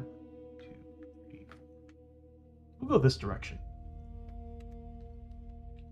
So Abby's first going to roll for grit. 2d6. She got it. So Abby got a grit back.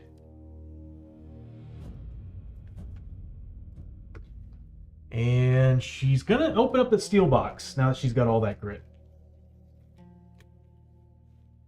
Use 2 grit to open. Let me put it here. Use 2 grit to open, rolling a d8 on the chart below and discarding this card. So she's going to spend 2 grit.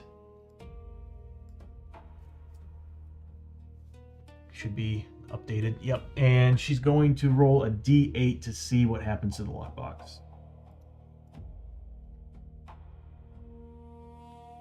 So gain d6 starting side, but we're flipping full on it.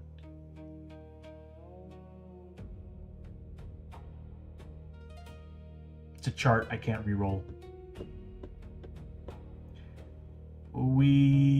Seriously, we're full on everything.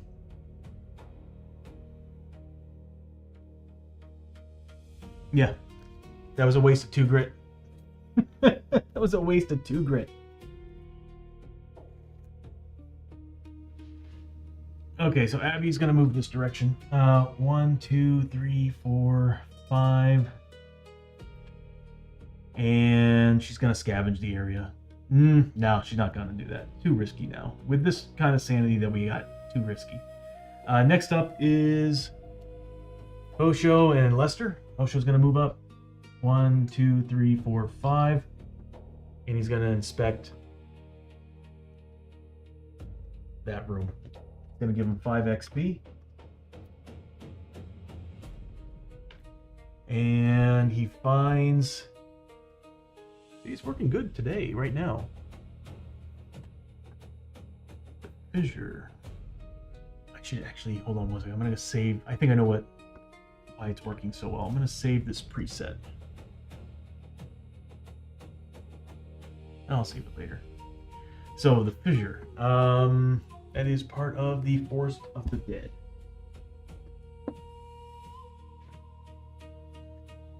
That's it. Another big room.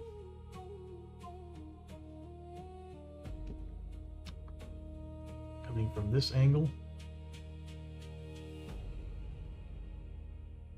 I'm gonna say that no matter what, this path is blocked off. And we'll get rid of that for a second. Put it over here because we'll still have to roll if it's less than one doorway. Or one doorway. After Hoshoryo's turn, we've got Lester. Oh, yeah, Lester's gonna roll for grit.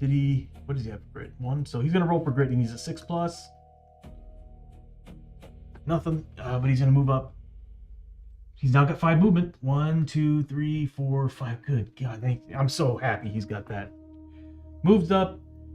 I don't want to scavenge. I want to, but I shouldn't. Not when we're sitting on this kind of sanity. It's way too risky.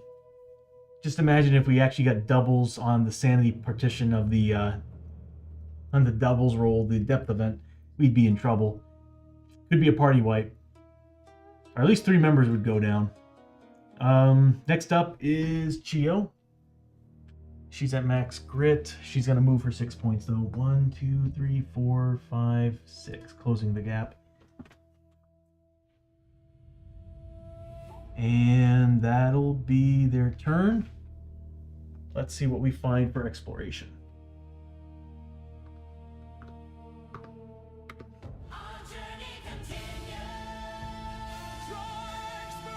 About time. So we do have an encounter. We do find a gateway. So we'll roll a d6. We'll roll a d6.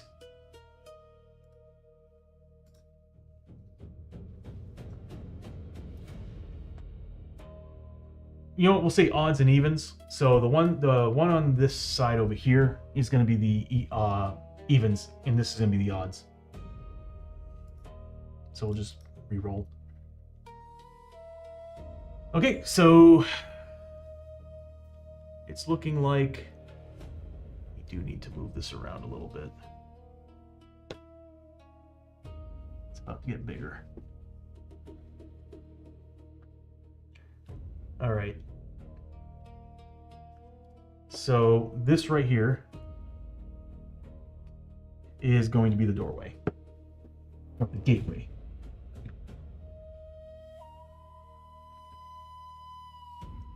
And that path there is going to be blocked off.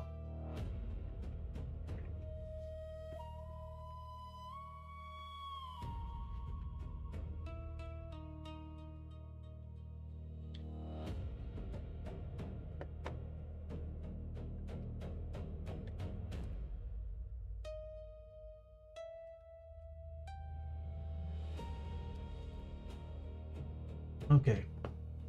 And we do an encounter. Oh God, this card. Webbed egg sacs.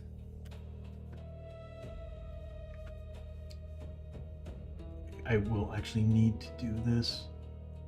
The walls and floors are dotted with large leathery egg sacs covered in sticky webs.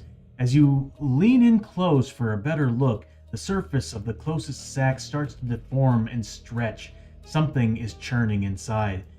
Everyone needs to make a cunning 6+ test. If success, oh God, another attack? Are you kidding me?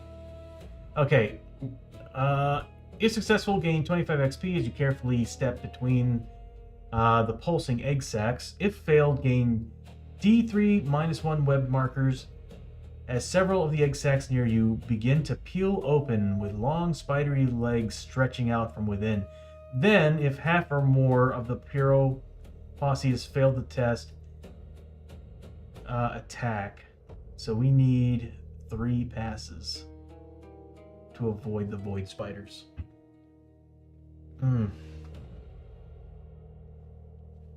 Alright, what does everybody got?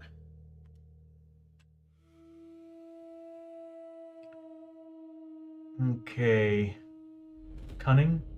We're actually pretty decent at cunning. And we got grit all around, so we can re-roll these if we need to. 6+ though. Alright, so here's Chio. She got it. Hoshoryo.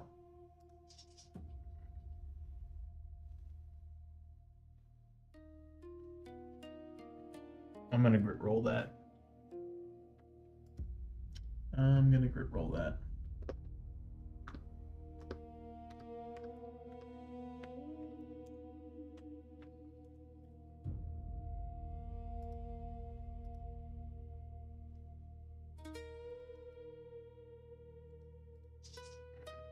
Worth it.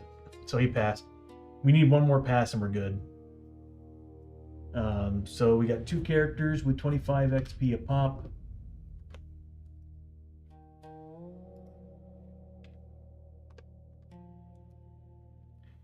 And we got Abby with 3 and then Lester with 3. So here's Abby.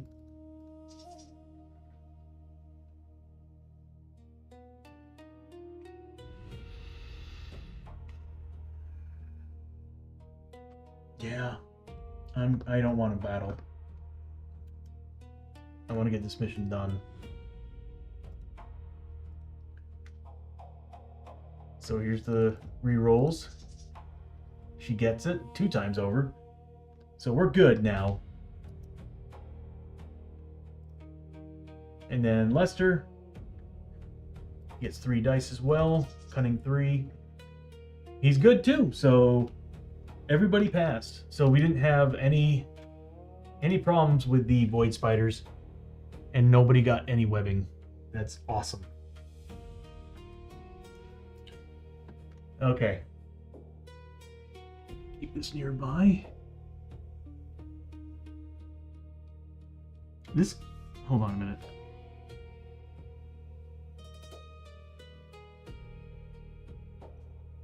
No, does not say that it's only in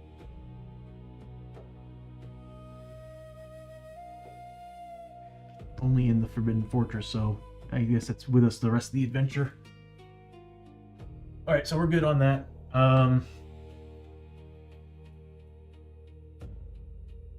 That's it.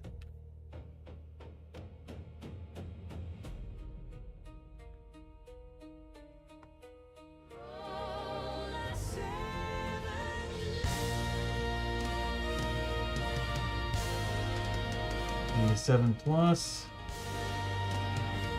We got it with an 8. Okay. So start of the round we have Abby. Rolling for grit. She's gonna move up. 1, 2, 3, 4, 5, 6. It's gonna take us a few turns to get there.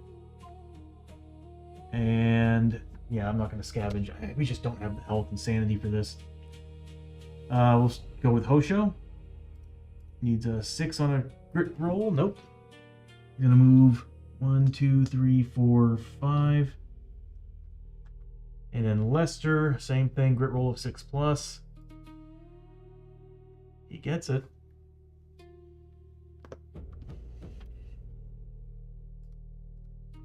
And he's got his 5 movement. 1, 2, 3, 4, 5. And then finally Chio. Again, grit roll. She's at max grit. Yeah, I don't need to roll. All right, so she's gonna move up 6 points. 1, 2, 3, 4, 5, 6. And that'll be the end of the round.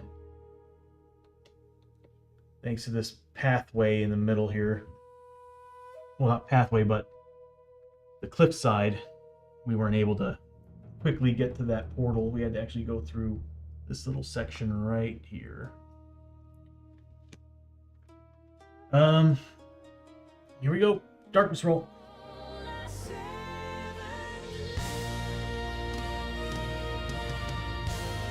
That's a 7.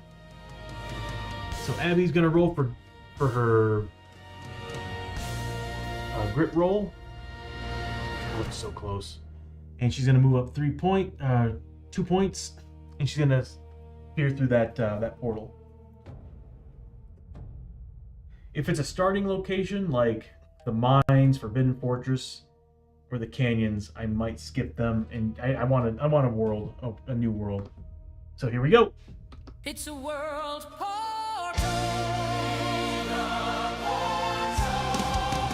Force of the Dead. Okay.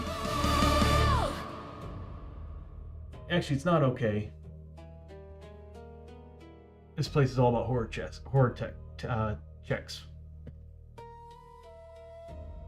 Anytime the hold back the darkness rolls failed, every hero takes 1 horror hit, or 2 if you're holding the lantern. Heroes with spirit 4+ or higher are +1 max grit, but -2 sanity. We might turn around.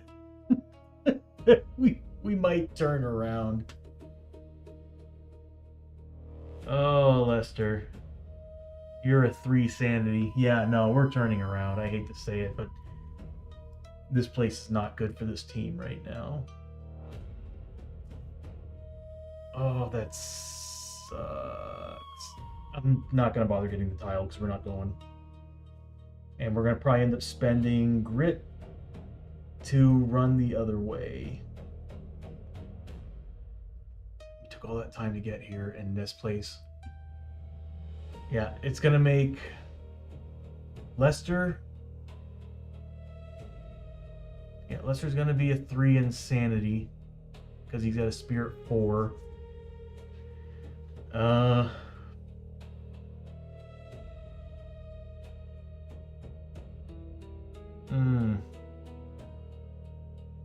And the thing that sucks about Forest of the Dead is everything in there has fear and terror. It's just not going to work. We're gonna lose if we go in there, guaranteed. And we need to get rid of Dishonored, so yeah, we gotta do this.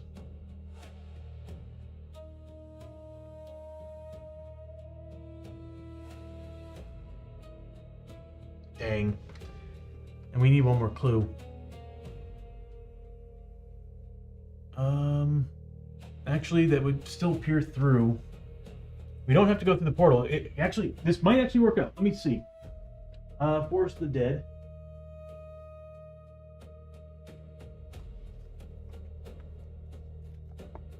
We might not have to go through. Hopefully, whatever's on the other side can come through the portal. We don't have to deal with that side of the portal. So, what we found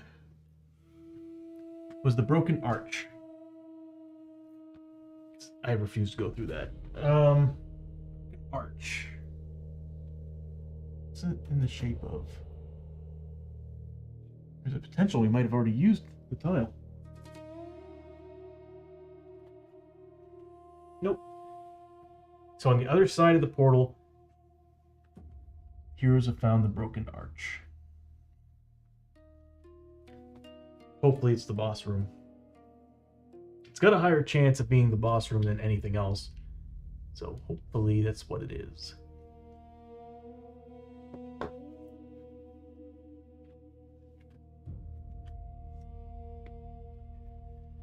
So that's her turn. Next up is... God, I feel like everybody should just stand still. Hoshoryo's gonna move up. He's gonna roll for grit first. He needs a 6+. He's just gonna move up. And then Lester, same thing. He's just gonna move up a little bit. And he's gonna roll for grit. Nothing.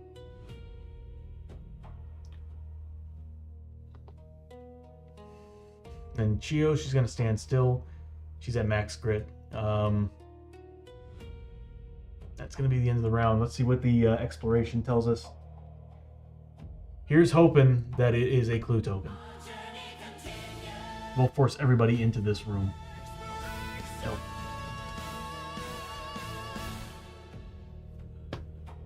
Oh, we're not going in there. We're not going in there. All right, so depth event is a 3. I think that is darkness moving forward. And then we take an encounter. Man, it couldn't have been a flippin' thing, a flippin' clue token. All right, so let me pull up the chart for the Forbidden it's not the Forbidden Fortress, but it is on the second page. Creeping darkness. The darkness is always searching for a way out. Move the darkness 2 steps forward on this death track. So the darkness does come out too. Darkness is escape. Bringing in the darkness card. We are in trouble.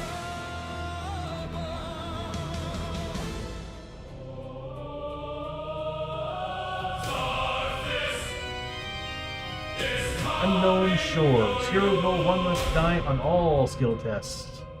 To the minimum of 1. That's not good. That's really, really bad. And then we got an encounter. So that's an encounter in the Forest of the Dead.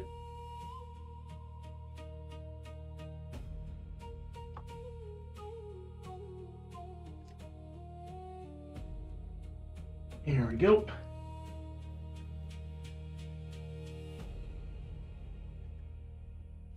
Can you all hear the squeaky toy?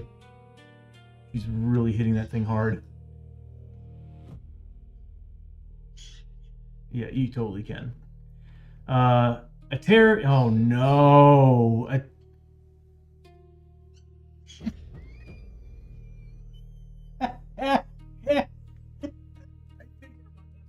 Characters. Hold on. I need to see what the Dishonored thing does again. Because this area is bad for us in so many ways. And I think the game just forced us to go in there because a tear in reality is forming in there, and the only way to get rid of it is by going in there and destroying it. And yeah, I think we just got screwed. I just want to see Dishonored one last time.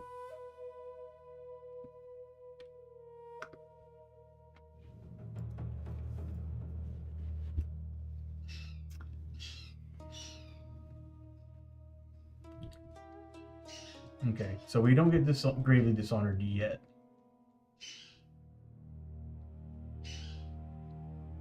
But we're not going to pass this mission.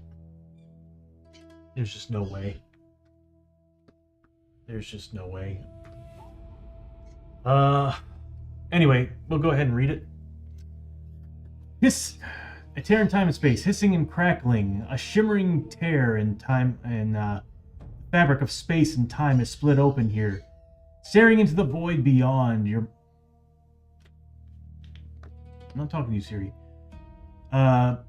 Staring into the void beyond, your mind reels at the endless vista of swirling colors and infinite black. You look on in horror as a tear splits further open. Reality unraveling before your eyes. Everybody needs to make a lore 4+ test. We're currently a -1 on all our skill tests.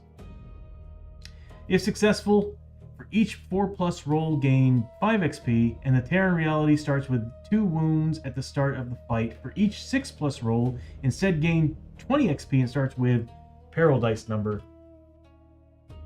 Okay, what's everybody got?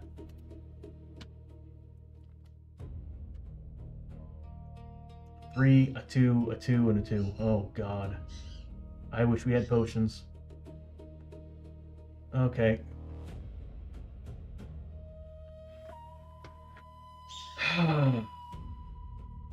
So we need 4 pluses.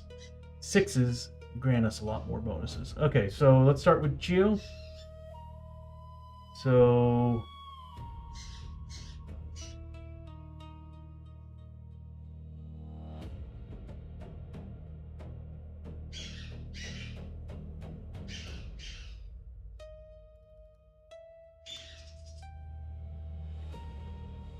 we got 1 pass, so that's 2 damage there and a peril. You know what I'm gonna do? I'm gonna use some dice to reflect that. So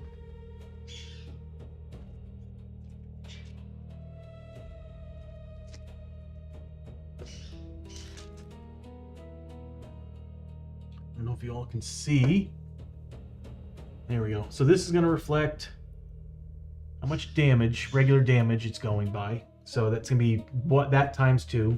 And then this is how many peril dice we need to roll. All right, we get 2 more. So 2 more points of damage. Abby. 2 more points of damage. And Lester. 4 more points of damage. So we're looking at 5. So we're looking at 10 points damage plus a peril die. Okay. Let me go ahead and just roll the peril die.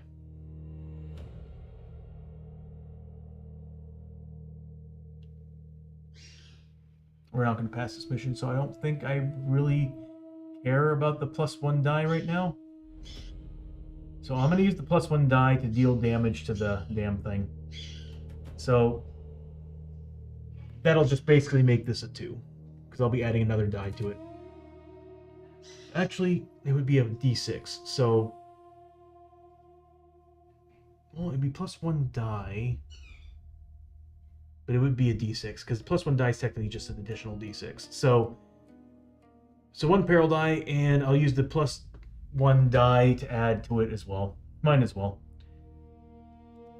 So we can put this to the side here. Oh my God.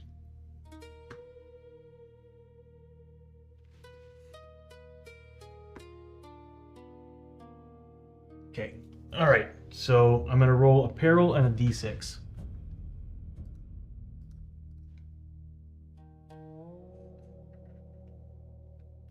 Five more points of damage. So 10 points of damage to the terror in time and space. Not great. Because I think it has health based on how many heroes. All right, we're caught into this battle. This is going to be a lot of trouble. Kind of makes sense though why we saw Night Terrors and Stranglers.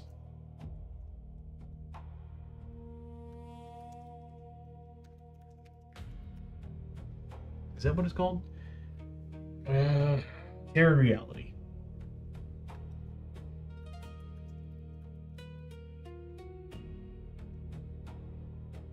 I really need to get rid of that. I think it's a 0 though. Yeah.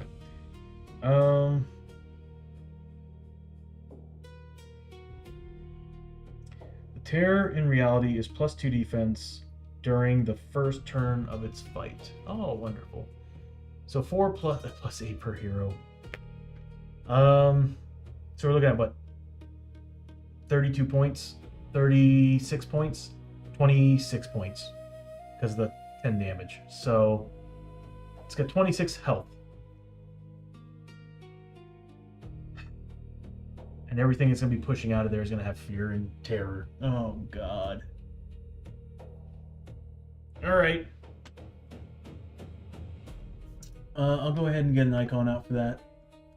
And we'll just have it set to 26.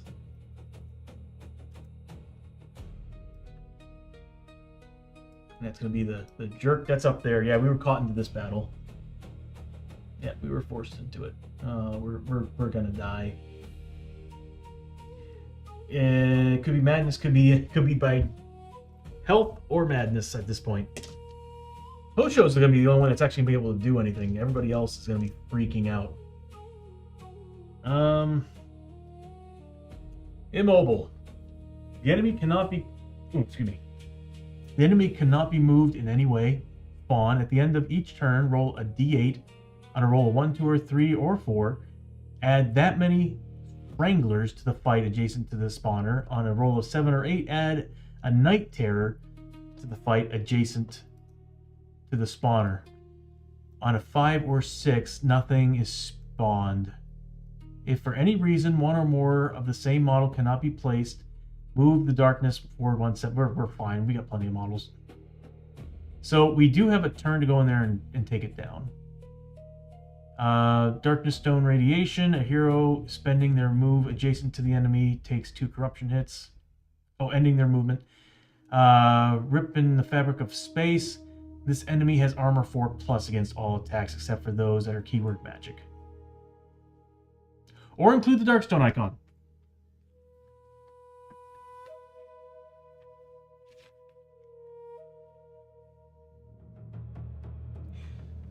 Void and Portal.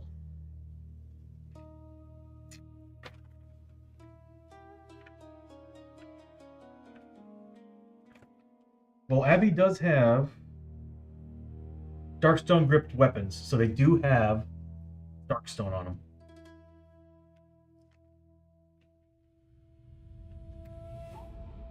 So she can shoot at that, and it won't get the armor saves.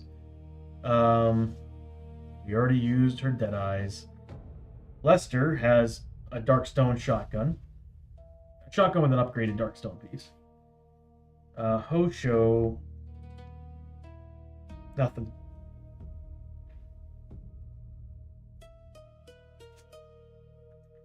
Chio, I think her monk staff is magic. Hold on. Let me take a look. No, I doubt it. But we'll take a look just the same. And grappling monk.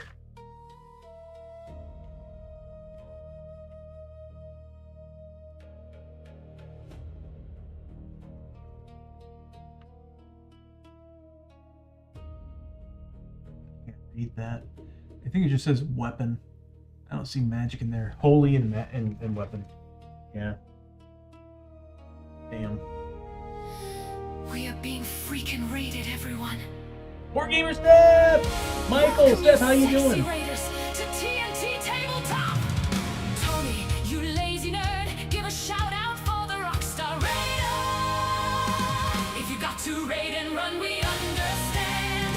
Thank you for stopping by. Board Gamer Steph, thank you so much for the raid. 20 Raiders, wow, awesome. Raiders, welcome to TNT Tabletop. I'm your host, Tony. If you're not familiar with the stream, we play primarily a game called Shadows of Brimstone, which is basically it's Diablo in a board game with a cowboys, feudal Japan vibe, taking on the horrors of Lovecraft. So, but if you have to raid and run, totally understand. Don't worry about it. Thank you so much for the raid, coming in and hanging out. And Steph, Michael, good to see you. How did you? What did you play today?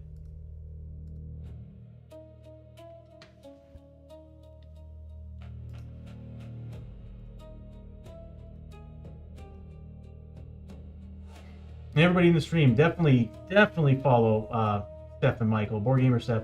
They are a phenomenal board game stream with a whole variety of things that they play, and they play a bunch of different games.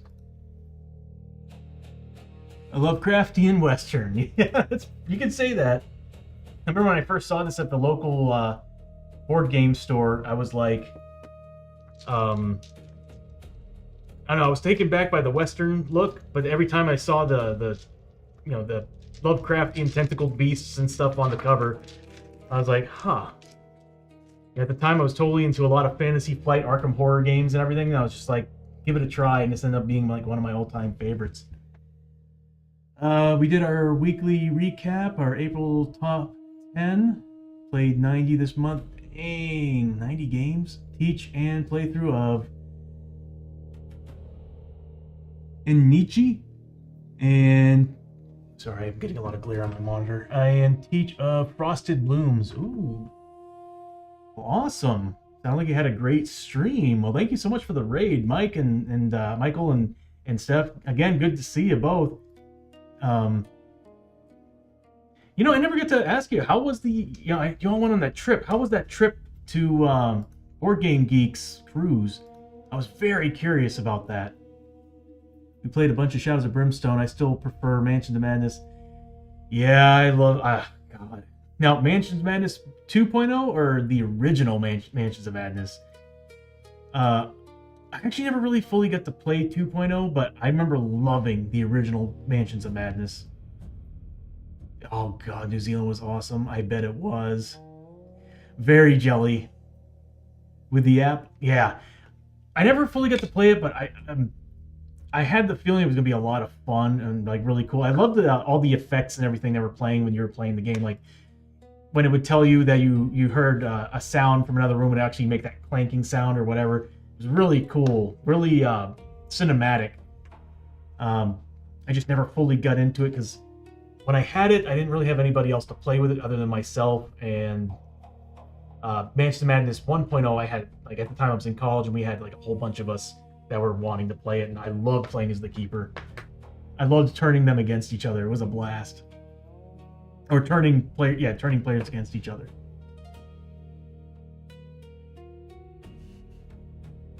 You did a 4-hour video afterward. Wow.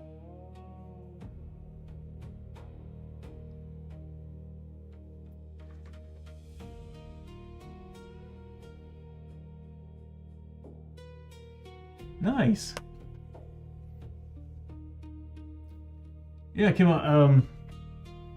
I don't know. I just got into this weird point of like, anytime I want to play a board game, I'm always like, I have these characters, all these characters I want to play as, all these different classes in Shadows of Brimstone. Because I'm all in on this, and I'm always wanting to level up my characters and everything. So it's like anytime I want to play a board game, I'm like, let me just play some Shadows. I'm an addict to this game. But yeah, you caught us. You currently caught me. This team. We just went through another portal, found the Forest of the Dead, and we're about to battle a terror in reality that we have one turn to take it out, and it's not gonna go well. Because we have a lot of bad things happening to us, and also my dice rolling's just been awful. I'm notorious for rolling a lot of ones, and this adventure so far, that's all it has been.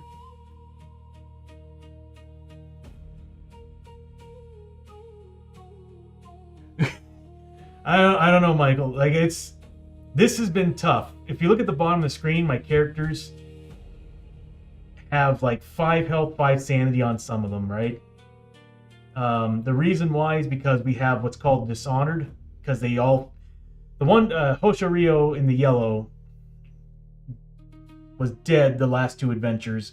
He brought him back so he didn't get the effect, but the other 3 members have Dishonored, and what Dishonored does is it's 2 times every level you lose that much health and sanity to a minimum of 5. So everybody in here is affected. Everybody but Hosho is affected by it. So we're going into the Forest of the Dead, and the Forest of the Dead is well known for doing a lot of horror checks. So I'm looking at this thinking, party wipe.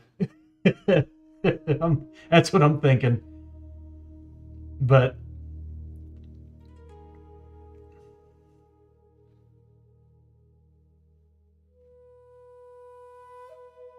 oh, a fan-made campaign, nice. Yeah, they got like some really cool stuff for the fan-made stuff on Board Game Geek. There's like one of my mods, Bishop, has been constantly pushing me to use some of the rules that they have on Board Game Geek. It would make it a lot better, because to be honest with you, some of the rules for travel hazards in this game are just annoying. And Board Game Geek has apparently 100+ travel hazard chart that I'm like, I need to just download it and use it. It would be probably more exciting too. Oh, thank you, Michael, for the raid, and Steph. It's always a pleasure, and definitely looking forward to watching your stream from tonight, because you always have some really, really cool games that you play. So, again, thank you so much for the raid. And raiders, again, everybody, if you got a raid run, it's totally understandable. If you stick around, that's cool too. You know, you've never seen Shadows of Brimstone before, you'll be seeing an uphill battle. It was from the Board Game Geeks forum. I'll have to check it out. Is it like a one-off thing, or is it just like something you can add to your current campaign? That would be pretty cool. because right now I'm actually working on my own. I'm building my own card set for getting. I'm going to get rid of the travel hazards, and I'm actually going to be creating a hex map that we're moving around on, and missions are randomized on that hex map, and I'm going to be featuring that on the stream. The cards I'm going to print out, but the map and everything I kind of want to put it on the stream. It'll just come up during travel hazard. Anyway, I need to go get a Terran reality model, and I'm also going to grab the rest of the models that I'm going to need because I have the hunch they're going to be spawning. So I'll be right back. And while we're waiting, I'll put some different music on. We're fighting in the Forest of the Dead.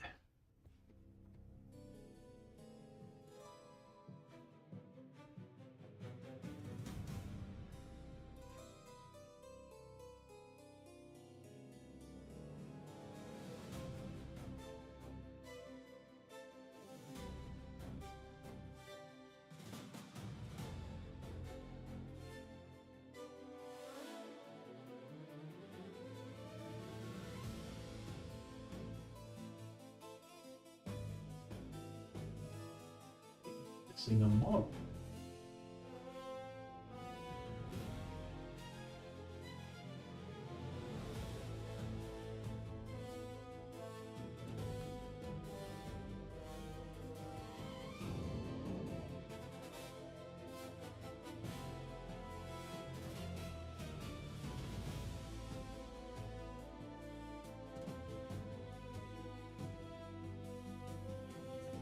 Oh.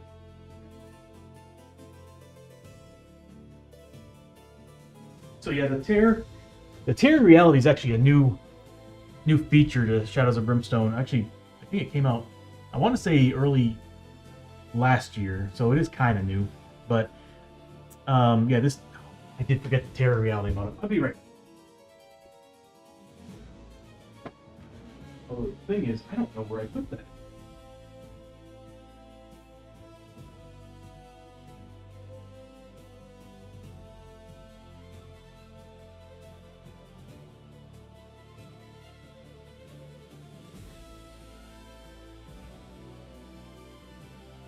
Ah, there it is.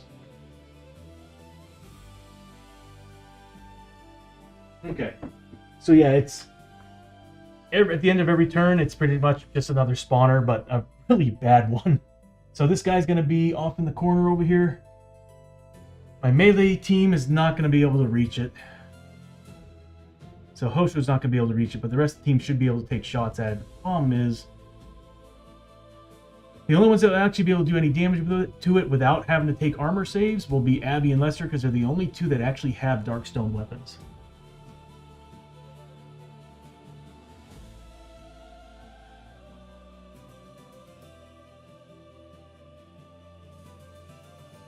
In a train level system. Oh, nice. Yeah, because we're getting the next Kickstarter that comes in is going to be what's Hell Train. Yeah, Hell Train and the Lost Tomb. So we're getting the Egyptian Underworld, the Hell Train stuff, which I'm very excited for. Whole new elements to the game.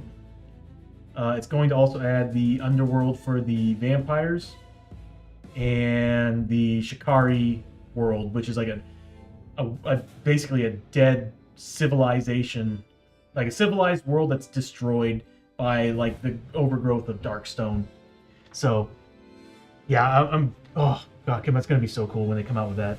And what's sad though is that I do have of course, the last Kickstarter, which has the Conquistadors and Vikings. I still haven't fully played with that yet. I played with the Tredarran set. I'm a big fan of the Tredarrans, but they're still about to release Wave 3 of the last Kickstarter, which is going to give us the water portion of the game, where you're actually in a boat and you're taking on creatures and sea creatures that you're seeing in the water, and then it brings you to your adventure. But that's going to be, I think that's only being used for the adventures part of Shadows of Brimstone. So you can only play as the Vikings, Conquistadors. Tredarrans have their own thing, but the Hell Train should be really cool. The Lost Tombs is going to be really cool. And then, of course, what I'm really excited about is you get to play as Indiana Jones. They basically have an archaeologist in there. So it's going to be cool. I'm excited to see the new classes. That's it's I think 10, possibly 14 new classes added to this. Then of course you got Journeyman, so you can combo 2 different classes to play the game. So it's gonna be too much content. I say it's too much content. My buddy Tom, who jumps in on stream on occasion, will say, nah, not enough. Okay, so let me zoom out a little bit here so y'all can see more of this. So that there has 26 health.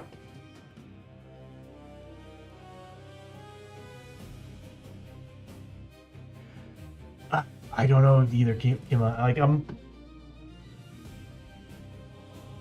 there's part of me that wants them to stop. But anytime there's what is it called? Anytime that there's an event like was it Dice Fest or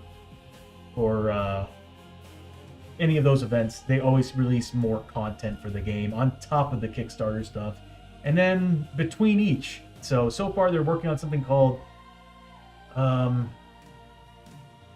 Throughout Time, I think is what it's called, and they released 2 classes from it. So we now have the Questing Knight, so you can actually finally play as a paladin if you want a journeyman, and the Greek Champion. And so far I'm playing as the Greek Champion. The Knight's amazing, but the Greek Champion is a massive challenge.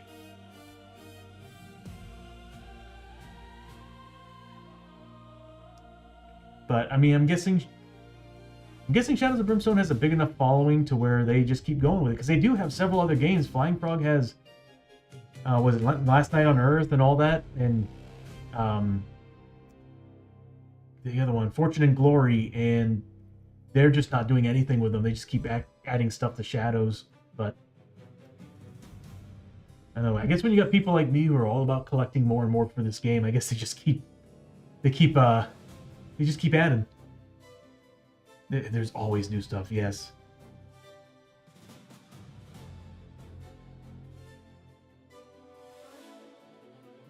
Yeah, and that's what I'm thinking. Because another thing too is if you go to their website, if you keep up with it and look at all the new not new content, but like, well, I guess it's kind of new. They're always out of stock, and they'll replenish, and it's out of stock like within minutes. So I guess there's a high enough demand for this game. Kingdom Death Monster. See, my thing though, I gotta give Flying Frog this compared to Kingdom Death Monster. I've gone through 2 editions. 2 editions. I bought the 1.0 when it first came out, and then I bought 1.5 to up. Well, I couldn't. They didn't have the upgrade kits, so I had to buy the game over again.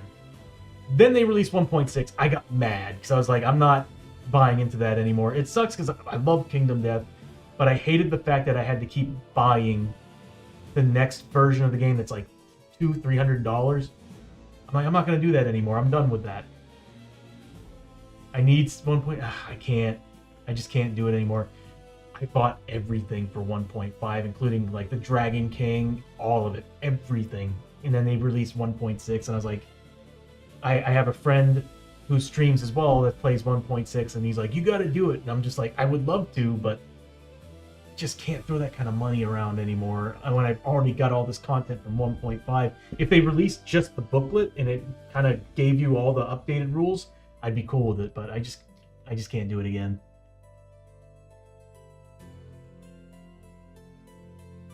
Oh my god. I'm not surprised though, Kim. I'm not surprised at all that they would actually release something that big. I know that they did it with like the Dragon King and a few of the other big monsters. They put them all in one big box. I think they sold it for like $500. See, I bought all that stuff when it was rare and hard to find, so I was paying good money for those models. And then I stupidly laminated everything. Oh god, that lamination's peeling off. Yeah. Well, that's another thing too, is I'm looking... I don't know if I can show you all. I look over here at Shadows of Brimstone. Nice and slow. Yeah, see, I'm trying to base them red so that they appear better on the stream. But if you look at Shadows of Brimstone here, that's what I gotta paint.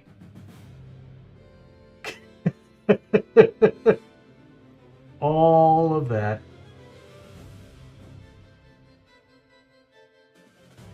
Yeah, this, and I'm trying really hard. Like I'm doing paint days Tuesdays per usual. I want to add one more day for paint days, but we'll see what happens. I know last year I was doing pretty good keeping up with it, 1 day a week, and I was doing the whole group within, or whole group or the one model that day. But that's nothing to do. Is I love the models in Shadows of Brimstone. Although the models in, oh my god, the models in Kingdom Death are gorgeous. And I got a whole bunch. I got a whole bunch of the resin kits too, and a bunch of the dice sets. I even have a custom game mat that I made for it that shows you the process of all the hunts, from the, you know, Butcher, Dragon King. Is it Butcher? Yeah. No, wait, the Butcher attacks the town. It would be the deer, the antelope, or whatever it is. The Dragon King, basically all of them from 1.5. It's just a big stretch showing you how the hunts work and everything. White Lion, yep. God, I love the White Lion. Although I remember my first playthrough, very first, the tutorial mission, the whole team died. The White Lion just wrecked us. But I mean, they even said it. They said that there's a really good chance that you might actually end up losing the first mission, or the first battle.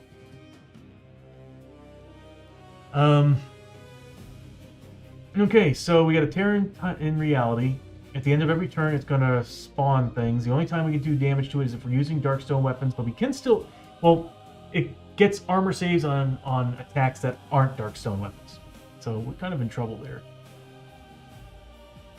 Oh, is it holding messages again? My first character hit with White Lion in the fuzzy groin. Yeah. Oh my god. Yep. Like, your character got decapitated? I remember, like, I had one character that I geared him up for the Butcher fight, because I knew it was coming. I geared them all up. First turn of the fight, the Butcher just came running over and did the head bite. Critical head bited him. And that was it. I lost that character. And of course, all that wonderful gear that he had went away. I was like, oh no. I mean, it carried over back to town, but he was like, oh god, he had everything. I mean, other characters had good gear too, but he had like the White Lion everything on him.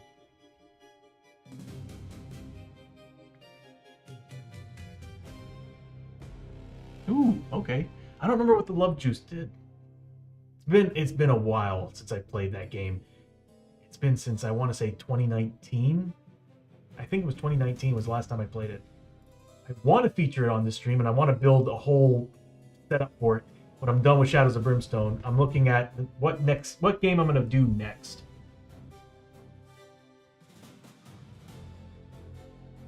Ah, you need it for creating new survivors. Makes sense. Love Juice.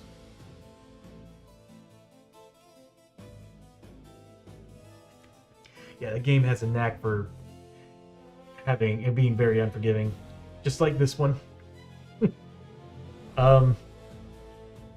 Okay, so it's the end of the turn. Kingdom reach around. That's funny. We're actually one room in. So we need to make a 2d6 roll of 7+. We've been doing good so far on it. We're screwed. I think that's gonna kill us. I think that's the horror checks. Yeah, so we didn't fail, we didn't pass, but we did get a double roll of 5. So, and we're not technically in the forest. We're all still in the Forbidden Fortress.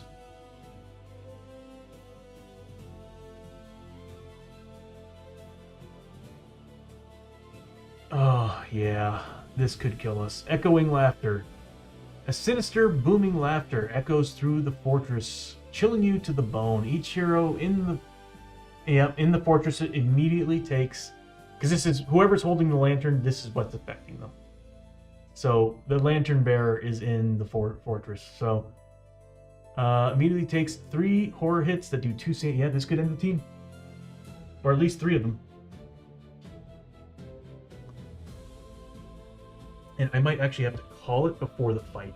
So what we'll do is, yeah, we're gonna have to call it. It's late. So what we'll do is we'll finish this up. We'll see if they survive just this horror test, because they all have 5 sanity. Oh, wrong ad break.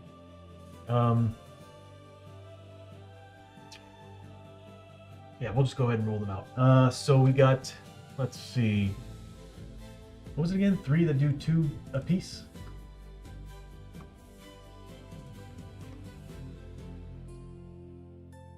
Yeah, 3 horrors that do 2 apiece. Alright, so let's just bring everybody's sheets up.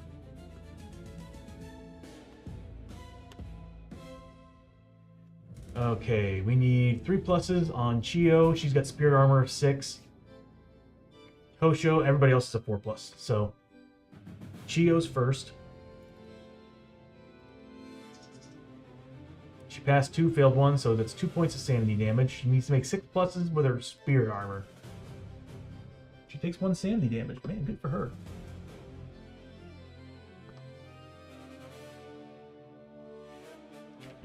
And then we got, let's see, Hoshoryo, Abby, and then Lester. So they need 4 pluses. Hoshoryo passed 2, failed 1, so he's taking 2 points of sanity. Did I remove from the wrong character? No.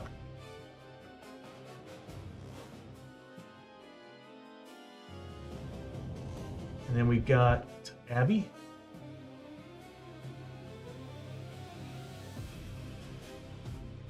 One more. She's a 4+. 4 points of sanity damage. Yeah, we're totally gonna see some characters go down.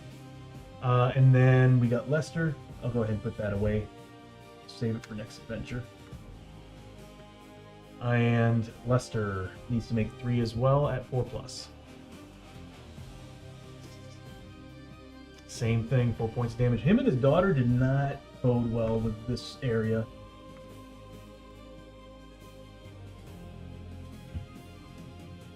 Oh, and of course there's night terrors. We're in so much trouble. I should have bought more whiskey. Well, I guess we can spend some whiskey right now. Beginning of the next turn, we'll do it. Because we got plenty of whiskey. I'm going to keep this up. Future Tony, remember, all this information, you need to fill this in. Actually, I guess I can do that later after the stream. But as you see, I got these little blue smokes coming up from behind the characters. That's representing, of course, like it used to be that whenever a player was half or lower on their health or sanity, there was some type of effect. This one, I kind of added this effect. I don't know if I want it in front or in back. Felt like in front it was a little too distracting. In the back, it seems to work pretty good. Probably should make it a little thicker. But anyway, everybody, welcome back to the ad break. We had to take some horror tests for the team because of a doubles roll of 5 on a depth event. A depth event, double roll 5 on a hold back to darkness. So, Hoshoryo did all right. Chio did great. She only took 1 sanity. Abby and Lester failed 2 of the 3 and ended up taking 4 points of sanity each. They're on their way to the nut house. So what we're going to do is we're going to end the stream here. And we'll pick this back up probably later this week. Probably, I'll try for Wednesday. I'll see if we can do this on Wednesday. Try to keep everything as is, and we'll pick back up from there. But yeah, we got whiskey. I think we got 7 whiskey, so we should be able to get everybody's sanity back up. Alright, so what we're going to do is I'm going to go ahead and raid out into another streamer. Let's see who's currently board gaming.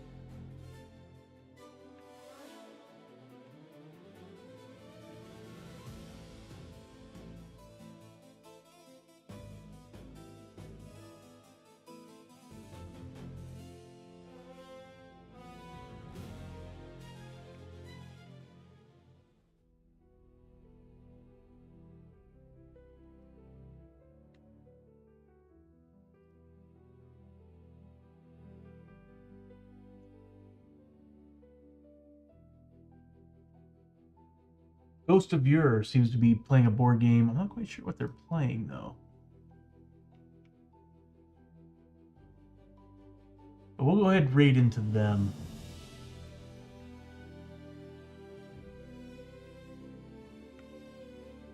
Yeah, we'll go ahead and raid into them. They're playing a board game. It's pretty much all I'm seeing right now. It is a bit late, so I kind of suspected, and it's Sunday, so I kind of suspected people would be dropping off at this point. But anyway, everybody, again, big thank you to Steph and Michael over at Board Gamer Steph for the raid, and everybody who decided to stick around and watch the stream. Thank you so much. I'm sorry that we're ending the stream. It is late, but I was really hoping that we'd get into the next battle, but we'll be doing that on Wednesday. But we'll go ahead and raid out. And again, thank you all so much for hanging out and watching the stream. I'll be back on, if I can, tomorrow. And we might pick this back up tomorrow if I have the time. Tuesday for sure is going to be a paint day. Wednesday for sure if we're not making tomorrow. I'll post on the Discord what we're going to do. But until then, you all have yourselves a wonderful Sunday evening. And I will catch you all next time. If I can navigate my stuff here. There we go.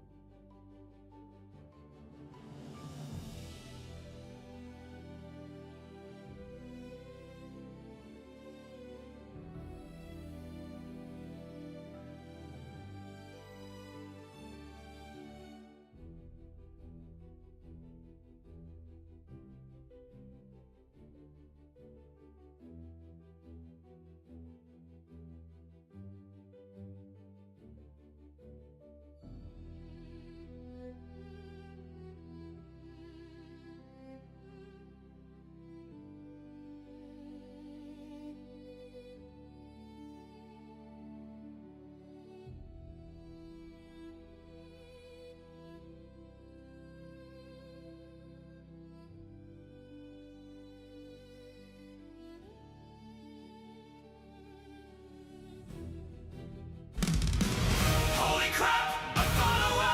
Can you believe it, everyone? We got a freaking follower! Tony Titty Flash for the follower. No? Yes? You should!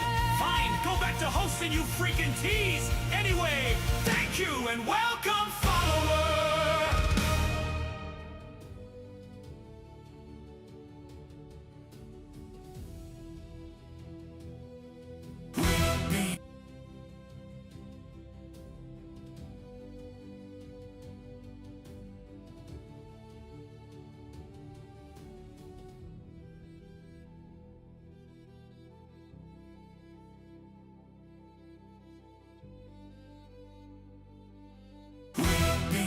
freaking raided, everyone!